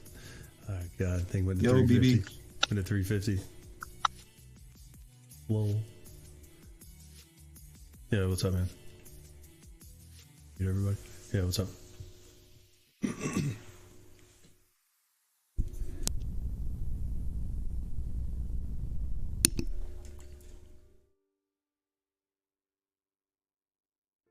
Oh man.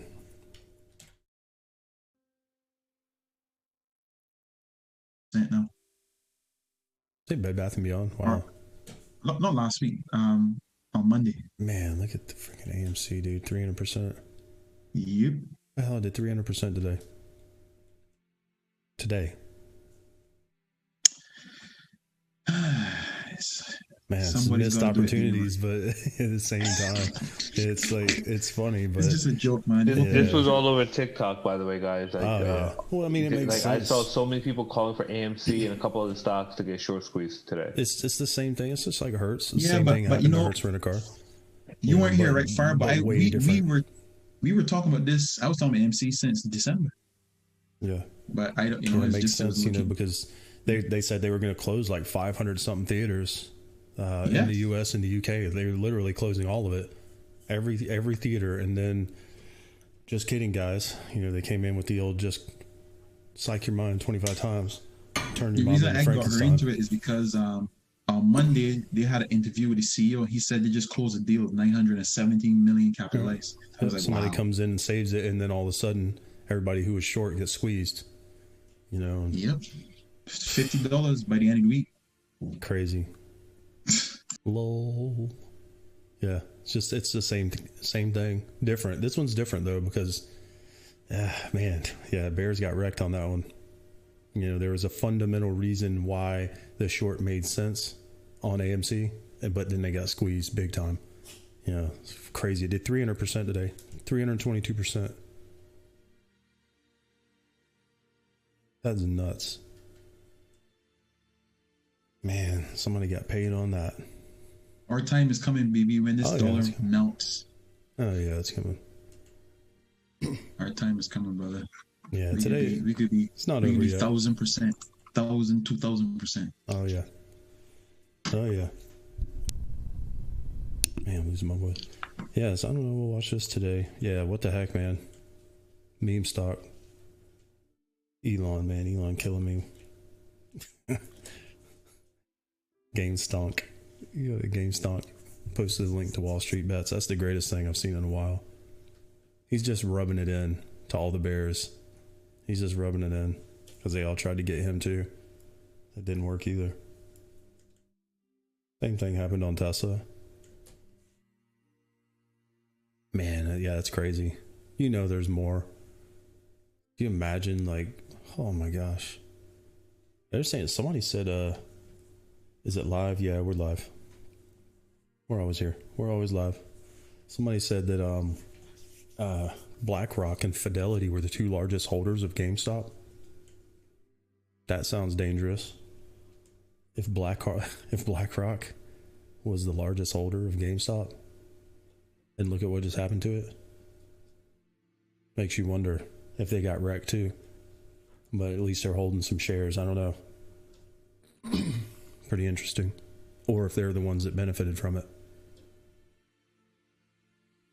What somebody said. What's up with that?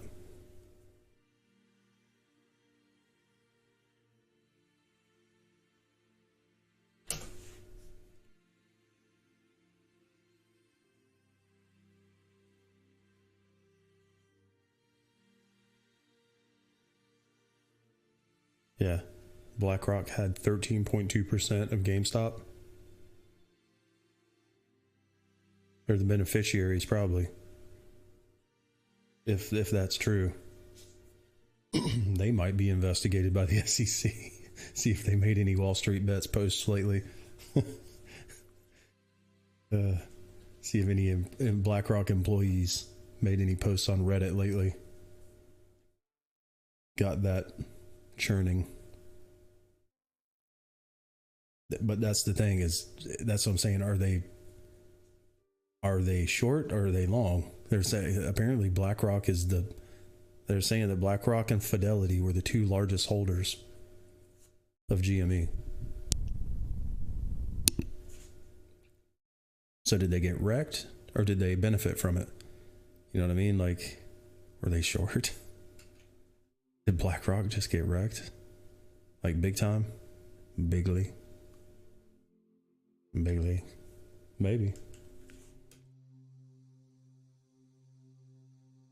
Big league.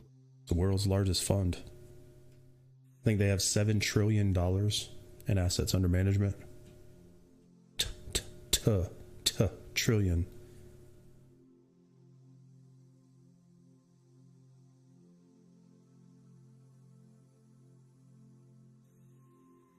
Lol. Interesting. Pretty crazy. Yeah, honestly, the short's going to be epic on that too, on GameStop. When it does happen, it's another one that's going to come down just as hard. It's technically, it is Blockbuster technically, just not yet. It's going to be Blockbuster, but it's not quite yet. Susan Sarandon pictures. It was kind of bad back in the day, though. Lol. Yeah, so that's interesting. They own 9 million shares of GME. Something big is happening right now. BlackRock either won big or lost big. And they might have had to buy into it. They might have lost big and had to buy it pretty high. And then when it comes back down, they're going to get double smashed.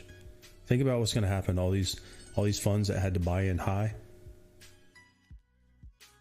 Like, when it does come back down, they better hope it. They better hope. The thing is, what happens if they just don't let them out? What happens if it doesn't? If people just hold it? Nobody's going to be willing to buy it up here. How are they going to get rid of it? Crazy to think about. And the company is arguably obsolete. It's true. Not yet, but it's coming. They better find a way to get out. Crazy.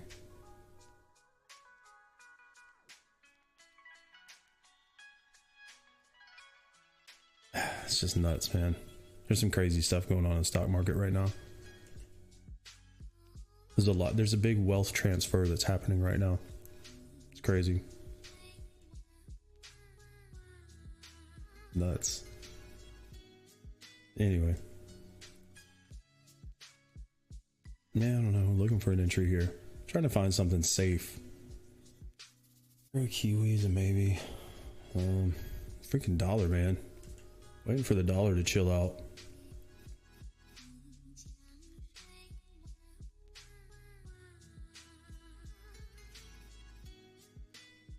I don't know. Watching. See if this is going to range or come back or what. Got big news on the dollar coming. Heck, man.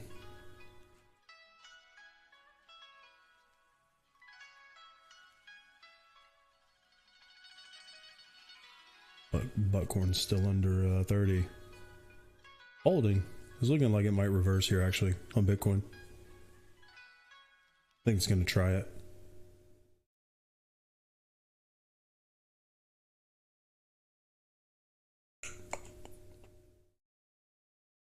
Oh, sees another one. That might be a high.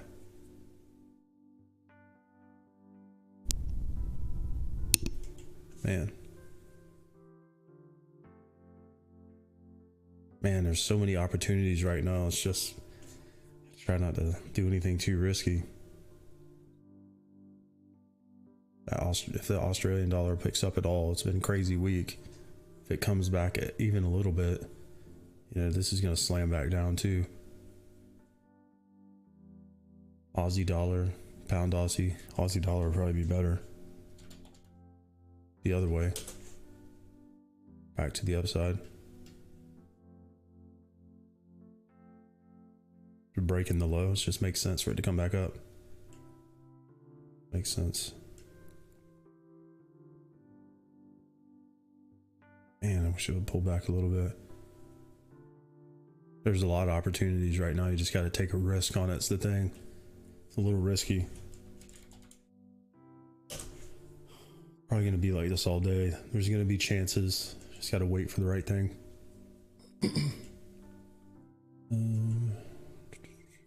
I don't know. Watching it.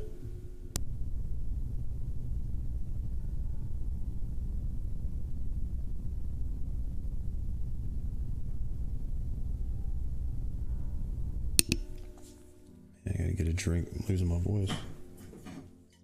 Talking all day.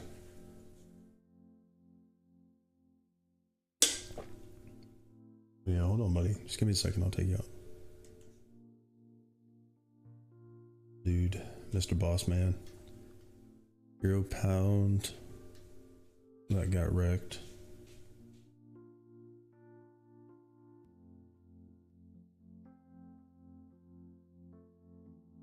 Big moves today, jeez. I hope tomorrow's not crap because of this. Whenever we get too big of a day, sometimes the next day is a ranging and consolidation day. Hope that doesn't happen. Let's say we need to make the best of it today while the market's moving. Just in case tomorrow sucks. And pound Aussie is just, it's not a short yet. Kiwi, not quite.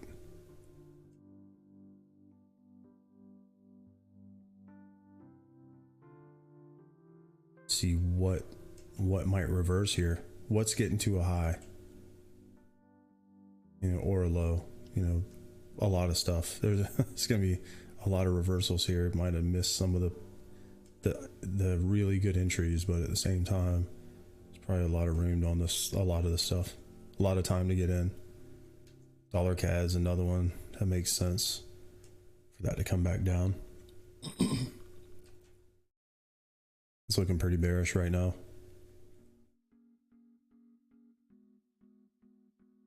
Bitcoin looks like a reversal coming short term. Bitcoin actually looks okay here. On this pullback, this is where you take the risk on, you know, coming back up. Yeah, BB, waiting for that pullback now. Dollar seems to be bouncing a bit.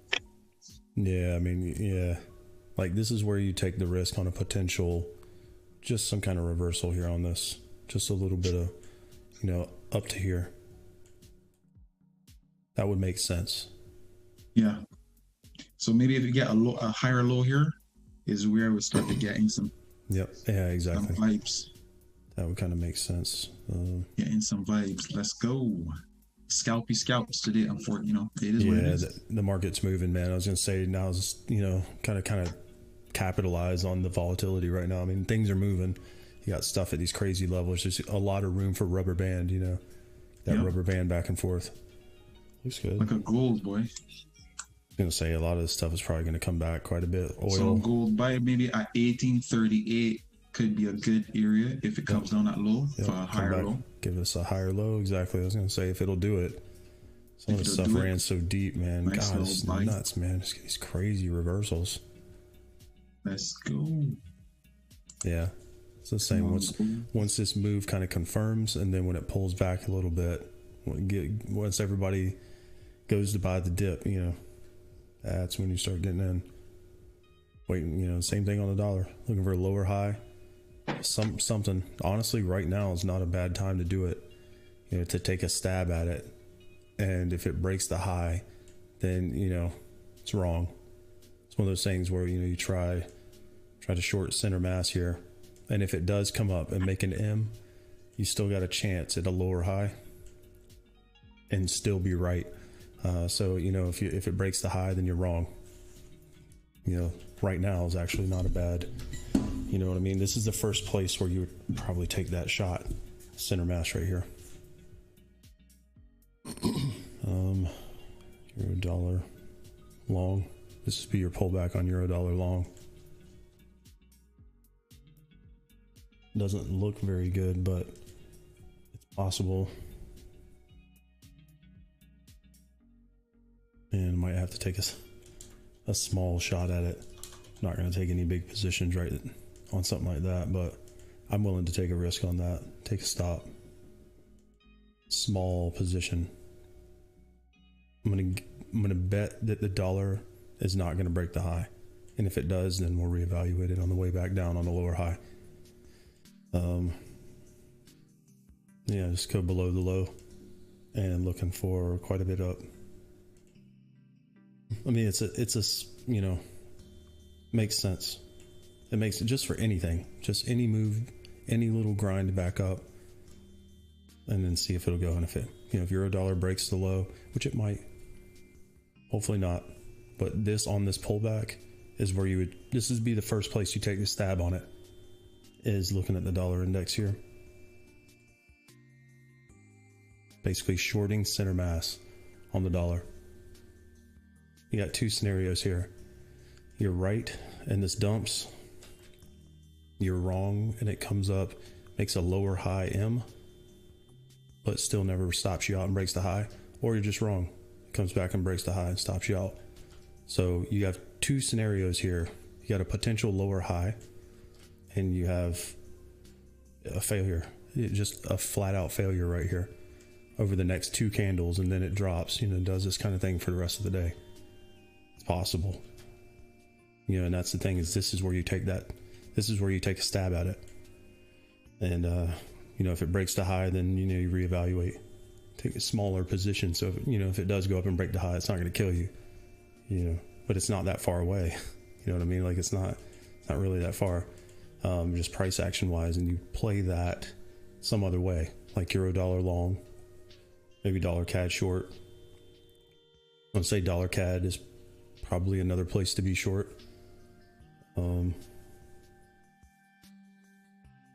What else? What's bullish? Pound dollar, as much as I hate to say that, I wish it would go down. Looks like it's going to go back up. Pound dollar could be another one that just screams to the upside because the pound is still bullish. Here's the problem. See, the pound is still bullish. And if the dollar does roll over, then pound dollar is going to slingshot hard to the upside. You look for what else is low that might be moving up. The CAD, the Aussie. You know, I mean, Kiwi and the Aussie. CAD also. Dollar CAD short. Kiwi dollar long. Aussie dollar long. You know, if you're really trying to catch a reversal, you know, this might be it. Man. Hold on a second.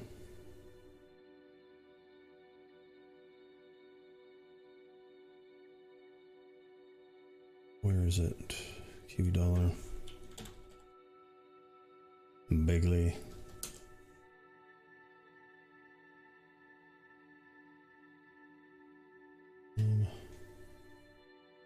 What we got here? Yeah, I mean, euro dollar. This is it. Kiwi dollar, Aussie dollar. Honestly, splitting that up putting a small piece on each one of them, probably not a bad idea. Actually, I'm going to do that right now and not even think about it. Don't even care about the entry. Little small, put a little 10,000 unit nibbler on each one, Aussie dollar and Kiwi dollar, and just see. Just in case that dollar comes back down. I want something that's farthest away. Whatever the farthest thing away is. I don't know, we'll see. It's probably not the best entry, but it'd be better to wait for a... I'm gonna wait for a higher low here.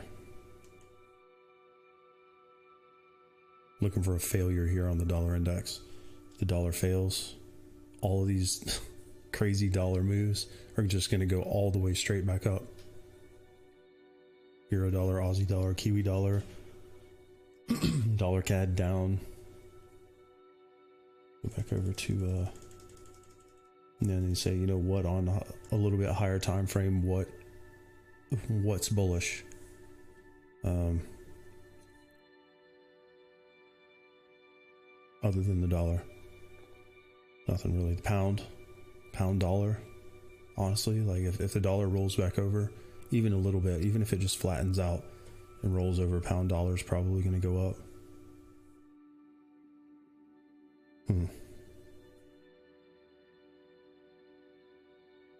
What else?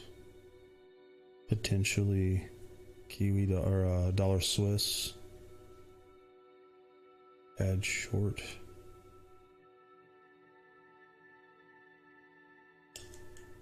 Yeah, I don't know. Just a maybe right now. You know, trying to catch a bottom. You know, without waiting for confirmation. You wait for that higher low. Probably going to get some W's on a lot of these. Going to get a higher low retest on a lot of this stuff.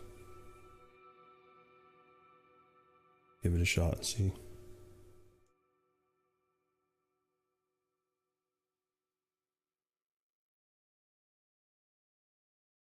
I don't know. Wait and see. Target rich environment. Let's see what happens.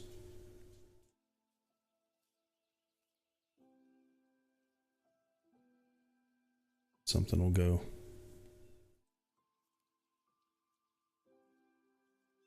Watch the dollar. Come on, dollar, dump it. Bag, dump it.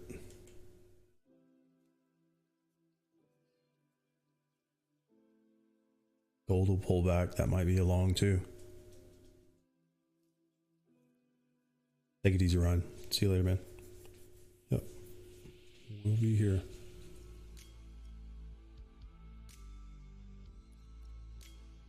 See what happens.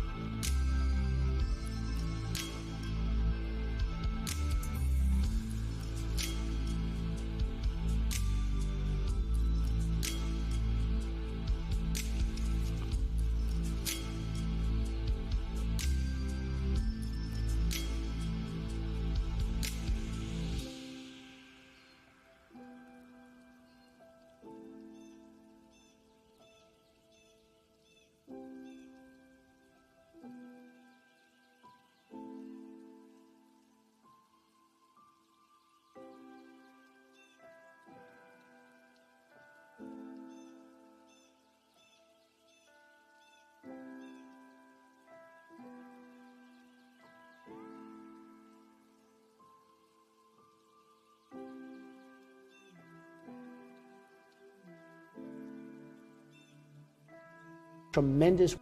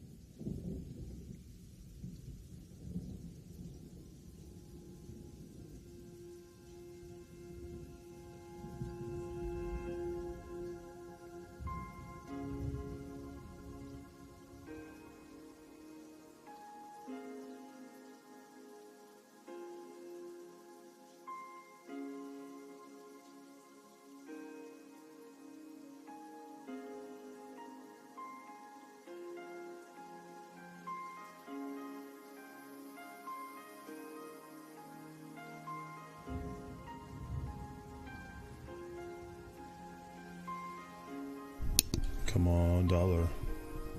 Come on down. All right. Come on down.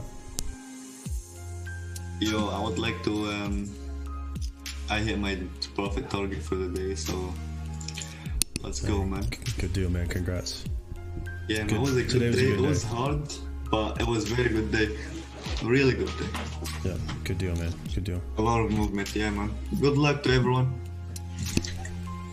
Welcome, Christian. Yeah, welcome, by the way. Yeah, good deal, man. Yeah, today was a good welcome, day. Man. Welcome. Yeah, as I said, I was looking at the chat. Yeah, welcome. Yeah, welcome to the other side, Christian.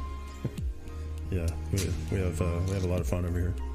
There's a lot more stuff happening over here. That's one thing one thing people realize when you get to the other side. It's like, oh, okay. There's a lot of other stuff going on here. Man, of course. Yeah, watching everything. Are you in something? I took a euro-dollar long, just trying to catch the dollar. Yeah, I just took it as well, and I closed because I hit my daily target. Yeah, man, good deal. Yeah, in euro-dollar long. That's really the thing here. I took a lot of trades, man. Yeah, euro pound long. I took a lot of trades. Yeah, man, today was wild, man. Yeah. I took a bunch of stuff. I'm looking at GameStop right now. It's so, dude, AMC got halted 4 times already. That's crazy. 4 times. That's kind of a crazy story. Yeah, we're talking about that.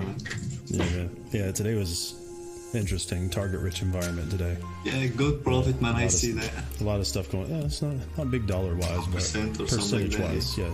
Hit almost 1.5%. Hit 1% today. You know, just trying to move it forward at least 1% as many times as I can do it.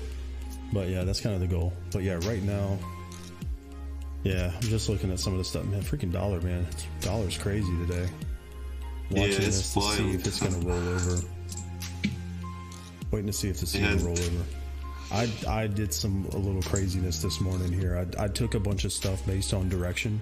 Or didn't even look at the chart, and it was actually ended up being a good idea. It's crazy. I did something different today. I took all the directional moves early and ended up all going into profit, and I just closed everything out once I hit the profit target, you know. That's Aussie yen, Aussie dollar. Big Aussie dollar too, maybe. That was good. CAD down, CAD yen. That makes sense. Yeah, I mean, we might have some reversals here in the Aussie because of how deep these are. They may pull back a little bit. If the Australian dollar pulls back and the US dollar pulls back at the same time, as crazy as those are, that could be a really good trade back to the upside.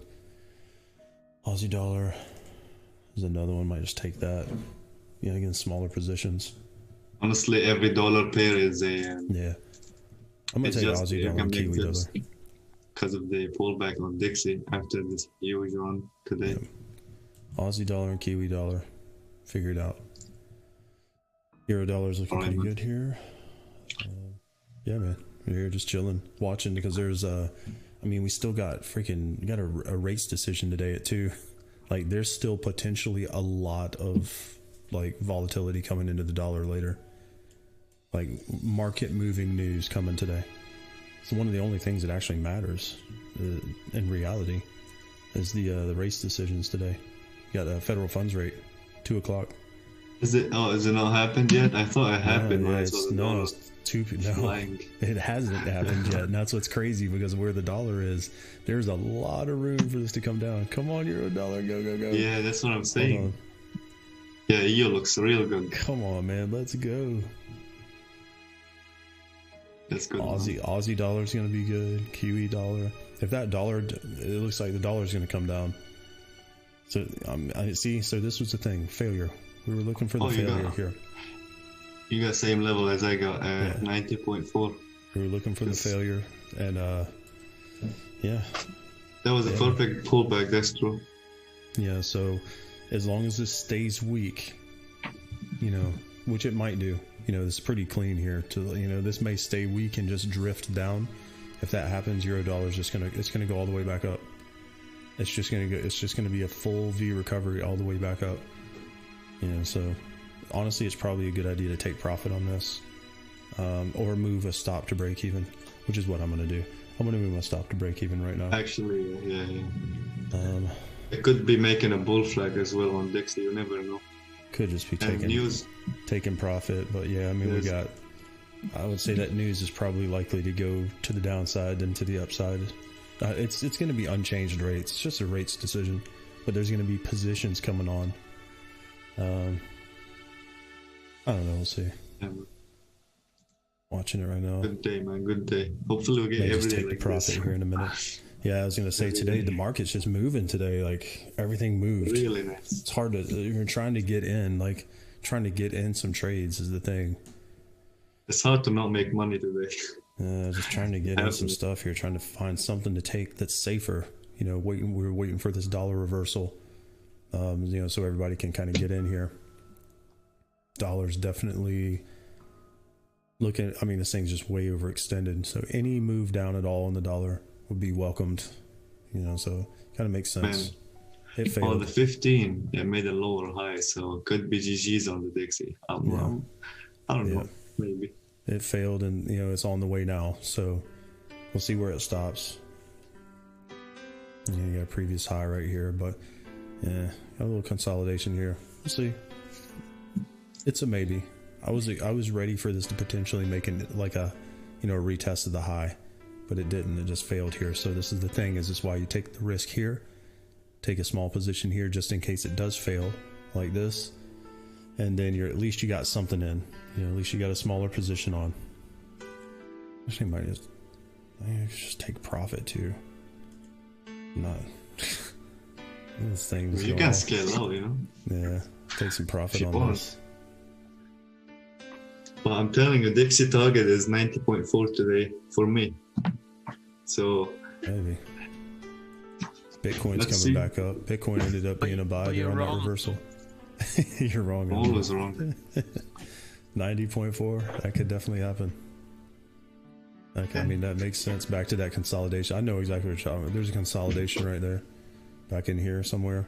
Yeah. That makes sense. That makes sense. Come on, baby, let's go. Come on, dollar, dump it. Let's get it, man.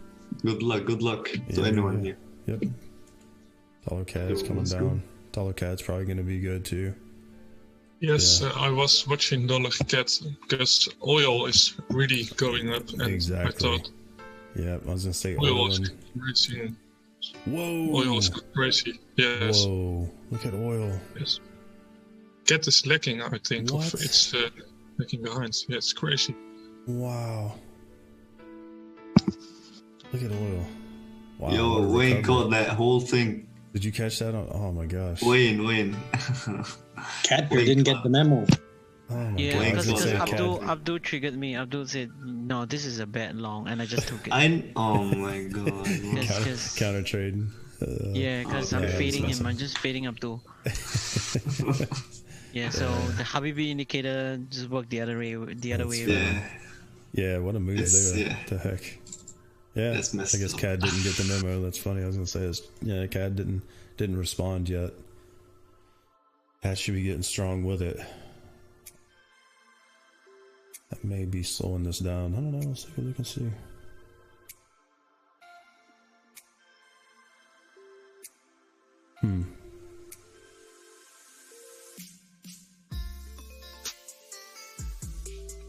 Interesting.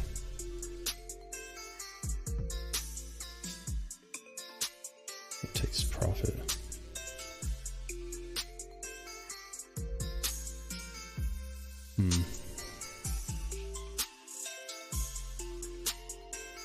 Takes profit on euro dollar. Take some down on euro dollar here. I mean, there's no reason not to. While this thing's got a big full candle like this, just in case this closes a small body candle, take some profit here. Get back in it. I'll get back in it if it comes down. It's like 19 pips. It's just, you know, it's just target rich environment today. It's just money flying everywhere. Gotta reposition on that. So honestly, like, this is just as likely to keep going. It's just a good idea to, you know, take the profit. Holy cow, what a day. Market's just moving. you can see the reversals coming here. Look at the way everything's like peaks and valleys everywhere. Like you can see the reversals coming. There's just like target rich environment right now in the 15-minute. Everything turning around. Crazy.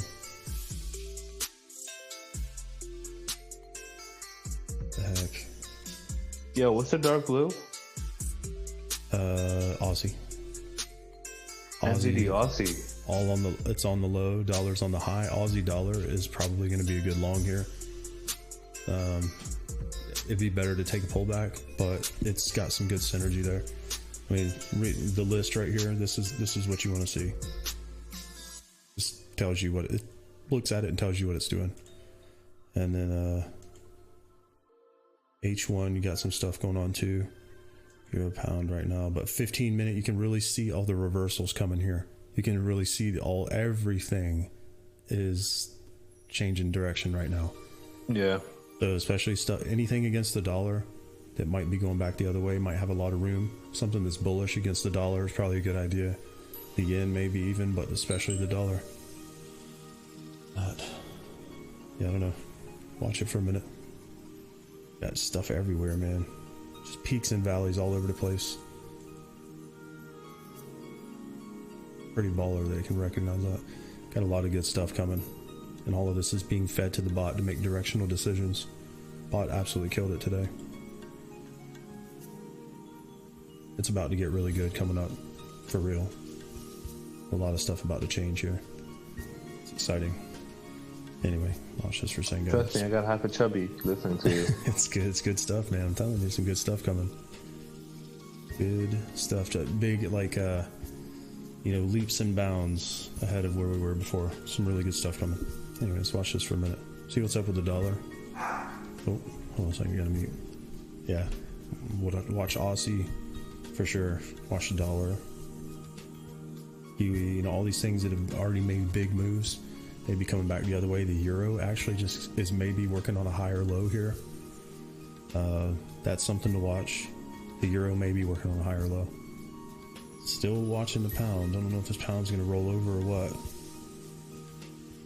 Yeah, let's watch this and see. Give me just a second.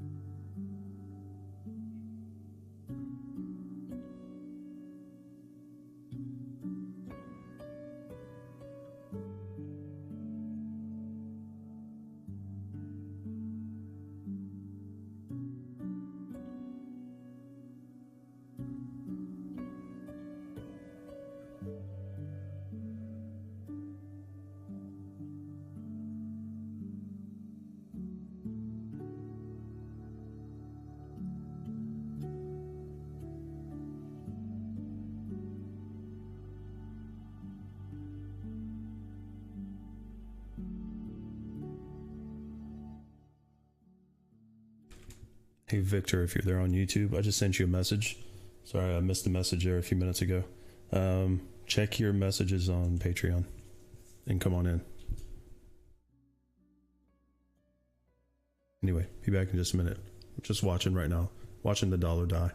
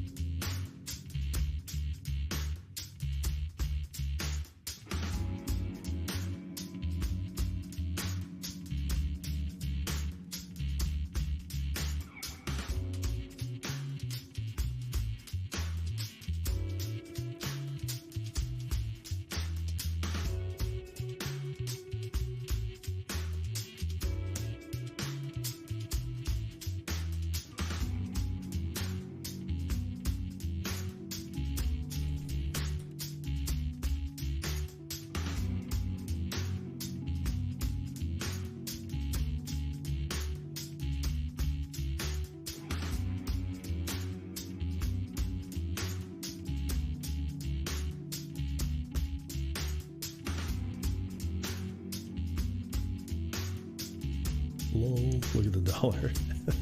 Look at the dollar. Take it all back. It's gonna take it all back. Wrecked. Starting to come into traffic here though, so it's a good time to close, honestly, or stops to break even kind of thing. Actually, I'm going to close this out, but you could probably stay in this euro-dollar. It's like 20 something pips. I'll take the 20 something pips, but this trade's probably still good. Probably a good idea to scale some out though as we get back into this consolidation. Whoa. What just happened to the yen? I got stopped out.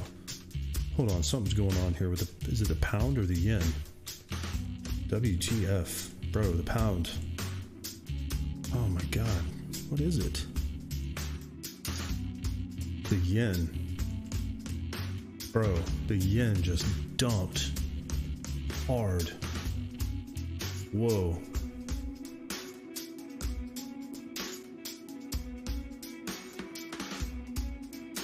Something's going on with the yen. Hard dump on the yen. Man. Crap, man. Yen too. It was long Aussie yen. That probably went flying.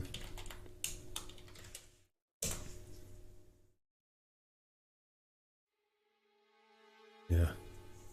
I guess the yen's about to follow the dollar finally. The yen just got the memo. Interesting.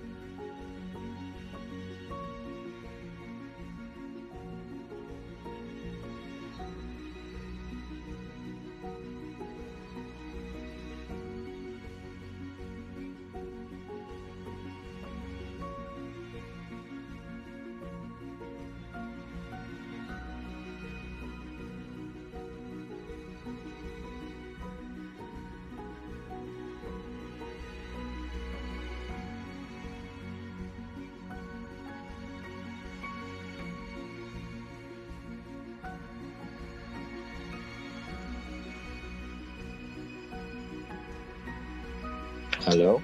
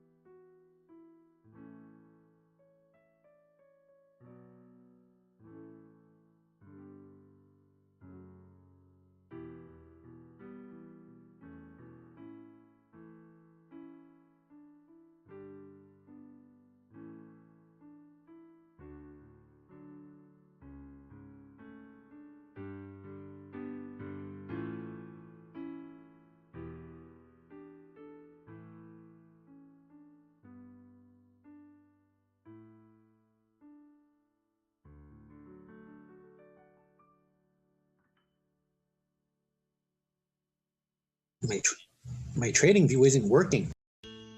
I'm in Canada.